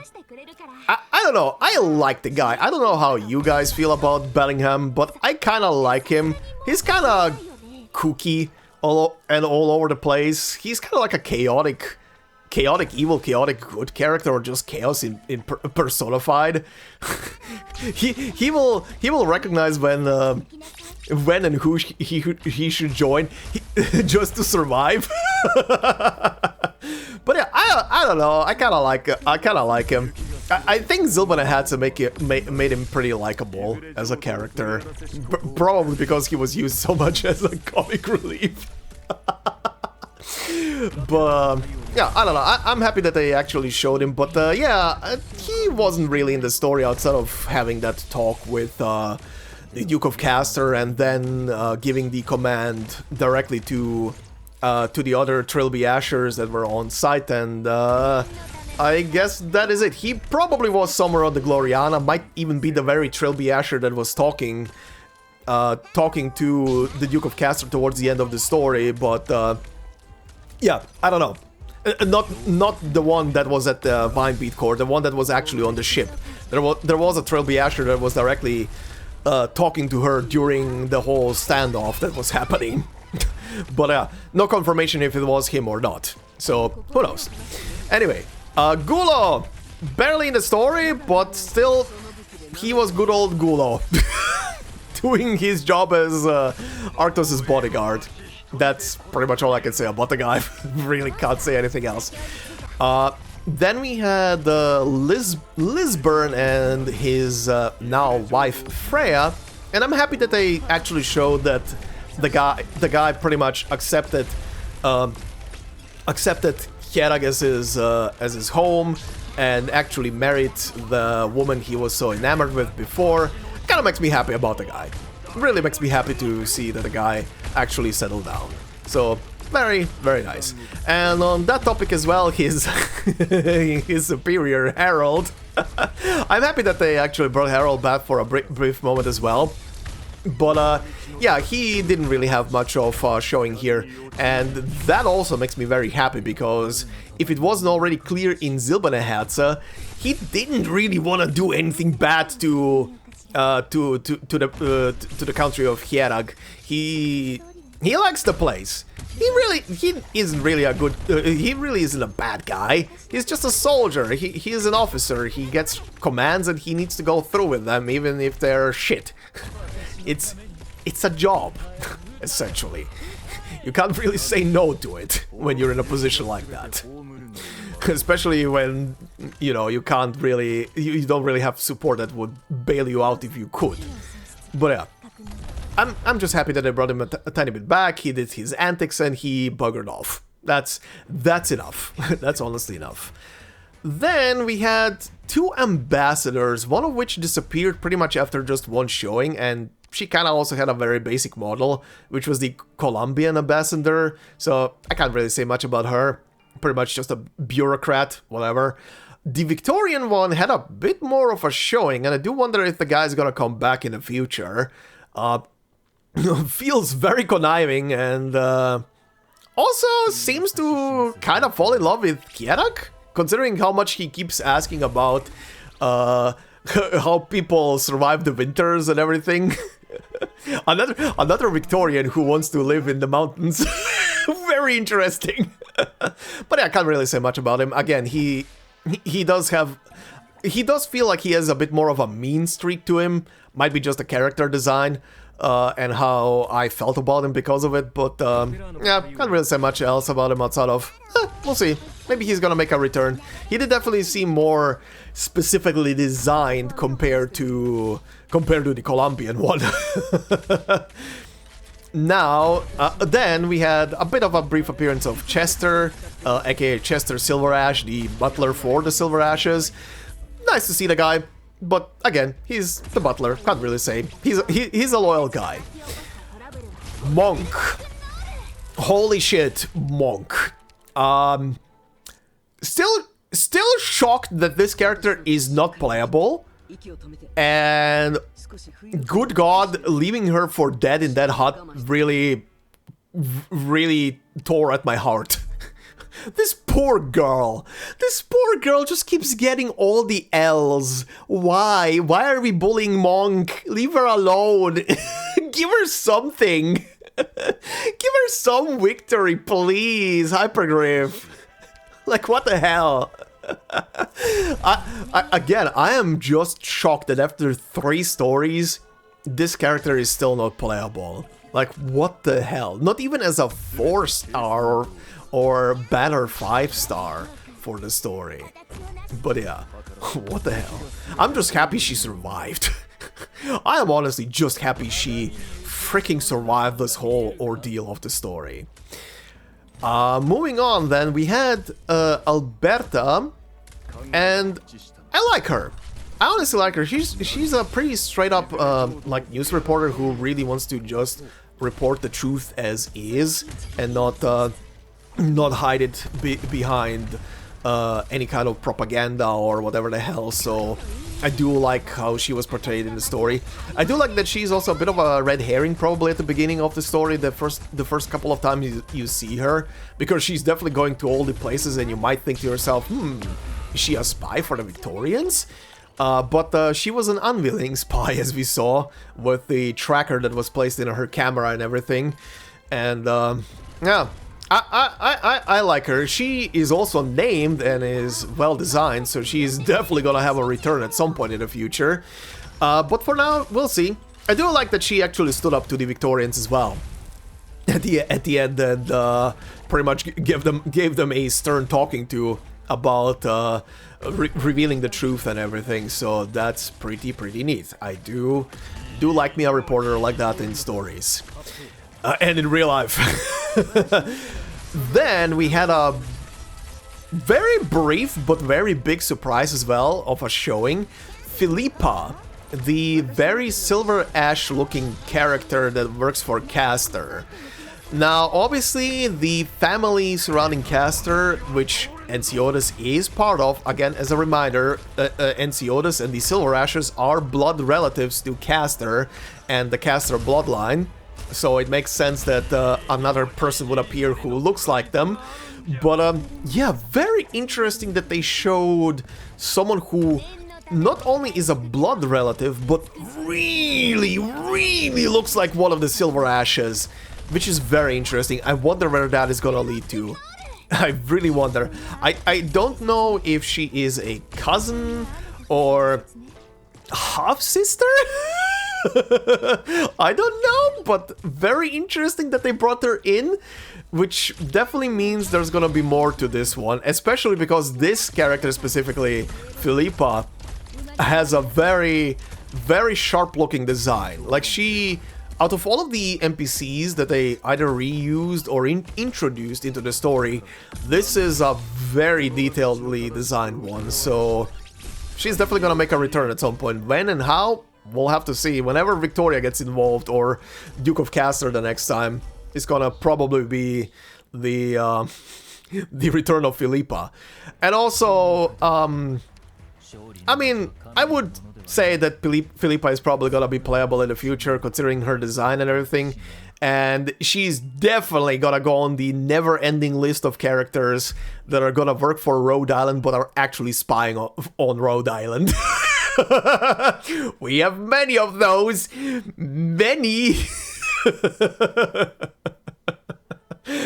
Rhode Island is just full of spies. And our own as well. Good God. But yeah, we'll see. Interesting that she was brought in. Definitely worthy to keep an eye out. Then we had Arctos, who pretty much did all the Arctos things you expect an Arctos to do. He was loud, he was aggressive, and he told the Victorians to fuck off. I like the guy. He's big, he's burly, but he isn't a bad guy in general. He just wants he just wants the right thing for the people of Kjerag, and yeah, he did the right thing. He did the right thing. That's all I can say about him. He didn't outside of showing more of a humanitarian side to him in this story. Didn't really do much. The story didn't really characterize him much outside of that. I mean, we had Zilba the Hat, so that story really went to town with him as a character. So, so there's that. Doesn't need too much now anymore, right? Then we have Skirus and Yappathon, who have babas, tiny little fluffies. I wonder if they're gonna be actually showing the kids in the future. Like an updated sprite of either Yappathon or Skirus, and them holding their little kids. That will be very super wholesome. I will probably squeal my ass off if that happens. But yeah, Yappathon didn't really have much of a showing in this story, honestly. Again, both of them had their characters definitely explored enough in the previous two stories, especially the first one. But Skirus definitely had a bit more of a showing in the story itself, pretty much picking up more of the reins of the family after Ratatos faked her death, and then being more proactive and everything, showcasing that she's capable, which is very nice. Also, still having a bit of a joking side there at the end with the cannons being like, point the cannon at the ship! Fire! But then Enceotis is on the ship. Fire the cannon! that scene is hilarious. That scene is absolutely hilarious. But yeah, it was a nice showing for Skirus. Then we have Carolyn. Very conflicted about the character, honestly. Like, she doesn't seem like a bad guy, like a bad person, essentially.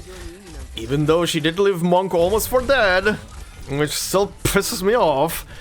But yeah, honestly, she's a victim of circumstance kind of character. She's someone who tried to do the right thing or wanted to get her life in a specific direction. She wanted to be a scientist, as indicated by her backstory, but because of circumstances and what was happening around her, yeah, she became a spy for 2 separate countries, which is insane. It's insane, but yeah, again, a very detailedly designed character, and we'll see if she appears in the future again. Again, I have not read the story yet for Unrealized Realities, not fully at least, so I don't know if she appears over there for a brief cameo or something, but worthy to keep an eye and ear out for whenever she makes a return, because she definitely will. She's with the Colombians now properly, so we'll see what happens with her. And she's also on the kill list for the Victorians, so she will definitely probably be mentioned at some point or shown at some point in some future story. But yeah, I feel bad for her because she got placed into this position. Like Elena herself also said that she just feels genuinely like elevated and inspired by science, by the exploration of space and everything, but because of her circumstances, she just got put into this shitty spot in life, basically. But yeah, we'll see what happens with her in the future. She's definitely gonna make a return in some way, shape, or form. Then, Ratatos. Ratatos, the little schemer. Good God. But yeah, as I said early in the story, if you don't show me the body, not dead. And lo and behold, she's alive. But yeah, I can't really even say much about her. She's still herself, like she was portrayed in the previous 2 stories. She works very tightly together with Ensiodes, which is very fun to see. That alliance between them, that is. And yeah, she's just working now for the betterment of Kjerag itself, and working behind the scenes, even going to the lengths of pretending to be dead. I do wonder how the news is gonna be shown and received by the people of Kjerag now that it did come to light that she is still alive. I don't think she's gonna take the reins back from Sciurus though, from the Browntail family. I think Sciurus is gonna be left as the current matriarch now, but we'll see. We'll see. We'll have to get a proper follow-up for the story, because yeah, I have no idea. I have no idea what's gonna happen to Ratatos now next after all of this stuff happened with the chapter. But yeah, fun little side adventure that she went on. Then our 2 bad guys of the story, essentially. Duke of Castor, pretty much the very same conniving shit that she is. And yeah, I mean, what else is there to say about the Duke of Castor? I talked about the Duke for so many both main story and side stories at this point that I don't even know what else to say about her outside of, yeah, she's despicable, but you gotta respect the moxie. She is, however, a bit too full of herself, and it's very fun to see when she gets her comeuppance. Like, especially in this story, she was very full of herself until the cannons from the mountain started shelling. Started shelling them, which was very fun to see. Her being a bit, you don't say. But yeah, it was very, very, very fun to see her being a bit disarmed, essentially, after everything that went down. But yeah, she's still the Duke of Castor, and she's gonna continue to be the Duke of Castor. That is all I can add to that. She's a conniving little shit who wants more and more resources and more power. And like Ensioda said, if not for the current happenings in Victoria, she would not even probably be interested in Kjerag as a region or as a resource point. But yeah, all the dukes are still still really trying to get their resources back after the war and their their essentially military powers from after the war with the Sarkas in Londinium. So yeah, makes absolute sense that they would be so gung-ho and on getting either expanding their territory or getting vassal states or anything essentially for resources. So yeah, makes sense. Then our other bad guy of the story, Elder Atso, who again is also in that gray area of very hard to place, and you kind of have to feel sad about the guy, because pretty much Atso's entire thing was that he was blaming himself for everything that was happening.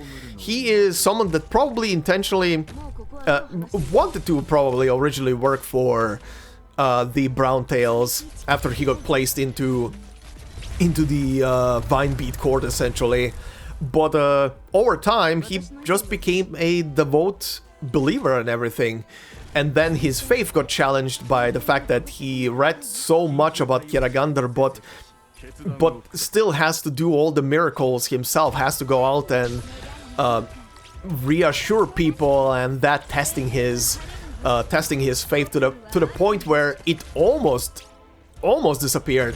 Like, honestly, when he said he doesn't believe, I did believe him, but then when you get to the cave and he is really reluctant of going deeper into the cave and finding out essentially if he's right or wrong in what he currently believes, if his belief will be shattered yet again, I do like that scene a lot. I do like that scene a lot with him, where he's like on the precipice of finding out, but he doesn't want to find out because he doesn't want to have his fate tested yet again. He just made a decision. What if this decision has to be reverted? And we saw what happens when it got reverted. He broke down even more.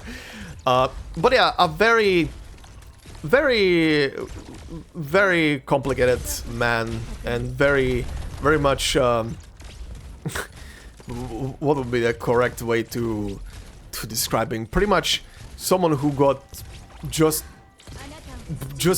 punched by life itself and what it brought to him. Like, his loyalty to his family, his loyalty to Kjerag, to Kjeragandr, everything conspiring against him, making this man who believes in the good do the bad stuff that he had to do. I mean, the whole scene as well, again, with him lamenting what happened to the Silver Ashes and feeling remorse and responsibility for it, and feeling genuinely distraught and sad about it. Like, yeah, just shows that, yeah, he's just someone who was brought into the situation and he didn't see a way out anymore, pretty much. And I mean, pretty much also shows why the ending for him also pretty much shows like why he was so not reserved at all, essentially, when he pretty much just told Ansiotis, yes, I killed your parents. Like, arrest me, kill me now, show me your rage. Like, he's literally just calling out to the guy to be like, punish me, please do something. I did so many bad things, please do something, stop me. It's a call for help, essentially, from an old man. And, well, he did get his call answered, essentially, by both Ansiotis, Enya, and Kjeragandr herself, who stopped him from jumping from the mountain. Like, Jesus Christ, I was really kind of like, is he gonna actually jump? But no, Kjar actually stops him there at the end, which is big W for Kjar for actually doing that. And she's honestly right in that whole scene as well with well, how are you gonna work off the bad things that you did if you just jump off now? There is no merit in this. Nothing will get absolved, but if you stay alive and you feel really remorseful about the whole thing, you can actually do good now. Go and do the good. No one is stopping you anymore. The truth is out. Do the things. But yeah, Very, very honestly interesting character. I did like his, again, like the entire story, I liked his portrayal of a man of faith that is very conflicted about the faith and had to rediscover faith at the end. Is very interesting. Alright, but for, now for the actual playable characters that were in the story. So, Weiss had a brief appearance, and it makes sense. The guy was running errands in the background. I mean, he was, as he said, he was pretty much responsible for hiding the cannons and chauffeuring them across the country on trucks, so no one notices them. Which definitely means that there is not many cannons out there, and it's only a couple of them that they transported and placed in place. Which, by the way, just to also signal that one cutscene where that one guard gets knocked out, and we don't get to see who it is, or rather why he got knocked out or what the truck was transporting. That was, in my assumption, that was Weiss, as especially indicated by the sentences that followed with Ensiotis is waiting for us, we need to go now, we're in a hurry. Pretty much. And that was right around the time before the cannons got deployed and started firing on Castor's ship. So yeah, that was definitely Weiss, which is why they kept it as a question mark in that scene. But yeah, he was busy, he had his moments to shine in the past, so that's that. Silence was very interesting to see here, even though she didn't really do much here outside of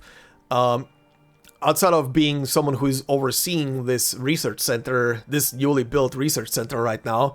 She's probably also here only on a short visit, more than likely. I mean, she has much bigger responsibilities over in actual RHINE labs, so I presume she was only here for a brief moment to oversee what was happening, but it was nice to see her, and to see her not in any kind of crazy positions or something crazy that she herself has to do.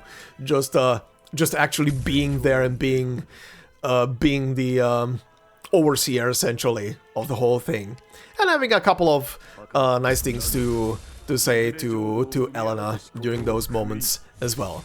But yeah, she was here. It was nice to see her. That's all. Then we have Matterhorn, who again had his moments to shine in previous stories, and pretty much did the same stuff here in this story. So I don't really have much to say here about him. Matterhorn is also not a character that needs much explanations and characteristics. He's a loyal soldier guard essentially for the Silver Ash's bodyguard. So I don't know, nothing much else to say. He's usually accompanying the youngest sister, Encia, so yeah, he does his job. He's good at it. That's all. That's pretty much all. But yeah, speaking of Encia, she also didn't really have much of a take in the story. Again, she's also a character who appeared enough in the previous two stories, especially the first one? Was it the first one? I think it was the first. Yeah, I think it was the first one where she had a much bigger appearance and role, if I remember right. But yeah, she already had her moment in the limelight, so she didn't really have much of a need to appear here, especially because the story here was directly positioned around the Silver Ashes, the older siblings. I am, however, and I've heard this sentiment said a couple of times, that it's a bit of a shame, considering they went for 3 altars in this story, that they couldn't make Encia into an altar. But considering her showing in the story and everything, there wasn't really a way they could have worked in another altar and make her as well into one. Considering that she is also a 5-star already, I mean, yeah, I don't know, 4 altars would be honestly a bit overkill for the story. Not saying there might not be a thing in the future, but considering the other 2 siblings already got a promotion essentially, an upgrade, but yeah, we'll see. She had a minor appearance in the story, so that's fine. Mulesies also pretty much had minor appearances in the story, and can't really honestly say much else about her. Outside of she is her quirky little funny self that is adorable as always. But the news at the end definitely shook her up a tiny bit, so we'll see where that leads. We do already have a bit of a follow-up story for Muses and how she's gonna go about the whole talking to her elf brethren and stuff like that from IS4, from her monthly added story to that. So I encourage everybody to go and look up that story if you want to know more. But yeah, I'm wondering where this discovering with this space elf is gonna get Muses in. But we'll see. She had a bit of an appearance in the story, which is fine by me. Then one of our new playable characters, Joanna. Interesting character, but I think they kind of forgot something about Joanna. I think she kind of got forgotten at the very end of the story. They also didn't, and this is also me speaking from the perspective of not having seen her file yet, so I don't know, and her operator record. She had, yeah, right, she had one. I need to still record that one. So I don't know if that's gonna be shown there, but yeah, I feel like they forgot to show what happened to her father. They said and showed very well at the beginning that she's very distraught about her dad and what happened to him, that she doesn't have contact with him because he was at the train station when the catastrophe happened, so she didn't know what happened. But yeah, I'm actually surprised that they didn't follow up in the story with it, like even for a brief scene to just show that the two of them have been reunited or something. Very interesting. But yeah, I'm gonna have to look at her file and the operator record after this to sit down. I need to record all the operator records that have been introduced with this patch as well, because she wasn't the only one. there's a couple of others that are part of both the newer characters and everything, and I didn't want to look at them until I was done with the story, so I do need to look at them and record them once this video is out and done. But yeah, outside of that, Joanna was a very fun addition to the whole thing. I did like her dynamic with Elena and Enya. It's the dynamic between the three of them is pretty much the epitome, pretty much the personified version of what this story is about. You have a person who is both of faith and tradition, which is Joanna. Then you have the science person in the group, which is and who doesn't believe in gods or even Falamut, which is Elena. And then you have Enya, who should be a staunch believer considering Saintess and everything, but she is kind of like wavering between being a believer or not. And because of that, I really like the dynamic between the three of them. It was very fun to watch them go around and have these discussions. And again, to bring back to the beginning of me talking about this story as well, was pretty much what I said at the beginning about the whole thing of, you can have both in one. You can have science and religion understand each other and have proper discussions and everything about stuff, and be both in agreement and disagreement, but look, you gotta believe the numbers. Even if you're a staunch believer, you gotta accept reality for what it is. and because of that, I really like the dynamic between the three of them.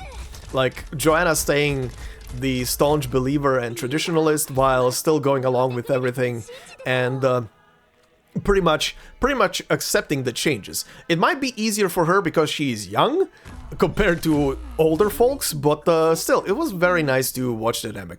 Also, she's very adorable and has an adorable little cow beast that is always with her. And she's a good little goober who just wants to help both her family and other people, so she gets all the brownie points. She gets all the brownie points from across the board. Speaking of the trio, Elena. Very interesting to see her after the RHINE Lab story, after the Lone Trail story rather, and one went down there. Oh wait, was that in... No, that was in Dorothy's vision, pardon. That was all the way back in Dorothy's vision. But yeah, interesting to see her that she's full-time working back with the RHINE lab, and in a sorta leading position as well for, well, in a pretty high position at least for this project. And again, she also had this perspective of she's a scientist. We saw at the beginning of the story she doesn't really believe in this whole holy mumbo jumbo gods and stuff like that. Doesn't even believe in Faramutes. And then at the end of the story has her whole scientific perspective on this matter shattered, and didn't just go into a hidey hole and be like, oh, this can't be real, I need to disprove this. No, she accepted reality for what it is, as a scientist should, accepted the results she's getting, but also said at the end, I love how she worded at the end as well, when she talked to Silence about about the Faramute paper that she started making, but obviously they don't have enough data yet, so she doesn't want to publish it, so not too much stuff gets thrown on top of Kjerag, on top of everything that is already there. And she wants to first finish the project she's working on right now, and then when there is time, continue with this Faramute paper, which is also very interesting because we do know that Faramutes will have a bit of a bigger role playing into the future. I mean, we have the whole that latest preview video that they had before Act 3 got released, that did show Faramutes, lots of Faramutes in that one picture. And this is a slight little maybe spoiler for Enfield. We do know from a lot of background knowledge from Enfield, like both files and some characters speaking about it, we do know that some Faramutes actually made it through the gate to Talos too. So, yeah, Faramutes are gonna have a more active role in the future, and I wonder if this is the first step, discovering that they are real, which again is kind of like a shocker to see that in the wider world the Faramute threat, the Faramutes existing is something no one knows about, essentially, even in scientific sections. And again, I'm going from the perspective of Jan knows about it, but I guess now thinking about it, in Jan we only ever saw characters talk about the Sui, the Faramute Sui, that were either like Tianchi or candle holders or something along those lines. Like it was always someone who is directly involved or in a leadership position who knows about the Sui threat, and very rarely someone who is outside of that. So I guess it makes sense that the regular populace would not really be like in the know, especially across the rest of the world where there technically doesn't exist a Faramute threat. So yeah, honestly, makes sense. I'm still kind of shocked by it, but that comes from the player perspective. From the player perspective who knows about this stuff. But yeah, Ella had a nice little showing, and I did like her dynamic again with the other two in her group. And I'll get to the third one first, but first, before we get to that one, Gnosis. Honestly, not much to say about Gnosis. He had his role to play in the whole story, but it was more of a role of taking over Carlon Trade as its new CEO, and doing some stuff in the background. However, I will say, and I already talked about this a tiny bit, I will say though, I do love how the dynamic and the both friendship and sort of family relationship is being displayed between Gnosis, Degenbrecher, and Ensiodes, especially in this story. The second story, Zilbana Hats, already had a good showing for the three of them, and it was very wholesome to see them interact with each other. But I think this story hammered it home even a bit more as to how much of very tightly knit friends and companions and trusted allies these three are to each other, which is honestly very wholesome. And yeah, Gnosis is now the head of Carlon Trade, which makes sense. Gnosis was never a bad guy in anything. He's literally someone who is just like NCO is trying to improve the country for what it is. So yeah, makes sense. Makes sense that he's gonna be the next head honcho. And speaking of, Degenbrecher had a lot of aura farming in this story. They gave her a lot of cool shit to do at the end of the story, and it's amazing. Good God, that showing with the Trilby Ashes, even doing some live 2D of sorts during it, where you get to see her. Essentially, you get to see her breath, essentially, in that one little small segment, which was very cool. I love that they're doing more of these, like, both live 2D cutscenes now, and that they're also... well, we didn't have anything animated here, but they are doing more animated stuff, as we've seen in recent main story, where there's, like, hair moving or clothes waving in the wind and stuff like that, or both, which is a neat little thing, and honestly makes me even more surprised why they didn't do this before. Maybe it was the engine, I don't know. But yeah, she had a lot of aura farming in the story, and a good little showcase of what she was doing. And while I'm on the topic, I do like that she had a little reunion with with Sharp. She did feel always enamored by Sharp because of Sharp's pure martial prowess. She is, after all, a warrior, and meeting another warrior will obviously make her very, very happy always. So Sharp coming in to save her ass was pretty cool. She did hold her ground for long enough, after all. But yeah. Also, Rhodes Island's intervention there at the end made absolute sense. We appeared here in the story. I mean, the dock was literally twice in Kjerag, at least from what we've seen from the two previous stories. And yeah, makes sense. I mean, we have several operators from here, so, you know, Rhodes Island having a very tightly knit connection to Kjerag makes absolute sense. Absolute sense. But yeah, it was nice to see Degenbrecher and Sharp also being briefly reunited for that scene. And on that topic as well, with Degenbrecher and Gnosis, while I'm still here, that last scene between the two of them interacting with each other and talking to each other, where they just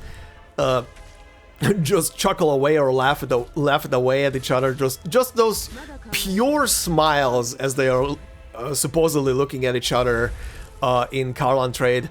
That was so freaking cute. I was, again, the three of them are just a big secondary family, essentially. And I love it. I love it. But yeah, then we have Enya. Enya definitely did more of the priestess stuff, and I already touched upon the whole being conflicted about her faith and everything. I mean, how could she not be? She was already for a long while aware of the whole Kjar is Kjeragandr, but she also seemingly didn't really fully believe in it, as indicated by some of the questions she had at the end, because directly asking Kjar, hey, how should I call you, Kjar or Kjeragandr? Like, what are you, essentially? Asking her directly, right? So, yeah, I liked how she was, again, like many characters in this story, shook by everything, didn't know what to specifically do, but still followed along with tradition and kept persevering until the very end, where she finally got to have this very bittersweet discussion with her best friend, essentially. Kjar, just as much Enya is Kjar's best friend, Kjar is also Enya's best friend, right? So, yeah, seeing the two of them having that discussion was very bittersweet and very wholesome to witness. And also Enya finally displaying some strong emotions as well during that whole thing was also very, very good. Very much adds to the whole thing. But also adds to the whole thing that, yeah, despite everything, she's still following along with tradition, with religion, and still does the whole thing of, I snuck out, teehee. She's gonna keep on doing that now. Despite Kjerag not being there, she is gonna find ways to sneak out. But yeah, she had another whole story arc here, and I do like what they were doing. They pretty much doubled down on the whole thing that was kinda slowly teased through the previous two stories of her being a bit more relaxed about the whole religion thing, but still following along with it and accepting it for what it is. So yeah, she had a pretty strong showing. She had a pretty strong showing throughout the story, and I do like that. And on that topic as well, Kjerag is not gone. Kjeragandr is still there, the proxy seemingly is still there as well, just kinda hidden. Kinda hidden away, and retreated probably to the body of the Faramut, but still being kept intact. Again, as indicated by the fact that seemingly people still remember her, especially Enya, which, unless Kjeragandr functions differently, we know from the Sui proxy, if the proxy would be dead or completely absorbed back into the consciousness of the Faramut, no one would remember her. So, but then again, there were segments which are maybe a tiny bit confusing throughout the story, where Enya started to kind of question and forget about Kjerag, and seemingly the memory was not there anymore, which I don't know if it was an indicator that something is happening to the proxy, or something else was interfering with the memory, or it was just her going down the mental route of not, or rather questioning if Kjerag was even real to begin with, or if she was just a figment of her imagination. Maybe it was also just that. But yeah, Kjerag taking the back step now is very interesting, or stepping away rather, is interesting. Like she said, she cherishes Enya, she finds Enya to be her best friend, her first friend, and she wanted to see her essentially grow old, and see how her life is gonna go by her side, but she has to step away, which is very interesting, and definitely has to do something with the object that crashed into the mountain. Now, why specifically, I don't know, but I have a dumb feeling it's both twofold. Like it's a thing of, as it feel, the story made me feel like she wants to have the people of Kjerag grow by themselves, like not being shackled by religion, and the actual figurehead of the religion being among them, even though the people don't know that Kjerag is Kjeragandr, still not being there, even influencing the one person who is technically the head of the whole country, which is Enya, the saintess, right? It is probably gonna be a good thing for the whole country altogether to grow up, to grow beyond tradition, keep tradition, grow beyond it, and accept the new stuff that is gonna be part of it. But yeah, it's interesting. It's interesting that she is now gone. Well, seemingly gone, but I guess we'll see in the future where that leads to. Again, Faramut seem to play a pretty big role going into the future, so we'll see what happens. She is definitely not dead and is still around. And then for our big boy, the finale, the Mister with 10 foreheads and 5 brains and probably 10 supercomputers up his rectum, and Sionis. Holy hell, this guy. So, I don't even know where to begin with him. He put so much stuff into motion, but I do like, again, what the story did with him, showcasing him more as a human, essentially, with emotions and stuff, going from the beginning where we see him pretty much blurt out the name of his sister, even though he should be addressing her with Saintess, officially, but still breaks and has a little Freudian slip, as one might say, and calls her by her actual name. And also seeing him getting legitimately pissed off at his other sister almost dying in a car crash. That was, yeah, I do love what they did. And again, I love the I love the scene between him and Gnosis. That scene was so good! I love the discussion between the two of them while looking out at the ship and everything. That was such a good little scene! Oh! I live for those moments! But yeah, it was very, very nice to see him more from a human perspective, essentially, than the usual, I can think 20 steps ahead of you. But speaking of that, damn, he set some stuff into motion with the story. Stepping away from Karlan Trade as the CEO, making a lot of connections outside of the country with both Columbia through the RHINE lab stuff. As we saw, the freaking vice president and president were present at the end. Even though, very interesting. I don't know. He was never addressing the president. By the way, the bird is the president, if someone forgot by any sheer chance. If hopefully people didn't forget that the bird sitting on the vice president's shoulder is Max. That's the president of Colombia. But yeah, I'm actually surprised he didn't at any single point during the conversation with the vice president address the president himself. So interesting. I wonder if he doesn't know, maybe, or if he's just accepting that it shouldn't be known to the wider public, so he just talks to the figurehead, essentially. But yeah, I don't know. Very interesting, however. But yeah, he set a lot of stuff into motion. Again, brilliant idea to turn the mountains into essentially cannon platforms. Very fun. Very funnily enough, the mountains are technically Kjeragandr, so me joking in the past of Kjera being turned into a Gundam. I don't think I was far off. I don't think I was far off with that joke. She technically is being turned into a Gundam now. She's getting cannons. They're placing cannons on the body of the Farragut. That is kinda hilarious.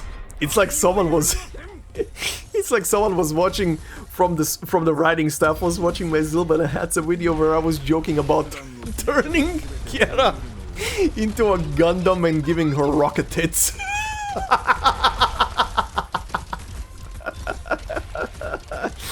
You know what?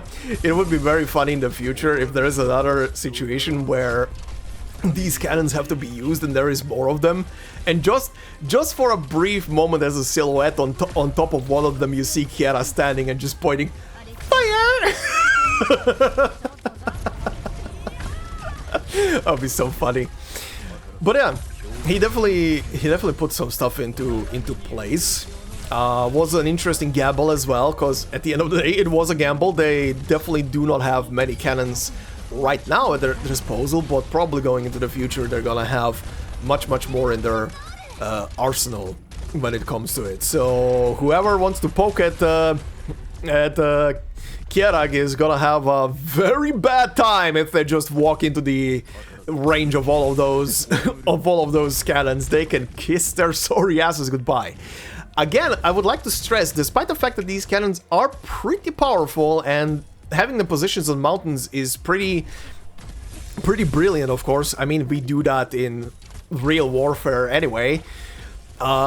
It's still such a vulnerable position because getting those cannons off the mountains is pretty difficult. Plus, depending on how this world is gonna evolve, if other nations start to invest more into aerial warfare as well, those cannons will need some very heavy defenses against aerial threats and other threats as well. These cannons can be very easily taken out. They are stationary. If you know where they're positioned, you can get them from a safe distance. But yeah, it is what it is. It is still a very brilliant move for what he did, and I can only respect him for that.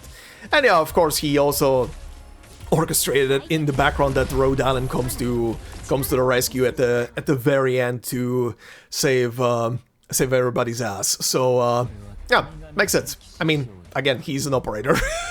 He has a direct link. Plus, if it wasn't clear enough from the phone call that was happening when he returned to his mansion, the person he was talking to is 100% the doctor. As indicated by the very, very last line of text saying,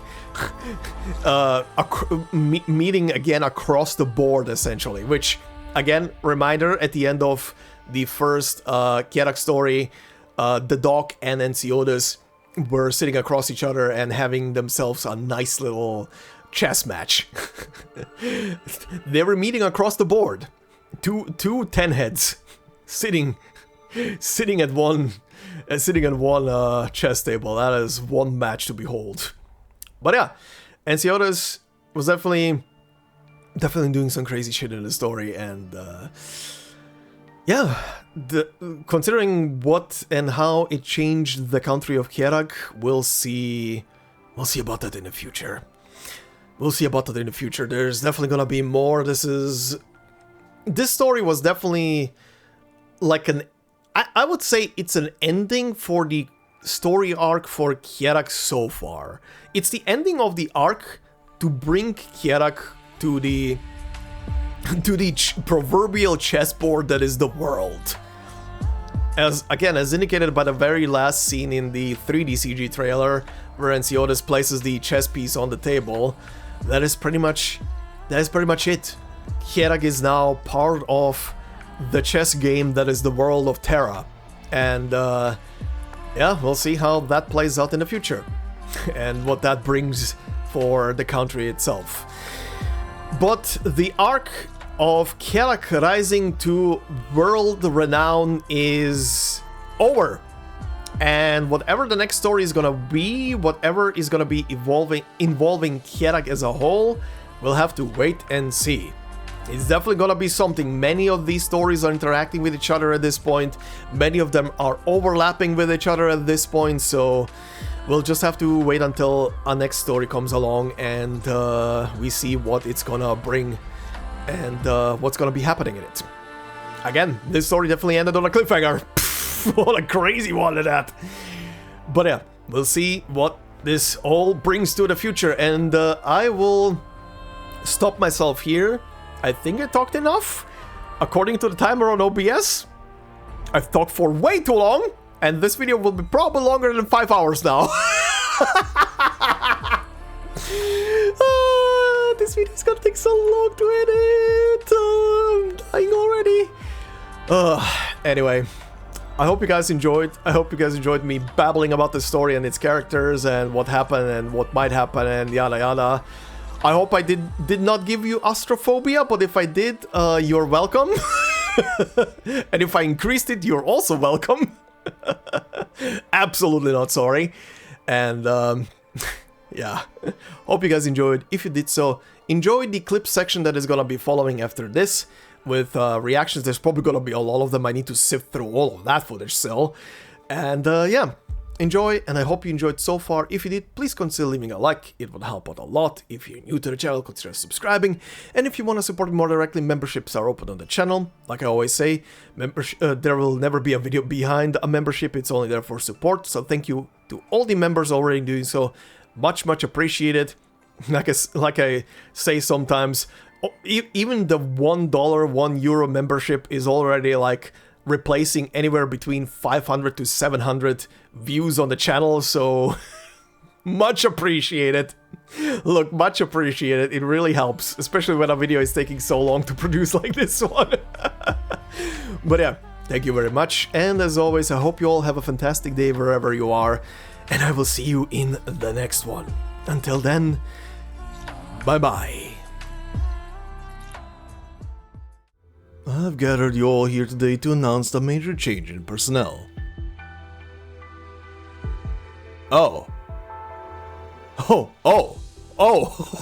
he's stepping down? Oh, as of today, Ensiodas Silverash will no longer serve as chairman and CEO of Trade. Oh, is that what the letter is about? Is it, yeah, he's transferring it. He's transferring the position of CEO to Gnosis, isn't he? Trade shall be ceasing all collaboration with Victoria.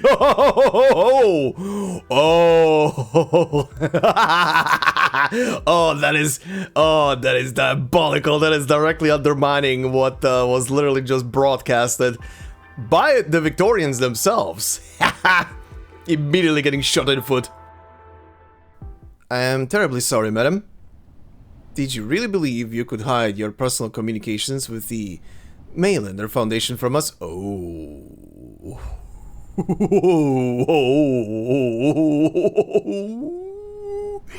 Oh, she's a double spy. Oh, she worked for the Colombians at the same time. Oh, shit. She sighs deeply, unsure of whom she's actually feeling sorry for.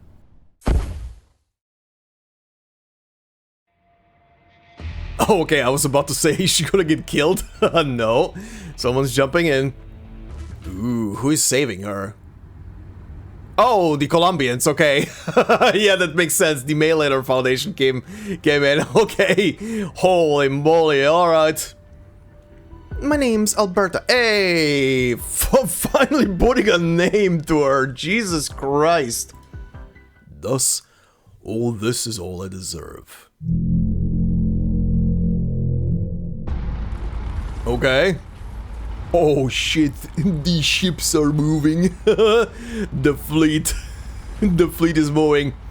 Also, yep, this is where literally every single CG is gonna be. The last couple of cutscenes, for fuck's sake. Alright, this is something. Dark clouds cover the twilight sky. The steel behemoths of Victoria trample across the white snowfields. Oh, it's the Victorian fleet. Never mind. I thought this is this is the fleet he was building. No. This is the Victorian fleet. Oh boy. It is meaningless. Elder. Because Kjeragandr does not exist. Oh, he said it outright. Oh, Enya was on point. Oh shit, Enya was on point when she asked him about his faith, and he lied through his teeth. He literally lied to his teeth in front of her. Jesus fucking Christ, this asshole. Cold steel. Excuse me, am I playing a Legend of Heroes game right now? Oh, what the hell? Cold steel. Okay, so there's one more stage after this, one more battle stage. Also, this was ST3 just now. Okay, I'm wondering right now, is there gonna be an ST4 after this? Because I know that there is 10 battle stages. I saw this in the achievements. I wonder. Let's see. Oh shit. Oh, this gets a CG? But the funeral couldn't? Okay, interesting. Oh shit, hi. Deck of the Gloriana. Yep, the ship got repaired. Oh, hello. Caster's personal guard captain. Okay, a completely new character. Colors, definitely Caster, but she also has... Well, yeah, actually I was gonna say she kinda has the almost attire of a Trilby Asher, but yeah, the green coloring is Caster, so this is their uniforms essentially. The intruder looks about warily, holding his weapon tight. Not good. Damn, get fucked. A black Dagenbrecher flies at unbelievable speed towards him. The intruder is sent flying by the incredible force slamming against the walls. Oh shit, what the fuck is this music right now? What the fuck is this music all of a sudden? Dagenbrecher getting their own fucking epic music for the showdown? The humid air warms and dries. Falling snow melts, steam rises, droplets splash about. Bitch, this better have a CG. You have not used CGs throughout this entire fucking story until the very last moments. This showdown here better... You gave her music for the showdown. This better have a CG, you bitches. Jesus Christ, she's just fucking mowing them down. Holy shit. Oh, no, never mind. Jesus. Oh, holy shit, Dagenberger. Oh shit, yes, let's go. Oh shit, you're actually giving me the CG I wanted. Yes, let's go. Oh, zoom the fuck out of this. She has not taken a single step back. Oh, even a breath. Oh, that's... Wow. Wow, you kept all this shit for the end, you bitches. Come on. It's fuck's sake. I hate them. I hate them and I love them. I hate them. It's fuck's sake. Oh, hell yes. Oh, hell yes. Holy shit. Oh, you guys are fucked. You guys are just fucked. Meanwhile, the one Trilby Asher belly is somewhere like having massive shivers up his spine. Good thing I wasn't there.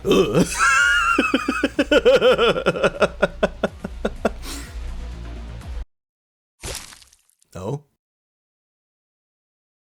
Oh, what's happening? Oh, her vision is getting blurry. The knight takes a shaky step forward, leaving behind 2 trails of blood upon the ground.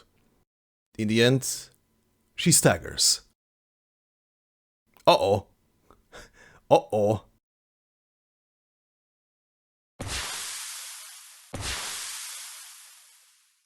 Oh, smoke grenades. I was like, what the fuck am I hearing?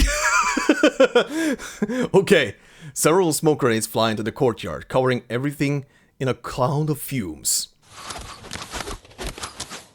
Okay, is it Enciodas finally? Someone they didn't account for? Who the fuck is... Made it right on time? I mean... The only thing I can... No, they wouldn't directly interfere, right? They did come to pick up the researcher, but they don't really give a shit about the conflict that is happening. It wouldn't be the Colombians.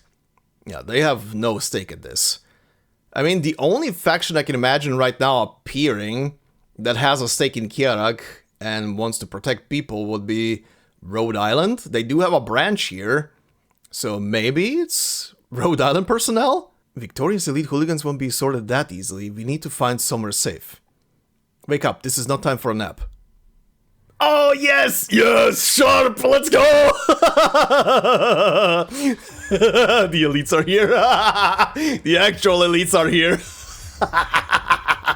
Yes! Let's go, sharp! Since this is to be a negotiation, I thought I would change into something more formal. Hey, has he finally donned the attire? Hell yeah. Yep, there we go, finally. Oh, and the main theme plays right now. Okay, yeah.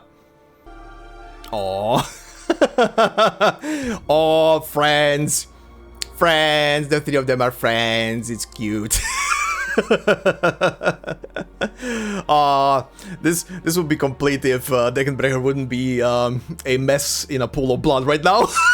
And she would also be here. The 3 of them are friends. Well, time to fight God by Kjeragandr. By Kjeragandr, blessed be her name. Uh-huh. Oh yeah. Oh yeah. Oh my god. How many? There's like 3 avalanche bullshits on this map. Oh god. Drones, or rather flyers and other shit. Okay, well, here goes. Oh, it's the background image. It's the background image from the map. Wow. I didn't... That's what this was. Okay. Okay. I am here as the sole authority of Kjerag. Oh! Oh! Excuse me? Holy shit, buddy. You've got a promotion. Holy shit. No, it's more like, based on these readings, it's rhythmic, like Oh, they actually hear this. I thought they were using this sound effect for something else, but they actually hear a heartbeat. Oh, oh, you really are at the heart of the Faramut. Well, Elena, time to believe in Faramut. Time to face a kaiju. Oh shit. Hi. Okay. Well, Kjeragandr's throne room, you have reached it. Time to fight a god. Time to become actual JRPG protagonists. First story, we basically fought an uprising, a militia. Second story, we fought an army. Third story, well, time to fight God. Pretty much, this journey through the Kjerag story was pretty much a JRPG story. From local militias and bandits and stuff like that to kingdom and their army to or just an army in general to a god. Well, it's the end game. Oh wow, different attire. I just realized he has a full cloak now and everything. Okay. Oh god, boss battle. Oh no. Oh no. Oh no. No, no. Oh god, how terrible is... how horrible is this fight gonna be? Ooh, music. Oh wait, whoa. What are you doing here? Okay, Carlan Saintus. Okay, so she appears on the map, which is very funny. I have two of those in my party right now. Carlan Saintus, friendly unit, the chosen one. She rings her bell again and again for you and for her. Okay, sharp. Actually, oh my god, I'm wondering. This is not gonna appear. Probably if I do this on auto, but we'll see. Pramanix is praying towards the Saintess' statue. She can browse Kjeragandr so long as she is given time. Avalanches will interrupt her prayer. Protect Pramanix and keep the ritual going. Oh, shit, that went away quick. Why did it go away? Huh? I didn't even click that. Or click that, I didn't even tap my hotkey. Shit, okay, well, time to deal with this. Oh wow, it appears, the prayer appears in the text boxes up there. My beloved Kjeragandr, I ask that you hear my prayer. Oh, I just realized the right side of the map is... I cannot deploy on this side, yeah. Okay, so this is gonna unlock in a bit probably. Oh, never mind, we moved. We just moved. As I was doing stuff, we just moved. Okay. Am I stuck now in... Oh, there we go. Jesus Christ. Stupid flyers. Okay, we have moved. I can redeploy. That's, good. Ow! You sons of bitches. Oh boy, phase 2. Okay, we're moving the map back. Or rather, no, the map changed now. Okay, okay. Here's actual Kjeragandr. As white, as beautiful, as vast as the great ice fields, she is mesmerizing and magnificent, beyond reckoning then, now, and forever. Okay, so... what happens now? Okay, you are attacking her, actually, which is crazy. Very, very crazy. Please deploy, thank you. Jesus Christ, ow. What should she say? What could she say? Just hug. Or tell her, come back, you dingus. I need my friend back. Say something. You idiot.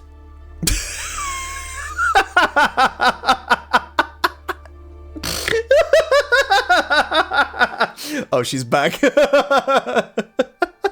Fuck's sake, you dingus. You left her alone. What did you... Oh, good god.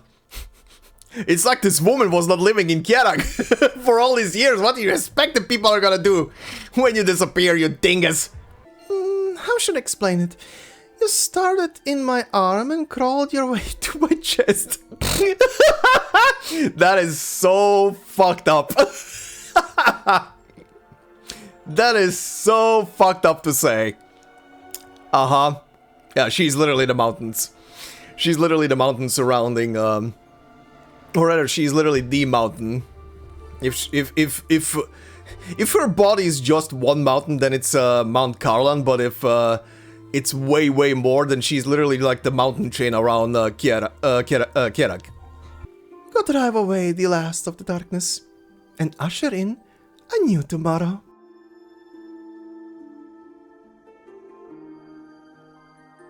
Aww. No. I wonder what the reason is for her to go back to sleep all of a sudden. Probably has to do with whatever the hell is happening right now as well in the main story. Again, just for safety, I will not go into detail, but shit is happening. For people who are still catching up, get to chapter 15 and 16. You'll know more. They're playing in the same year as this. You'll have a better picture. You did. Both of you did when Enya touched the statue. You've been out for about 5 minutes. Oh, interesting. So Elena wasn't affected by this. It was purely the people of Kjerag, huh? Ha! Fitting. Yeah, makes sense. Oh shit. Yep, every single CG in this story is literally gonna be in the last 5 minutes. As predicted. Fuck's sake. I have faith that you will agree.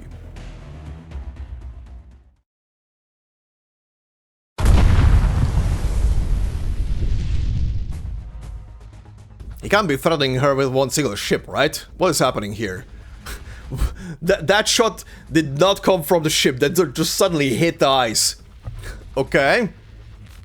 Oh, it's probably not that, but that would be fucking sick. Did he maybe in the mountains all around Kjerag hide like artillery? That would be sick. That would be that would be a thing he would do. Just absolute dominance. If you walk in here, you walked into a fucking hornet's nest.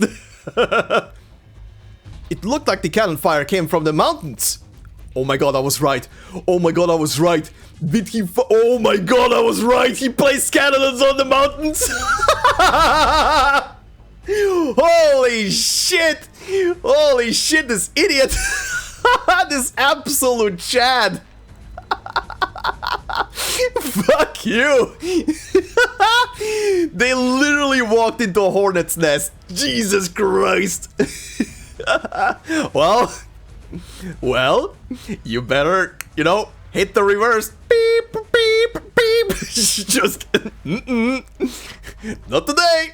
Victoria's not marching today. Beep. Also just realized Skiorus. Skiorus is just cheering for the guns. That is amazing.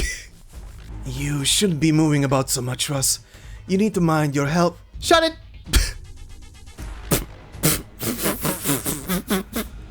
He got shut down so hard. Let them get a taste of Kjeragandr's protection. Jesus Christ. Oh, hey! Wow! Hey there, Vice. Where the fuck were you during this entire goddamn story? Good lord, my guy. Oh, maybe he was with Rhode Island and delivering messages. Maybe that's where he disappeared to. Like on a mission from Meteoris or something. Could be. But yeah. Ras just having a moment to unleash all of her fucking frustrations. Yes. D5 east. 200 meters. This motherfucker is playing Battleship. This motherfucker is playing Battleship. Jesus fucking Christ, that is such a flex. Yep, every single CG is at the end of the story. Yep. Actually, I'm actually surprised that Enya didn't get her new drip for her alter form. This is probably gonna be the last scene or something? Oh, hey! Where did you find those ropes? Ah, okay, there's the explanation. Okay, what the fuck? That came out of nowhere. Alright.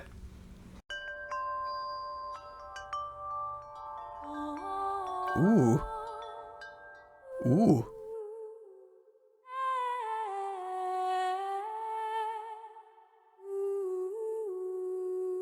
Yep, one final CG. If this is the final one. Wow, very pretty. Very pretty. Jesus Christ. Hi, Kjerag. Stop this idiot from jumping. He's an idiot, but stop him from jumping, please. What more can we even do? Sound the retreat.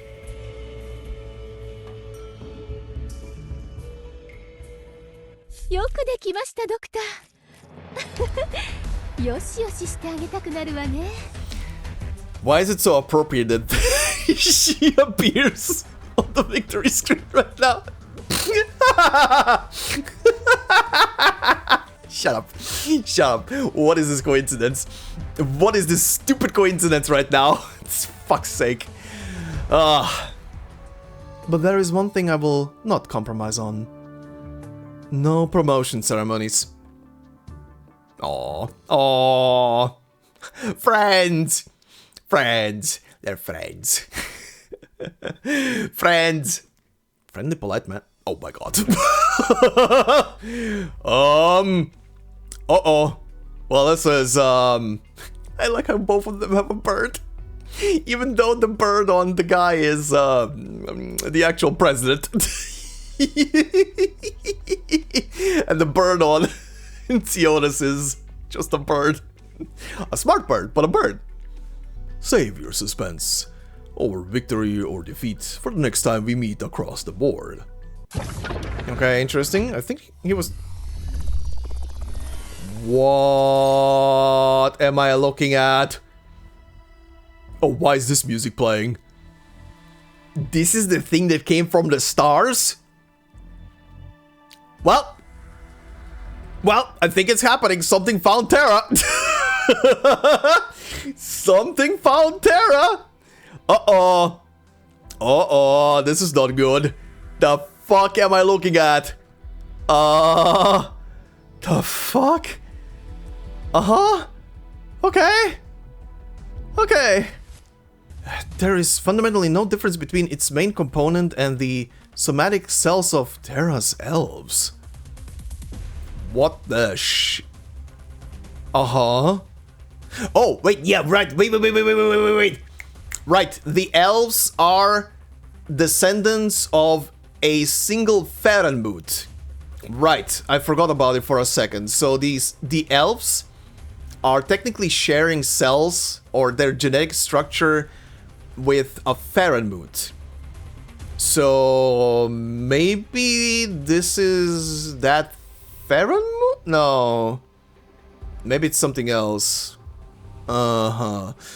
Okay, but it's definitely something related to it then, as he said there. Alright. Based on our observations, this unknown object is constantly sending out a type of infrasonic wave. Uh-oh. Uh-oh. What's it communicating with? Enya takes the terminal from Elena, and with some guidance, she finds the relevant text. She looks at the diagrams in the ancient tome, writing out her translation in the snow with her finger. Destruction has arrived. Uh-oh. Uh-oh. Concern? What is this thing? Oh, this is gonna be where it ends, right? This is where the cutscene ends. Is it? Yes, you sons of bitches! You bitches, you absolute sons of bitches! Oh my, what the fuck is that thing? What Well, that's concerning. That's very concerning. Alright then. Well, great. That's great. Just what we needed. Just what Terra needed. Just what we needed. More fucking terror and doom. Why not? Why the fuck not? We already have Originium and wars and fucking everything, and a gate that spews out fucking bullshit from beyond who the fuck knows butthole nowhere. Then we have Cthulhu in the seas and other fucking shit on the ground, and who the fuck knows what is swarming around the planet. Well, that thing is apparently swarming out there around the planet. And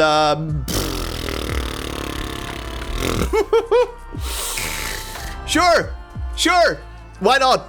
Magical space elves. They came from the Chaos realm out of the butthole of Slaanesh. I don't know. Don't care.